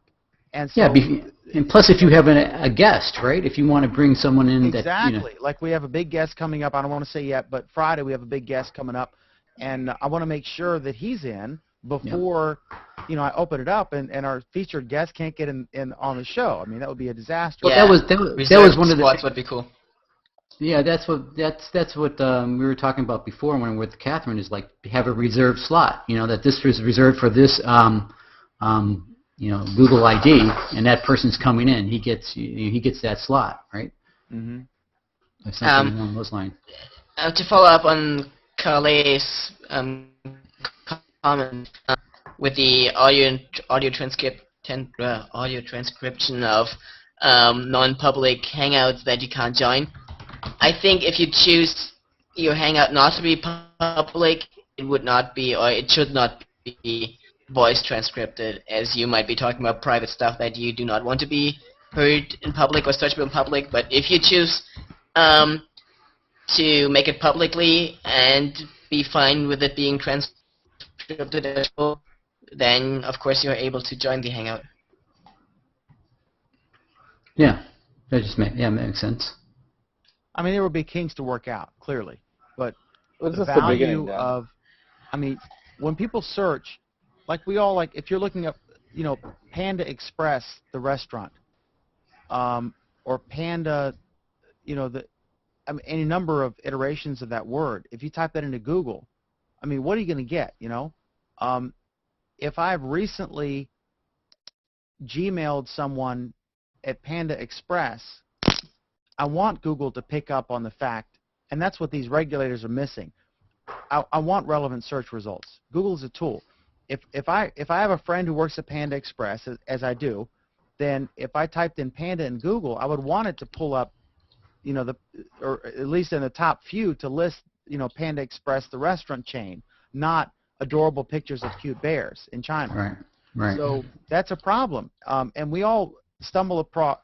All of us have situations where we're trying to search something, and we're trying to figure out the quirky fluke that will work because it's some commonly used thing. Like someone said, if you were if your name happened to be Justin Bieber or Mel Gibson and you were running for town council, then you would be really hammered in search results. I mean, it would be almost impossible to find you because of the overwhelming presence of your alter ego who is unrelated to you at all. So that's a problem. So if they could do a real-time transcription, like Thorman was saying, make it timely and relevant in your search results. That would be massively cool if they could do that. I mean, that would be so useful. If I was searching for, like, man, I'm trying to find information about Kohl's sales, and there was a hangout going on with a Kohl's representative talking about sales, and during that time that hangout was going on, it popped up in real time, and I could go in there and ask her, well, what's the deal? Are Levi's really 20% off or whatever? I mean, that would be so useful and relevant. About whatever I mean, I'm pulling up some weird topic, but well, no, I can point, agree. though. Whatever Here's a great obscure example topic for you. you're looking for, if you could find out if anyone's chatting about it in real time, that's in a public hangout. I mean, like you had a question about Google, and then all of a sudden there was a community manager was having a hangout for customer service or questions about Google. It would be great to, if you're trying to figure out how to use a hangout, and all of a sudden the hangout came up about Google Hangouts by a community manager. And everybody will be well served. The people in the hangout will be grateful that someone who was curious about what they were talking about joined with a relevant question, and they could have a conversation about it. I mean, it would be so. This would be a huge game-changing thing. And I'm sure all the regulators would freak out. Privacy concerns, blah blah blah. Yeah, to add to what Alan said, I was just googling Panda Express right now. Google has really toned down on Search Plus Your World. If you actually took a look, you go to Google and search Panda Express. All the Search Plus Your World results are not given the priority they used to. Remember, if Alan had if Dan had a post about Panda Express like last week, it is not going to be your primary ones anymore. And if because they want to get the ad revenue pushed to the click to the Panda Express, not to a article from an individual. Yeah. So they're going to give the higher priority to the advertising. Test it right now. That's an interesting question for all you guys, Torben, Sarik, and Jeff. How are they going to monetize this thing exactly? I know that they're getting integration with Google Search, where people are plus wanting things and drawing traffic and overall increase in volume with the pages and stuff. But there are no ads on Google Plus, and they're spending a fortune. They've developed whole teams dedicated to that. How are they going to, it's all about wait till all this stuff gets into YouTube, right? When all that stuff gets published in YouTube, YouTube is a huge profit center for them. You're making tons of videos for YouTube as we speak. Exactly. Right? I mean, and they're going to. I think. Yeah, go ahead. I think the amount of data that they learn from you, like your interests, your social activity, your social graph, all of that stuff that from your Google Plus profile and your activity, I think that's worth way more than some ads that you might click on. Or, well, no, let me phrase that. They can use that data to make the ads even more and even better personalized so that your chances of clicking them are even higher. So I guess that's how they get money out of this. What if tomorrow, based on what we're discussing here, the chat room over here, etc., what if they start scrolling ads inside Hangouts itself? You never know. Then I would not use Hangouts anymore. Well, then you can't use Gmail right now. Yeah, exactly. You have ads everywhere in Gmail, right? Well, no, I don't. I don't know. Maybe. But see, here, it's kind of funny. I have this site that's called escapeforum.org. Put that out there. That's my plug. But just about 10 days ago, I decided to put AdSense on it just for the fun of it, just to test, what that value would bring. And actually, for 10 days, it's like $30. So, hey, why not? $100 a month, not bad. $100 a month, exactly. I put it on my site. Yeah, and you're not doing anything. And you're absolutely doing everything. It's a one-time effort. Absolutely nothing. Exactly. Dan, what's your revenue from the videos you post for Google Plus Week? $200 a year? Nothing? Zero? From YouTube? Oh yeah, zero. I mean nothing. I lose money. I do this show. I lose money. I do it because it's fun and I'm learning and I get to engage with smart people like you three. It's fun and but there's no monetary incentive at all. Zero. Yeah, but you look at other sites. Eventually, there is a monetary. When you get up to say, let's just say, 70 or 80,000 page views on a site, right? That's going to relate to about $100 a month in ad revenue. I don't Or know. maybe a I little don't more. see it. Maybe I'm doing it wrong, but like we have sites where, I mean, like my newspaper site, sometimes we'll have a single story that'll get 10,000 views, and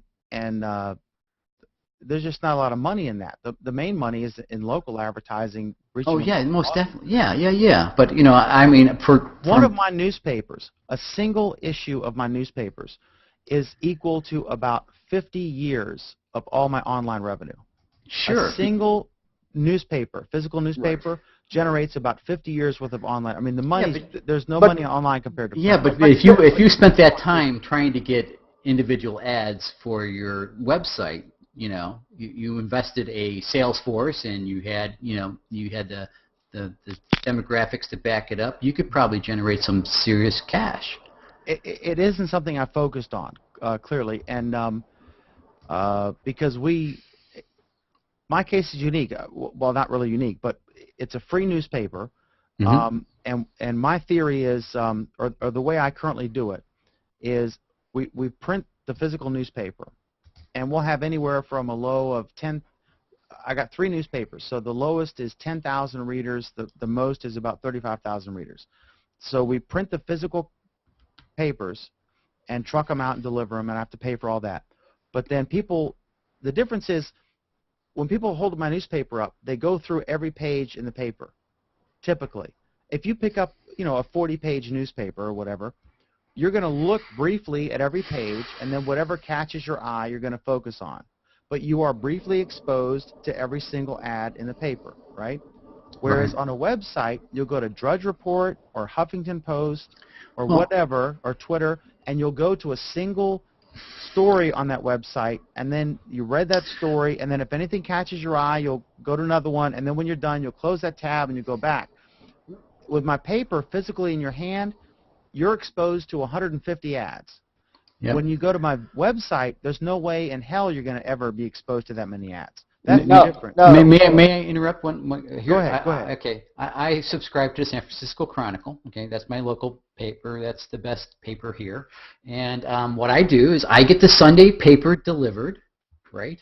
And I have all the ads that come with the Sunday paper and all that stuff. And Monday through Saturday, I read it online. And that's my subscription. I read it all online. I go through the paper every day, right? But I'm not, I'm only getting the print copy on Sunday.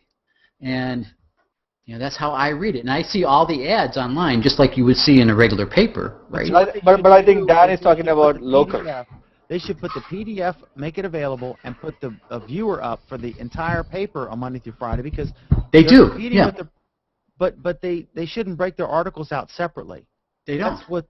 That's what we don't do.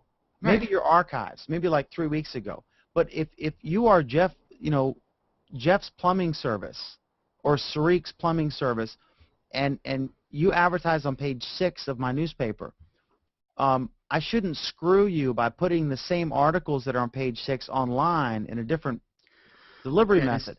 I should put the whole viewer up and let people scroll through the whole finished product so that you're still on page 6 even if they do it online. And that's what I do for all 3 of my papers. But that's what they do for the Chronicle. That's exactly what they do. They have their own embedded viewer, right? And they send you a link, and then you read the paper just like you read a paper. Boom. Yeah, that way they protect their print viewers, or their print advertisers. But if you want to click on an article or in a coupon or an ad, you can physically click on that and then print that out separately.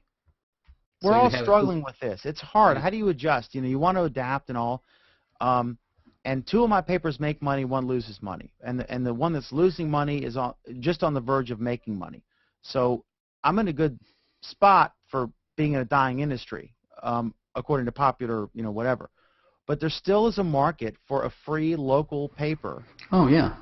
I mean, if you could find out how your local Little League is doing and what's up with the local grocery store's new parking lot arrangement or whatever. Yeah. CNN cannot touch you on that kind of coverage. You can't touch CNN or Fox News or MSNBC on what President Obama and Congress, John Boehner, are doing, but they can't touch you on your neighborhood.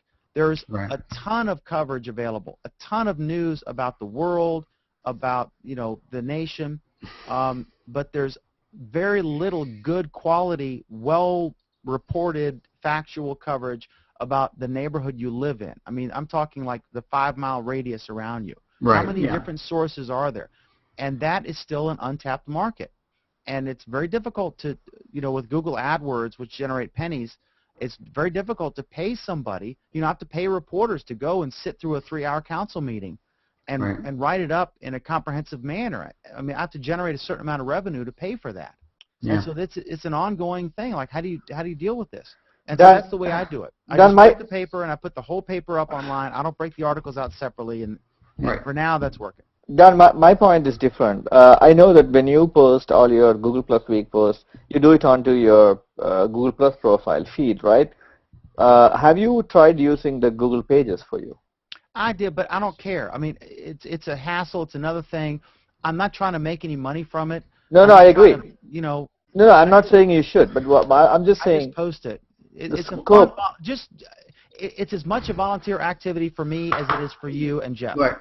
Right. Okay. No, that's exact. But to get back to this little thing, I was in that the longest hangout when the second one where it started, right? And I talked to this guy, and he was the one who started it. And he said, I told him, we're talking about websites and stuff, and I said, I have this website and it gets X amount of page views, and says, you should monetize that. I go, why? It's just a hobby, it's fun, blah blah blah. And he goes, no, just just do it. Just put AdSense on it. And he was right. He was so right. I mean, instead of what I'm saying is, I don't think Google is gonna let you monetize your pages yet, right? No, they won't. No. But that's what you do. I think you drive traffic to your website from Google Plus. That's what people are trying to do. That's what And it improves your page rank. If you have your website connected to the Google Plus page, it improves your page rank. Right. So if Dan has his own website and Dan has all his Google Plus Week videos on that website in a chronological order, and then you put AdSense on it, you might actually make some money, right? I mean, I'm not saying. I mean, it depends on. I'm not saying that that's your motivation. No. But what I'm trying to say is, Dan, do you have your own website other than the newspaper websites? I have like 15. I mean, Personal they're websites? not my personal. I mean, I have the 3 newspaper websites. I have 2 forums. I can't even think of them all. So I mean, the money comes out every month, But yeah, I have a bunch of them, and but I'm not motivated at all here to do that. This is, I earn my living from newspapers. Right. And I have like 30 people on my team for 3 newspapers. And there's like a central layout department. There's the guys who print it in West Virginia, and it's all, But Dan, there's this something is for fun and but there's something called it's passive income, right? That's what it is. It's passive income, something that you put out there that you do not you don't have Spend to your time on. You don't spend any time on it. It's just and it pays for your car insurance or your house insurance. I mean, that's once true. And I'm not good at that because like Harold Carey, has his Navajo stuff going on, and he's really good at it, and he's a wonderful regular member of the panel. I think he makes like what did he say, like $300 a month or something? Yeah, $300 a month is gas money, and guess what? It pays for your car insurance. I don't think I generate that a year on all my sites. So Yeah, maybe but I'm doing something wrong. You are. Because maybe I need to get a consultant. Yeah, you should. Norbin, I'm going to fly you in from Germany. You can teach me how to do this AdSense stuff. I don't think he's in Germany now. Are you? I am in Germany. Yes, I am. Oh, okay.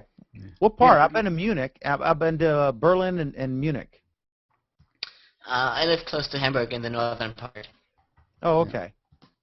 But the AdSense is a lazy man's way of advertisement. You don't have to go out and find the people and find someone. It's just a lazy man's way of doing it. I've never used AdSense. Do you get to choose what kind of ads can be put on your site?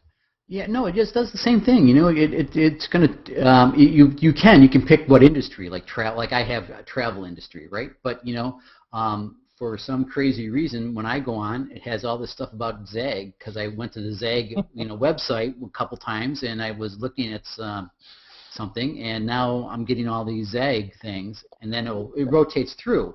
It'll give me one about but Zag. you see difference from the things that your visitors see. I visited, so yeah, it tracks the industry, but then it also tracks your. You can remove that actually if you want to. Two great comments from George Cozy watching. This Hangout has been brought to you by the McDermott Corporation, your trusted name for news and entertainment.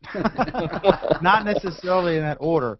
And then he said, I wouldn't mind seeing, and I wouldn't either, I wouldn't mind seeing a 10-second ad when I join a Hangout, if that will ensure that Google has enough cash so that they can offer me free stuff like this that I like.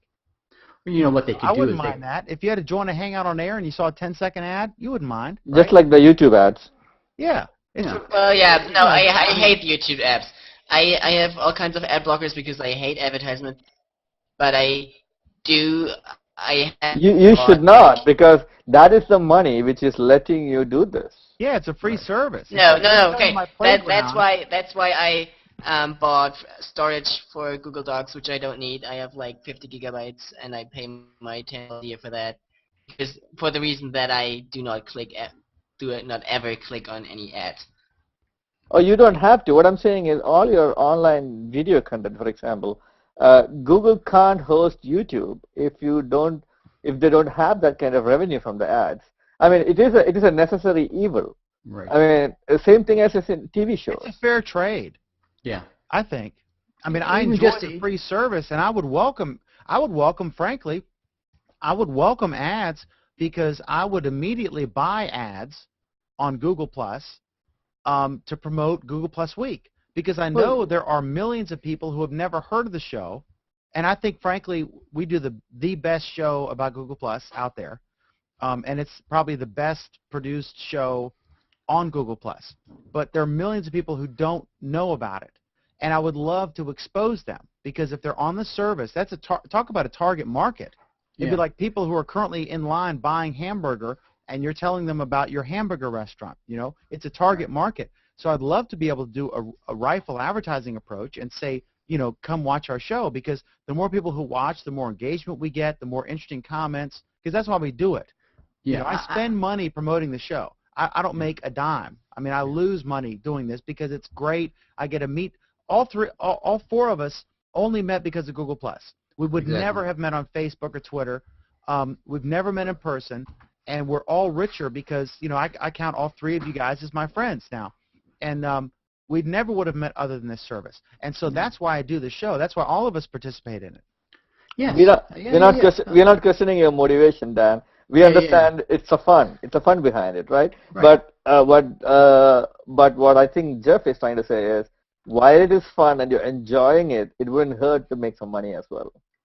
Yeah, cover your mic cost, the cost of your PreSonus, you know, mixer in 2 years or something, you know, something, you know. I have, you know, I have, you know, $10,000 or more in crap. All right, so it's a 20-year return. Yeah, it's 20-year return. I'll be investment. gray, and you know. Hey, I'm gray a little bit. Considering but all I'm saying is Corbin to take over for me right about the time that I pay it off. Yeah. Yeah. But I was in a hangout, like I said, and this guy said, "Why you should have done it?" You know, he goes, "One thing I regret was he didn't do it earlier." And guess what? I have the same thing. I could have done it 3 years ago and made the same amount of money I'm making now, and I just didn't do it. Now I did it. So what the heck? That's all I'm saying. You know, so you might have left like $9,000 on the table after 3 years. I mean, if CNN wants to pick up Google Plus Week, you know, I'll yeah. But you hear what I'm saying, though, right? It's for fun. Or Current. I think they have an opening, right? Current has an hour block available. If you made $100 a month, you would make $1,200 a year. That's $3,600 in 3 years. There's your investment on your 1/3 of your equipment. But Justin, I'm not motivated by $100 a month. I know, but you know, I'm not motivated either until I get automatically deposited in my. Even Torben, €100 a month is like, Think about it, Jeff. Well, it's just that Dan is not motivated because it's just $100 a month. If it's gonna, So if No, if a, CNN or MSNBC called me or Current and said like, oh my God, we had another meltdown from what's his face, and they wanted to move the show over there. Yeah, But the first thing I would do is I would say like we're going to pay all my regular panel people. But here was an added benefit, right? I didn't mention it. I put AdSense on my site, and then this guy came back and said, I'd like to advertise on your site. Ooh. Well, that's fantastic. Yeah, I mean, I would never even think of it. I didn't even have to do it. So that's what you guys split the money? Well, you have a niche audience, though. I have a niche audience, but I'm just saying, so do you. People who, and that is a niche audience. Yeah, but I'm just saying, you have a forum or something that automatically generates, impressions per month, and then eventually, I didn't even think about it. It was just fun. Does Justin let you run ads? Justin? I have no idea. I don't think so. I use their free service. It's free, and that's why it's free, right? Yeah. But the other thing that you can do is you could save it in another format like Blip TV and then post it on your site. But it's outside of the YouTube environment. Yeah, but Blip is slow to load. I've seen it. I don't know. I was frustrated. I used to have an account there. Just put it on YouTube and put it on your websites, one of your personal websites, and yeah. Then... But the thing, I'm very, very, very dedicated to the show, and I love doing the show, and I really try to make it a quality program every week, and I do think it is the best Google Plus show out there. It's the very best Google Plus Week show, that's for sure. For sure. Did you see what he did there? I did.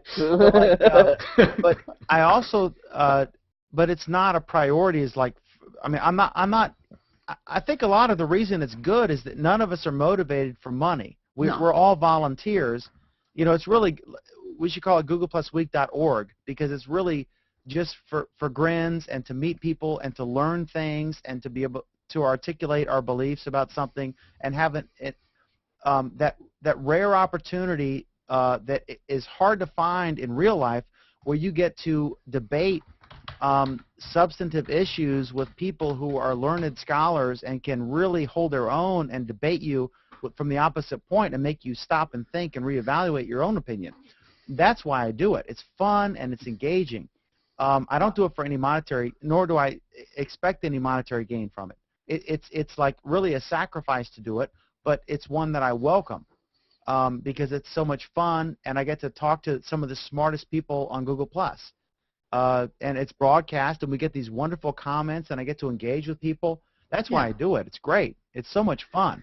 But you it's an intellectual challenge I don't get anywhere else. I mean, that 2 hours or sometimes 3 hours a week is like the best exercise for that part of my brain that I don't get anywhere else. Well, that's good that you had that left side of the brain working there, but. But our new show is even better, Facebook Week. That's really going to rock. Yeah. But it is. All I'm saying is, in the process, you are developing a brand. You are, and once you have a brand and you have a following, you have a tribe and all those stupid key phrases. And you grow with Google Plus. You grow it, yeah. And then there because are of that, ancillary benefits, but I've discovered, I've been on Good Morning America. I was on Real Housewives of D.C. and all this stuff. It doesn't matter. It doesn't really, amount to. You could have 100. You could have, like I asked Linda Laurie. I said, she has 1 million followers, right? I said, what's that worth? And she's like, that and $1.50 will get you a cup of coffee. It's great that you have an audience and it's fun and it's satisfying, but it doesn't really. But Linda doesn't have a show. Huh? Yeah. But Linda doesn't have a show. Yeah. Oh, she could. I would welcome it, but the point is that all this stuff it's an ego boost, but it doesn't matter, No. Like the next web, I mean, it is cool because like the next web I posted this hangout we did with Chichu, and the next web wrote about it, and I guess Sarik, you said someone posted on Reddit, and they, so it was this story or whatever. It's all connected. It's all connected.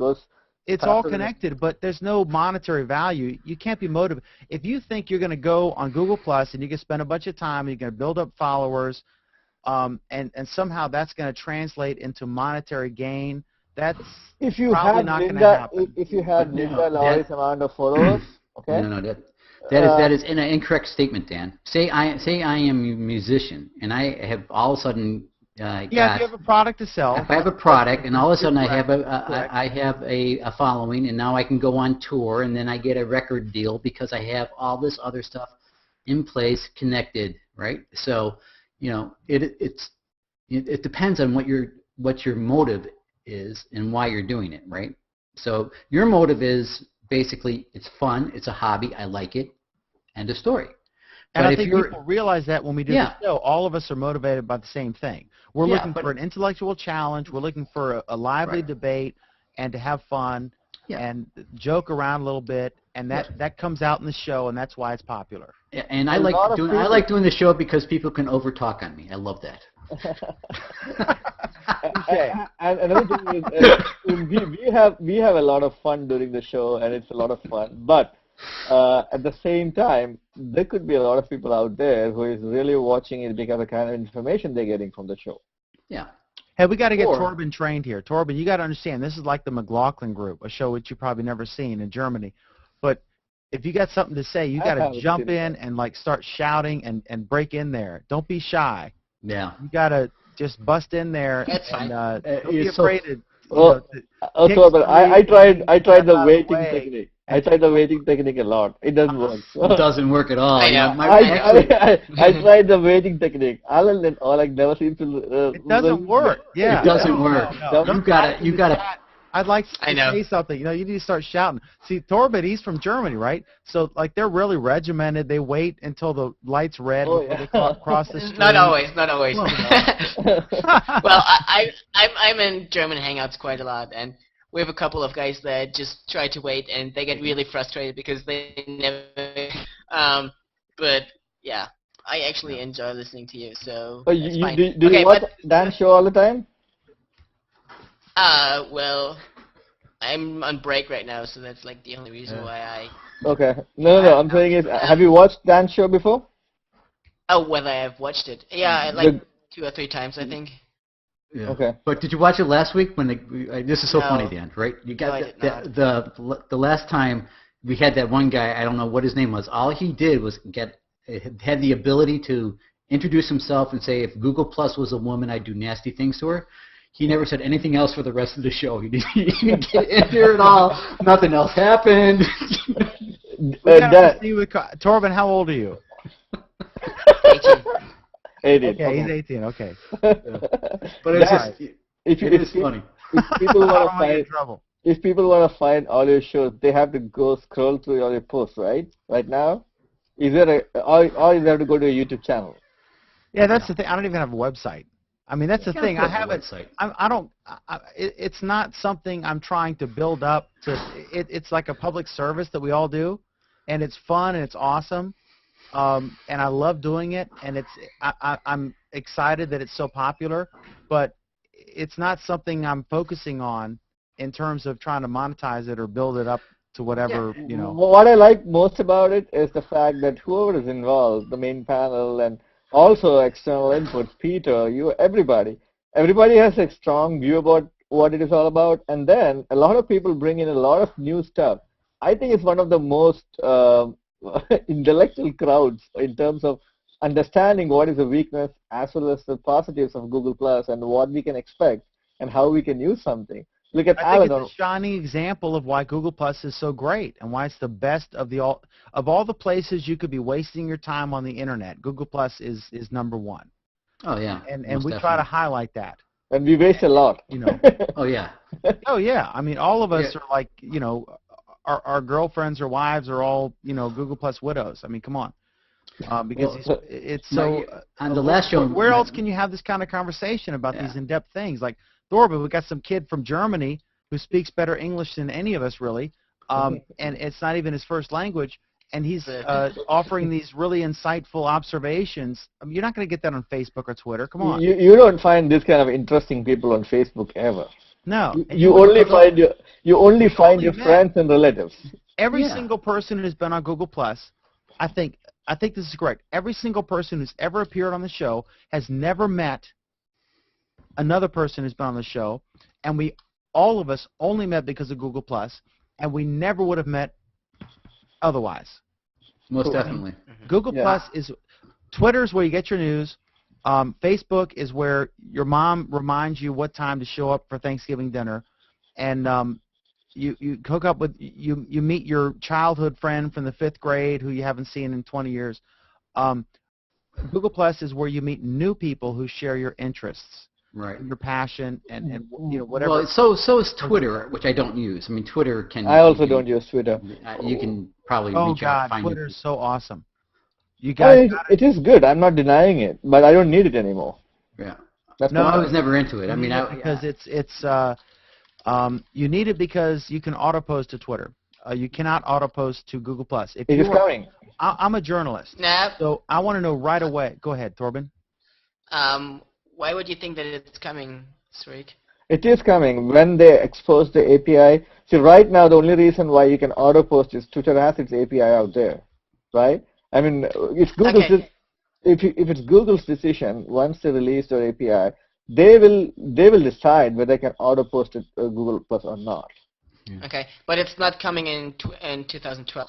That's what Wix said. Probably, I'm not denying that.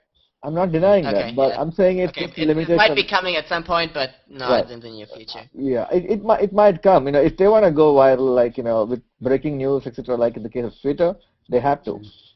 You know what? They had that I think it's called Social Bro, which I don't use. I don't know if anyone else heard of it. And what it does, it figures out when your followers in Twitter are online, and then it actually posts at that time. So you'll have your post timed at the correct moment, so it's more impactful, right? So and it's things like that that are important. One more thing I want to add is what people think. This is my point of view, and I could be wrong. What people think as the strength of Facebook, that you can easily find all your 5th grade friends towards your professional classmates, blah blah blah, everybody, and family, of course. I think that is Facebook's greatest weakness because you're limited. Now, there was a time when I started using Facebook, 6 years? I don't know when. Till now, I've been adding people like crazy. I mean, every time I go on, I see suggested friends a lot. Now, after so many years, the people I see in the suggested friends list, I don't even know them because I've already added most of the people I know, and there are other people out there. I might have met this guy through some other guy, some college, sometime. I don't want to add him, right? But that limits it. When was the last time? Unless you are a public personality or a celebrity or somebody on Facebook, you don't really add more people because you think, okay, this is a very private place. This is for my friends and family, right? So you're not going to mix it up with a lot of public people you find, like how in G Plus you do, Google Plus you do, whatever. But when you go to Google Plus, you're kind of, that, okay, your friends and family is not in here much. There could be somebody, that's fine. But there is no limit in the amount of interactivity you can have here, as opposed to Facebook. Facebook doesn't say that, okay, you should not friend somebody you don't know. But how do you do that? You know what I'm saying? So that is a big thing. Yeah, for me, it's the difference is Facebook tells you stuff. Google Plus, you learn stuff. And one person, basically said, I'm going out to dinner at this restaurant, blah blah blah blah, or here's an article on on something that's important to you, or here's something about my favorite person, Newt Gingrich, or why Mitt Romney is going to fail, or it's just totally. You ever met him? Absolutely. What, Mitt? Yeah. No. You ever met Newt? No. I would love to. I think he would be very charismatic. I talked to him in Lynchburg, and I was watching him. I was covering as a reporter, and I was watching him, and he's going on, and then I went, after his speech, we went up, and CNN was there, and everybody was there, and it was the day that the government was about to shut down, but they didn't, and he was the last guy to shut down the government. So it was a relevant question, right? So CNN, the guy, he asked all these questions about that, and I was totally like, I want to know what he thinks about Donald Trump sending a team to Hawaii. I forget. If you, it's on. I wrote this up. It was on Huffington Post. If you Google like Dan McDermott Huffington Post Newt Gingrich, you'll find it. But I asked him the question, what do you think about Donald Trump sending a team to Hawaii to look for Barack Obama's birth certificate? And the thing he's so smart, Jeff. It's like you're 3 words into your question, and looking at him, right? He's looking at you. Although he'll look away, and like you can, his mind's whirring, and it's just funny that 3 words into your question, he's already figured out your question, and he's got his answer ready, and it's going to be a great soundbite, and he's simply waiting for you to finish asking your question so he can politely respond. He's like Rush in that Rush Limbaugh in that Rush is extremely polite to his callers, even if they, especially if they disagree with him. People think Rush is some evil guy. He's really extremely polite to everyone who calls, especially if you have an opposing viewpoint. But it's funny because I've always loved Newt. I don't think he's cut out to be commander-in-chief because I think he's too volatile. Yeah. But I think he was always the smartest guy in the room. What did he respond to you? Huh? What did he respond to you? I forget the quotes. It's in Huffington Post. I forget. I wrote it down. I can't remember now. But it was something like, "Donald is the Donald is." I forget. It was the perfect, political comeback. I mean, I did meet George Bush Sr.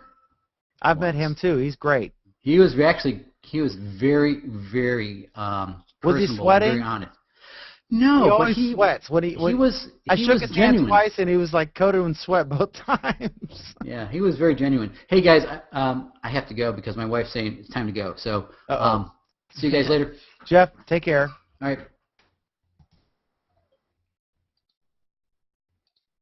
That was sudden. Kind of. Huh. All right, so Torben, you're in Germany, and I guess Srik, you're in New York, right? Yes, I'm in New Jersey actually. New Jersey. Right. I mean, that's a suburban area of New York, right? Well, theoretically, it looks like New Jersey is more or less like the greater New York area. What do you think of your governor? Chris Christie? Yeah. No BS, right? He's better than the previous one, Corzine. He comes across to me, being out of state, oftentimes you'll see someone, how they're portrayed outside of their actual governing area is very different from how they're portrayed inside. Like Thatcher was very popular in the U.S. while she was unpopular, there. It's always the case, right? UK is pretty much... No matter how, Obama's almost worshipped in many countries overseas, whereas here he's beat up on. And Gorbachev, same thing. When he was very unpopular in Russia, he was, very popular over here. So what's your view of Chris Christie? I mean, what's your perception of the view in New Jersey about him as governor? I cannot talk about entire Jersey, but the area where I'm living in right now, it's actually kind of the bedroom community for New York City. You can Google it up. There's a place called Short Hills. I'm actually not exactly in. It's like a very rich ghetto. Let me put it that way. It's a millionaire's playground. This area. So this is a highly conservative neighborhood. So if you ask around anywhere here, you will have a very good feedback about Chris Christie. At the same time, New Jersey is also a place that's full of immigrants like me. And there is a saying among immigrants, which you may not know. When you come to America first, you are a Democrat, okay? And then when you settle down here, you get a green card, you get a citizenship, you have your own business, you start making money, you become a Republican. So, which is true. And if you look at a lot of affluent Indians are there in U.S. politics, and most of them are Republicans. What's his name? The potential candidate from Mitt Romney and no, the Indian guy from Louisiana. I wouldn't call him a potential presidential. No, I'm not saying that. I'm not saying that, but Bobby Jindal. Bobby Jindal. It looks like he had ambitions, right? So there's another lady from Virginia. I forgot her name. The governor of Virginia. Who is she? Or Carolina? Governor of Virginia is Bob McDonnell, who's There's a lady. Man, there's a lady. last time I forgot the name of the lady. I probably she's. Last I checked. No, there's a lady, and I think it's the North or South Carolina. I don't know which one. So all of them are Republicans. So it looks like, to answer your question, there is a lot of support on, as you said, the no BS approach of Chris Christie, and which is good. But at the same time, there's a lot of anger over the fact that Chris Christie probably his policies laid off a lot of teachers, and if I give you a simple example, the connectivity between New York and Jersey is already, during peak hours, it's already pretty difficult with all these NJ transit trains. You can't even imagine driving to New York anyway. And then there was a big, heavily expensive plan to build a new tunnel. You've been to city, right? Like Lincoln Tunnel or Holland Tunnel, a new tunnel with a, they basically called it building for the next 100 years or so, something like that. Chris Christie just, he just cut it down. I'm not saying, he said he is cutting it down because we don't have the money to build it. He seems like a no-nonsense guy. I remember when the storm was coming in, and he tweeted, you know, "Get the hell off the beach." My point is just, he's like that, but that may not go well with if he was ever the presidential candidate.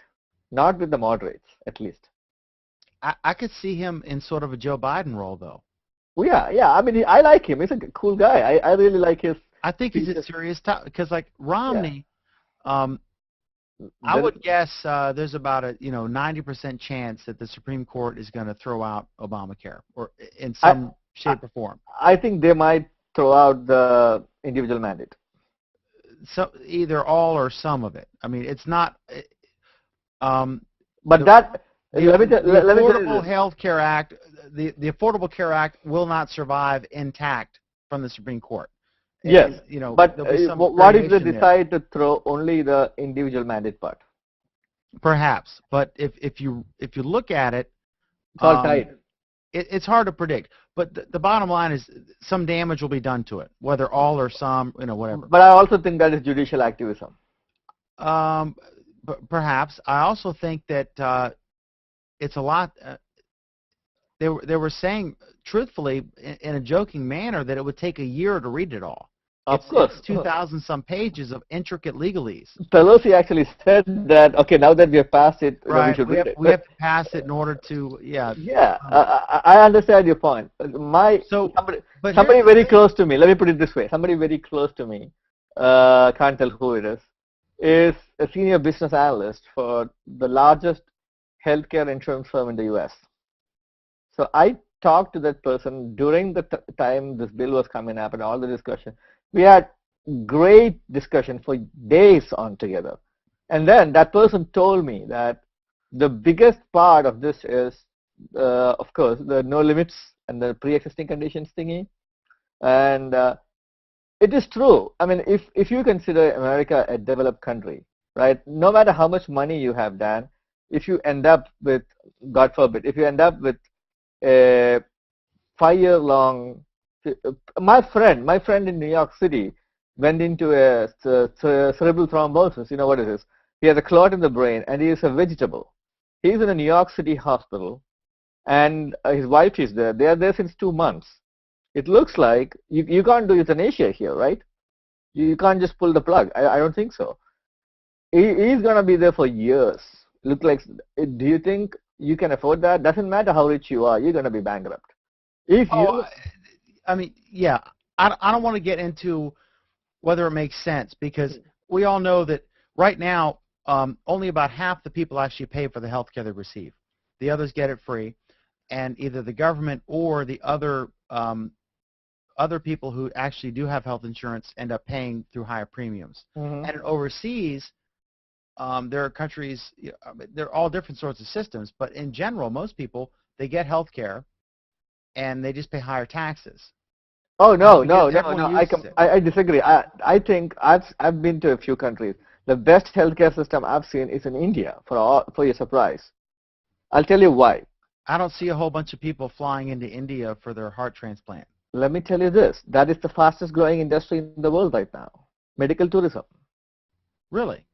Check it out. Google it. You have the power of Google in front of Could I emigrate? Because I've lived there as a child. Could I become an you. citizen? You don't have to.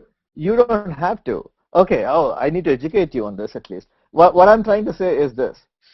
When I'm in India, when I was working for a multinational company in India. Keep right? talking. I'll be off camera, but keep talking. So I'm listening to you. Okay, I was working for a multinational company in India as well as my wife, right? My entire family, including my parents, was covered by the health insurance policy I had. Then, in India, if you are rich, if you have enough money, you can obviously go and buy your health insurance or whatever from any insurance company. That is basically you're paying for it. Second, if you're working for a company, the company pays, the company's health policy covers you. Third, if you if you're below the poverty line, if there is no way, there is something called a poverty line, which is I don't know how much income it is. Then government has its own hospitals and government has government doctors and stuff like that.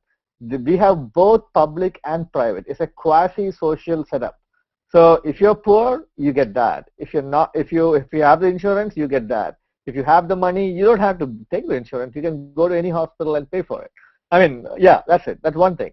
The next aspect of it is certain areas in India, especially the bigger metro areas, and if you go to the south, I can give you a page. 1 second. This is something you should read, even you, Tobin. Hold on 1 second. With the division and the different kinds of medical or health insurance, that's kind of how it works. Basically, a lot of money, you can afford better insurance, and basically you have a there's choice. the government one. The government one will cover, if you go, government has different specialty of hospitals. So there is super specialty hospitals from government. So yes, you can do a heart transplant in the government hospital if you can't afford it. And it's for free. I mean, if you're below the poverty line. You know what I'm saying? If you have a job, I mean, it's a question of and the health insurance premium or the insurance premium itself, it's not very expensive as it's here. Dan, I shared your link. Can you open that? I did, yeah. Can you read through the first few paragraphs? Go to at least the third paragraph. Forget about this is my home state. Just read about it. If you don't mind, I can read about it. Kerala has the highest human development index in India, slightly higher than most of the developed countries, but with a much lower per capita income. The state has the highest literacy in India with 99%. It hopes to be the first illiterate state in India to whatever. Kerala is also ranked as India's cleanest state. Blah blah blah blah is one of the top tourist destinations. National Geographic Traveler magazines as one of the 10 paradises of the world, 50 must-see destinations of a lifetime, one of the 100 greatest trips for the 21st century. Right? Now, all that I'm gonna say is there is I forgot the name of the guy. He's a Danish guy.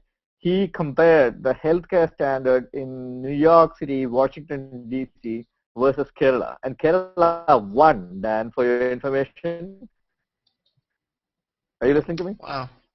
Yes, I am. That's cool. Yes. Kerala won against New York City and Washington D.C. If you want to believe it, I can prove it to you. In terms of healthcare, my son, my older one, was when he was born in Kerala. Because of some genetic issues, he was under super specialty care, or what do you call it? What's that? NICU, neonatal ICU. He was in there. My brother, who is a neonatologist in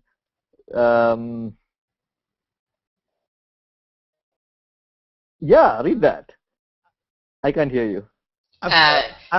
George Cozy just. Yeah. Sarah Hill just. Go ahead. Sarah Hill just shared our thing, and she said, I particularly like the heart-shaped Facebook lower third. I smell an Emmy. That's why I'm laughing. I was wondering why you're laughing. Anyway, I'm watching. I'm multitasking because I'm getting all these mentions, and I'm trying to multitask. My whole point is I'm here since many years now. We have this feeling that we have the best healthcare. This is the correct thing. We have the best research and development facilities, but not the best healthcare if you really necessarily think about it. There are a lot of cities. How does it work in Germany, Torben? How does it work in Germany? It's socialized. Like someone posted a thing saying that in their country, I forget what country it was, one of the Google Plus Week people, and they said that that there was no concept of health insurance there. It was just you paid more in taxes, and healthcare was free from the government. And in America, it's not like that unless you're either elderly or you're poverty-stricken. And so, in essence, everyone's still paying for it anyway. But they freak out when they want to actually systemize it, and they call it socialism, when really you're paying for it already because your insurance is so high because the person before and after you didn't have health insurance, and so you're paying for their coverage because they're on the dole. So how does it work in Germany? I'm curious. So we do have medical and health insurance, and you're actually required to have insurance. There's one government-rated one, and then there's a private one, which all of the government workers get or have to have, and also if you're like rich, you can get the private health care insurance, whatever. So you basically have a mixed system. Yes. That is exactly what Kerala, India has, and it works fine, right? Yes, it does. That's what, Dan, I'm trying to tell you. If there is, this is my opinion. Entirely privatized or entirely single payer doesn't work. It has never worked. Canada is completely single payer, and I don't think it's working fine. Or I believe it is completely single payer. Here, it is entirely privatized. How do you account for the fact that one simple, I don't even know what tablet it is 10 times the cost of its production in New York as opposed to getting it from Toronto? Dan, are you there? Yes. So you got my question? How do you account for that? An over-the-counter pill, 10 times the cost in New York City as opposed to in Toronto. Why? Who is making money out of it? Pfizer? Oh, yeah. So that's what I'm saying. It's a wrong belief if you think that you're going to completely privatize this thing and the competition is going to grow and then they're going to... No, the patent wars are just about that. There's not going to be any competition. Apple is suing everybody for... so because of this patent wars, you know how much money Google and Apple is spending on this patent wars? $500 million each already. Right? Do you think they're not going to pass over that cost to you and me? They are. So if you really believe that I'm not against capitalism. I love capitalism. But it is a foolish notion to think that it's going to drive down costs just because there is competition and there's a bunch of companies. I can Google up for you and see how many health insurance firms in your state has been fined because they did not pay up. There was a health insurance firm which was fined because, okay, Dan, you have a problem and you want to meet a specialist. You call up the health insurance firm. You are a guy who is quite aware of what's happening. So you call up and you say, hey, this is covered. They will tell you, oh yeah, it's covered, fine. How many people like you can really call up? And there was a health insurance firm which was actually told, the customer service agent was told by the company, not through a circular or anything, but as an unwritten policy, oh no, that's not covered. So if you're a guy who doesn't have much education and you call up and I have a pancreas problem and say, and if the customer service person says, no, that's not covered, are you going to go back and check? No. And that's why many of this, I can't name the names in a public hangout, go and Google it out. How many people? 250 million was fined for a particular health insurance firm in the US just because of this. You really think they're working for you? No. Nobody cares. I work for an insurance firm.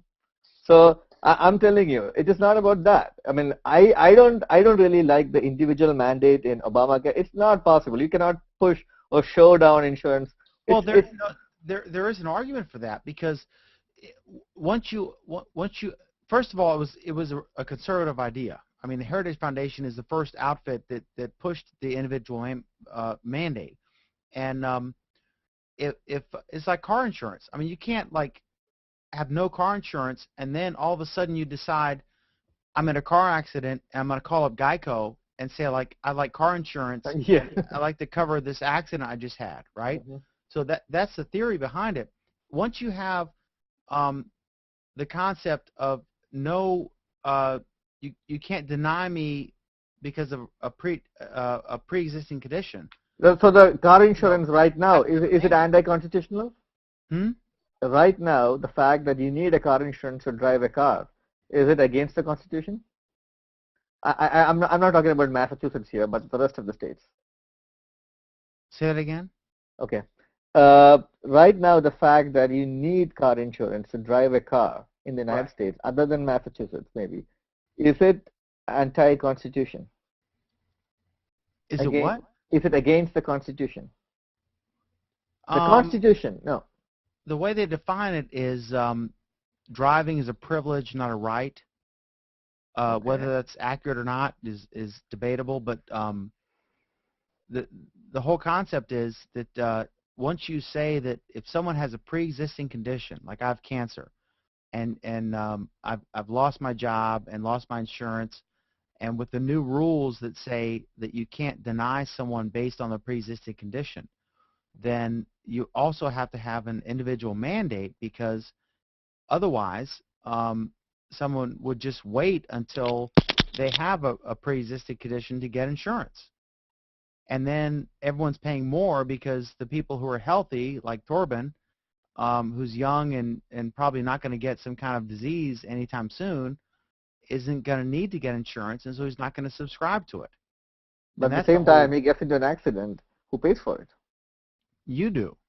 Exactly. So that's the thing. I mean, there's great arguments for Obamacare because the current system is that you pay, like I said, for the person before and after you in the emergency room, and then people use the emergency room for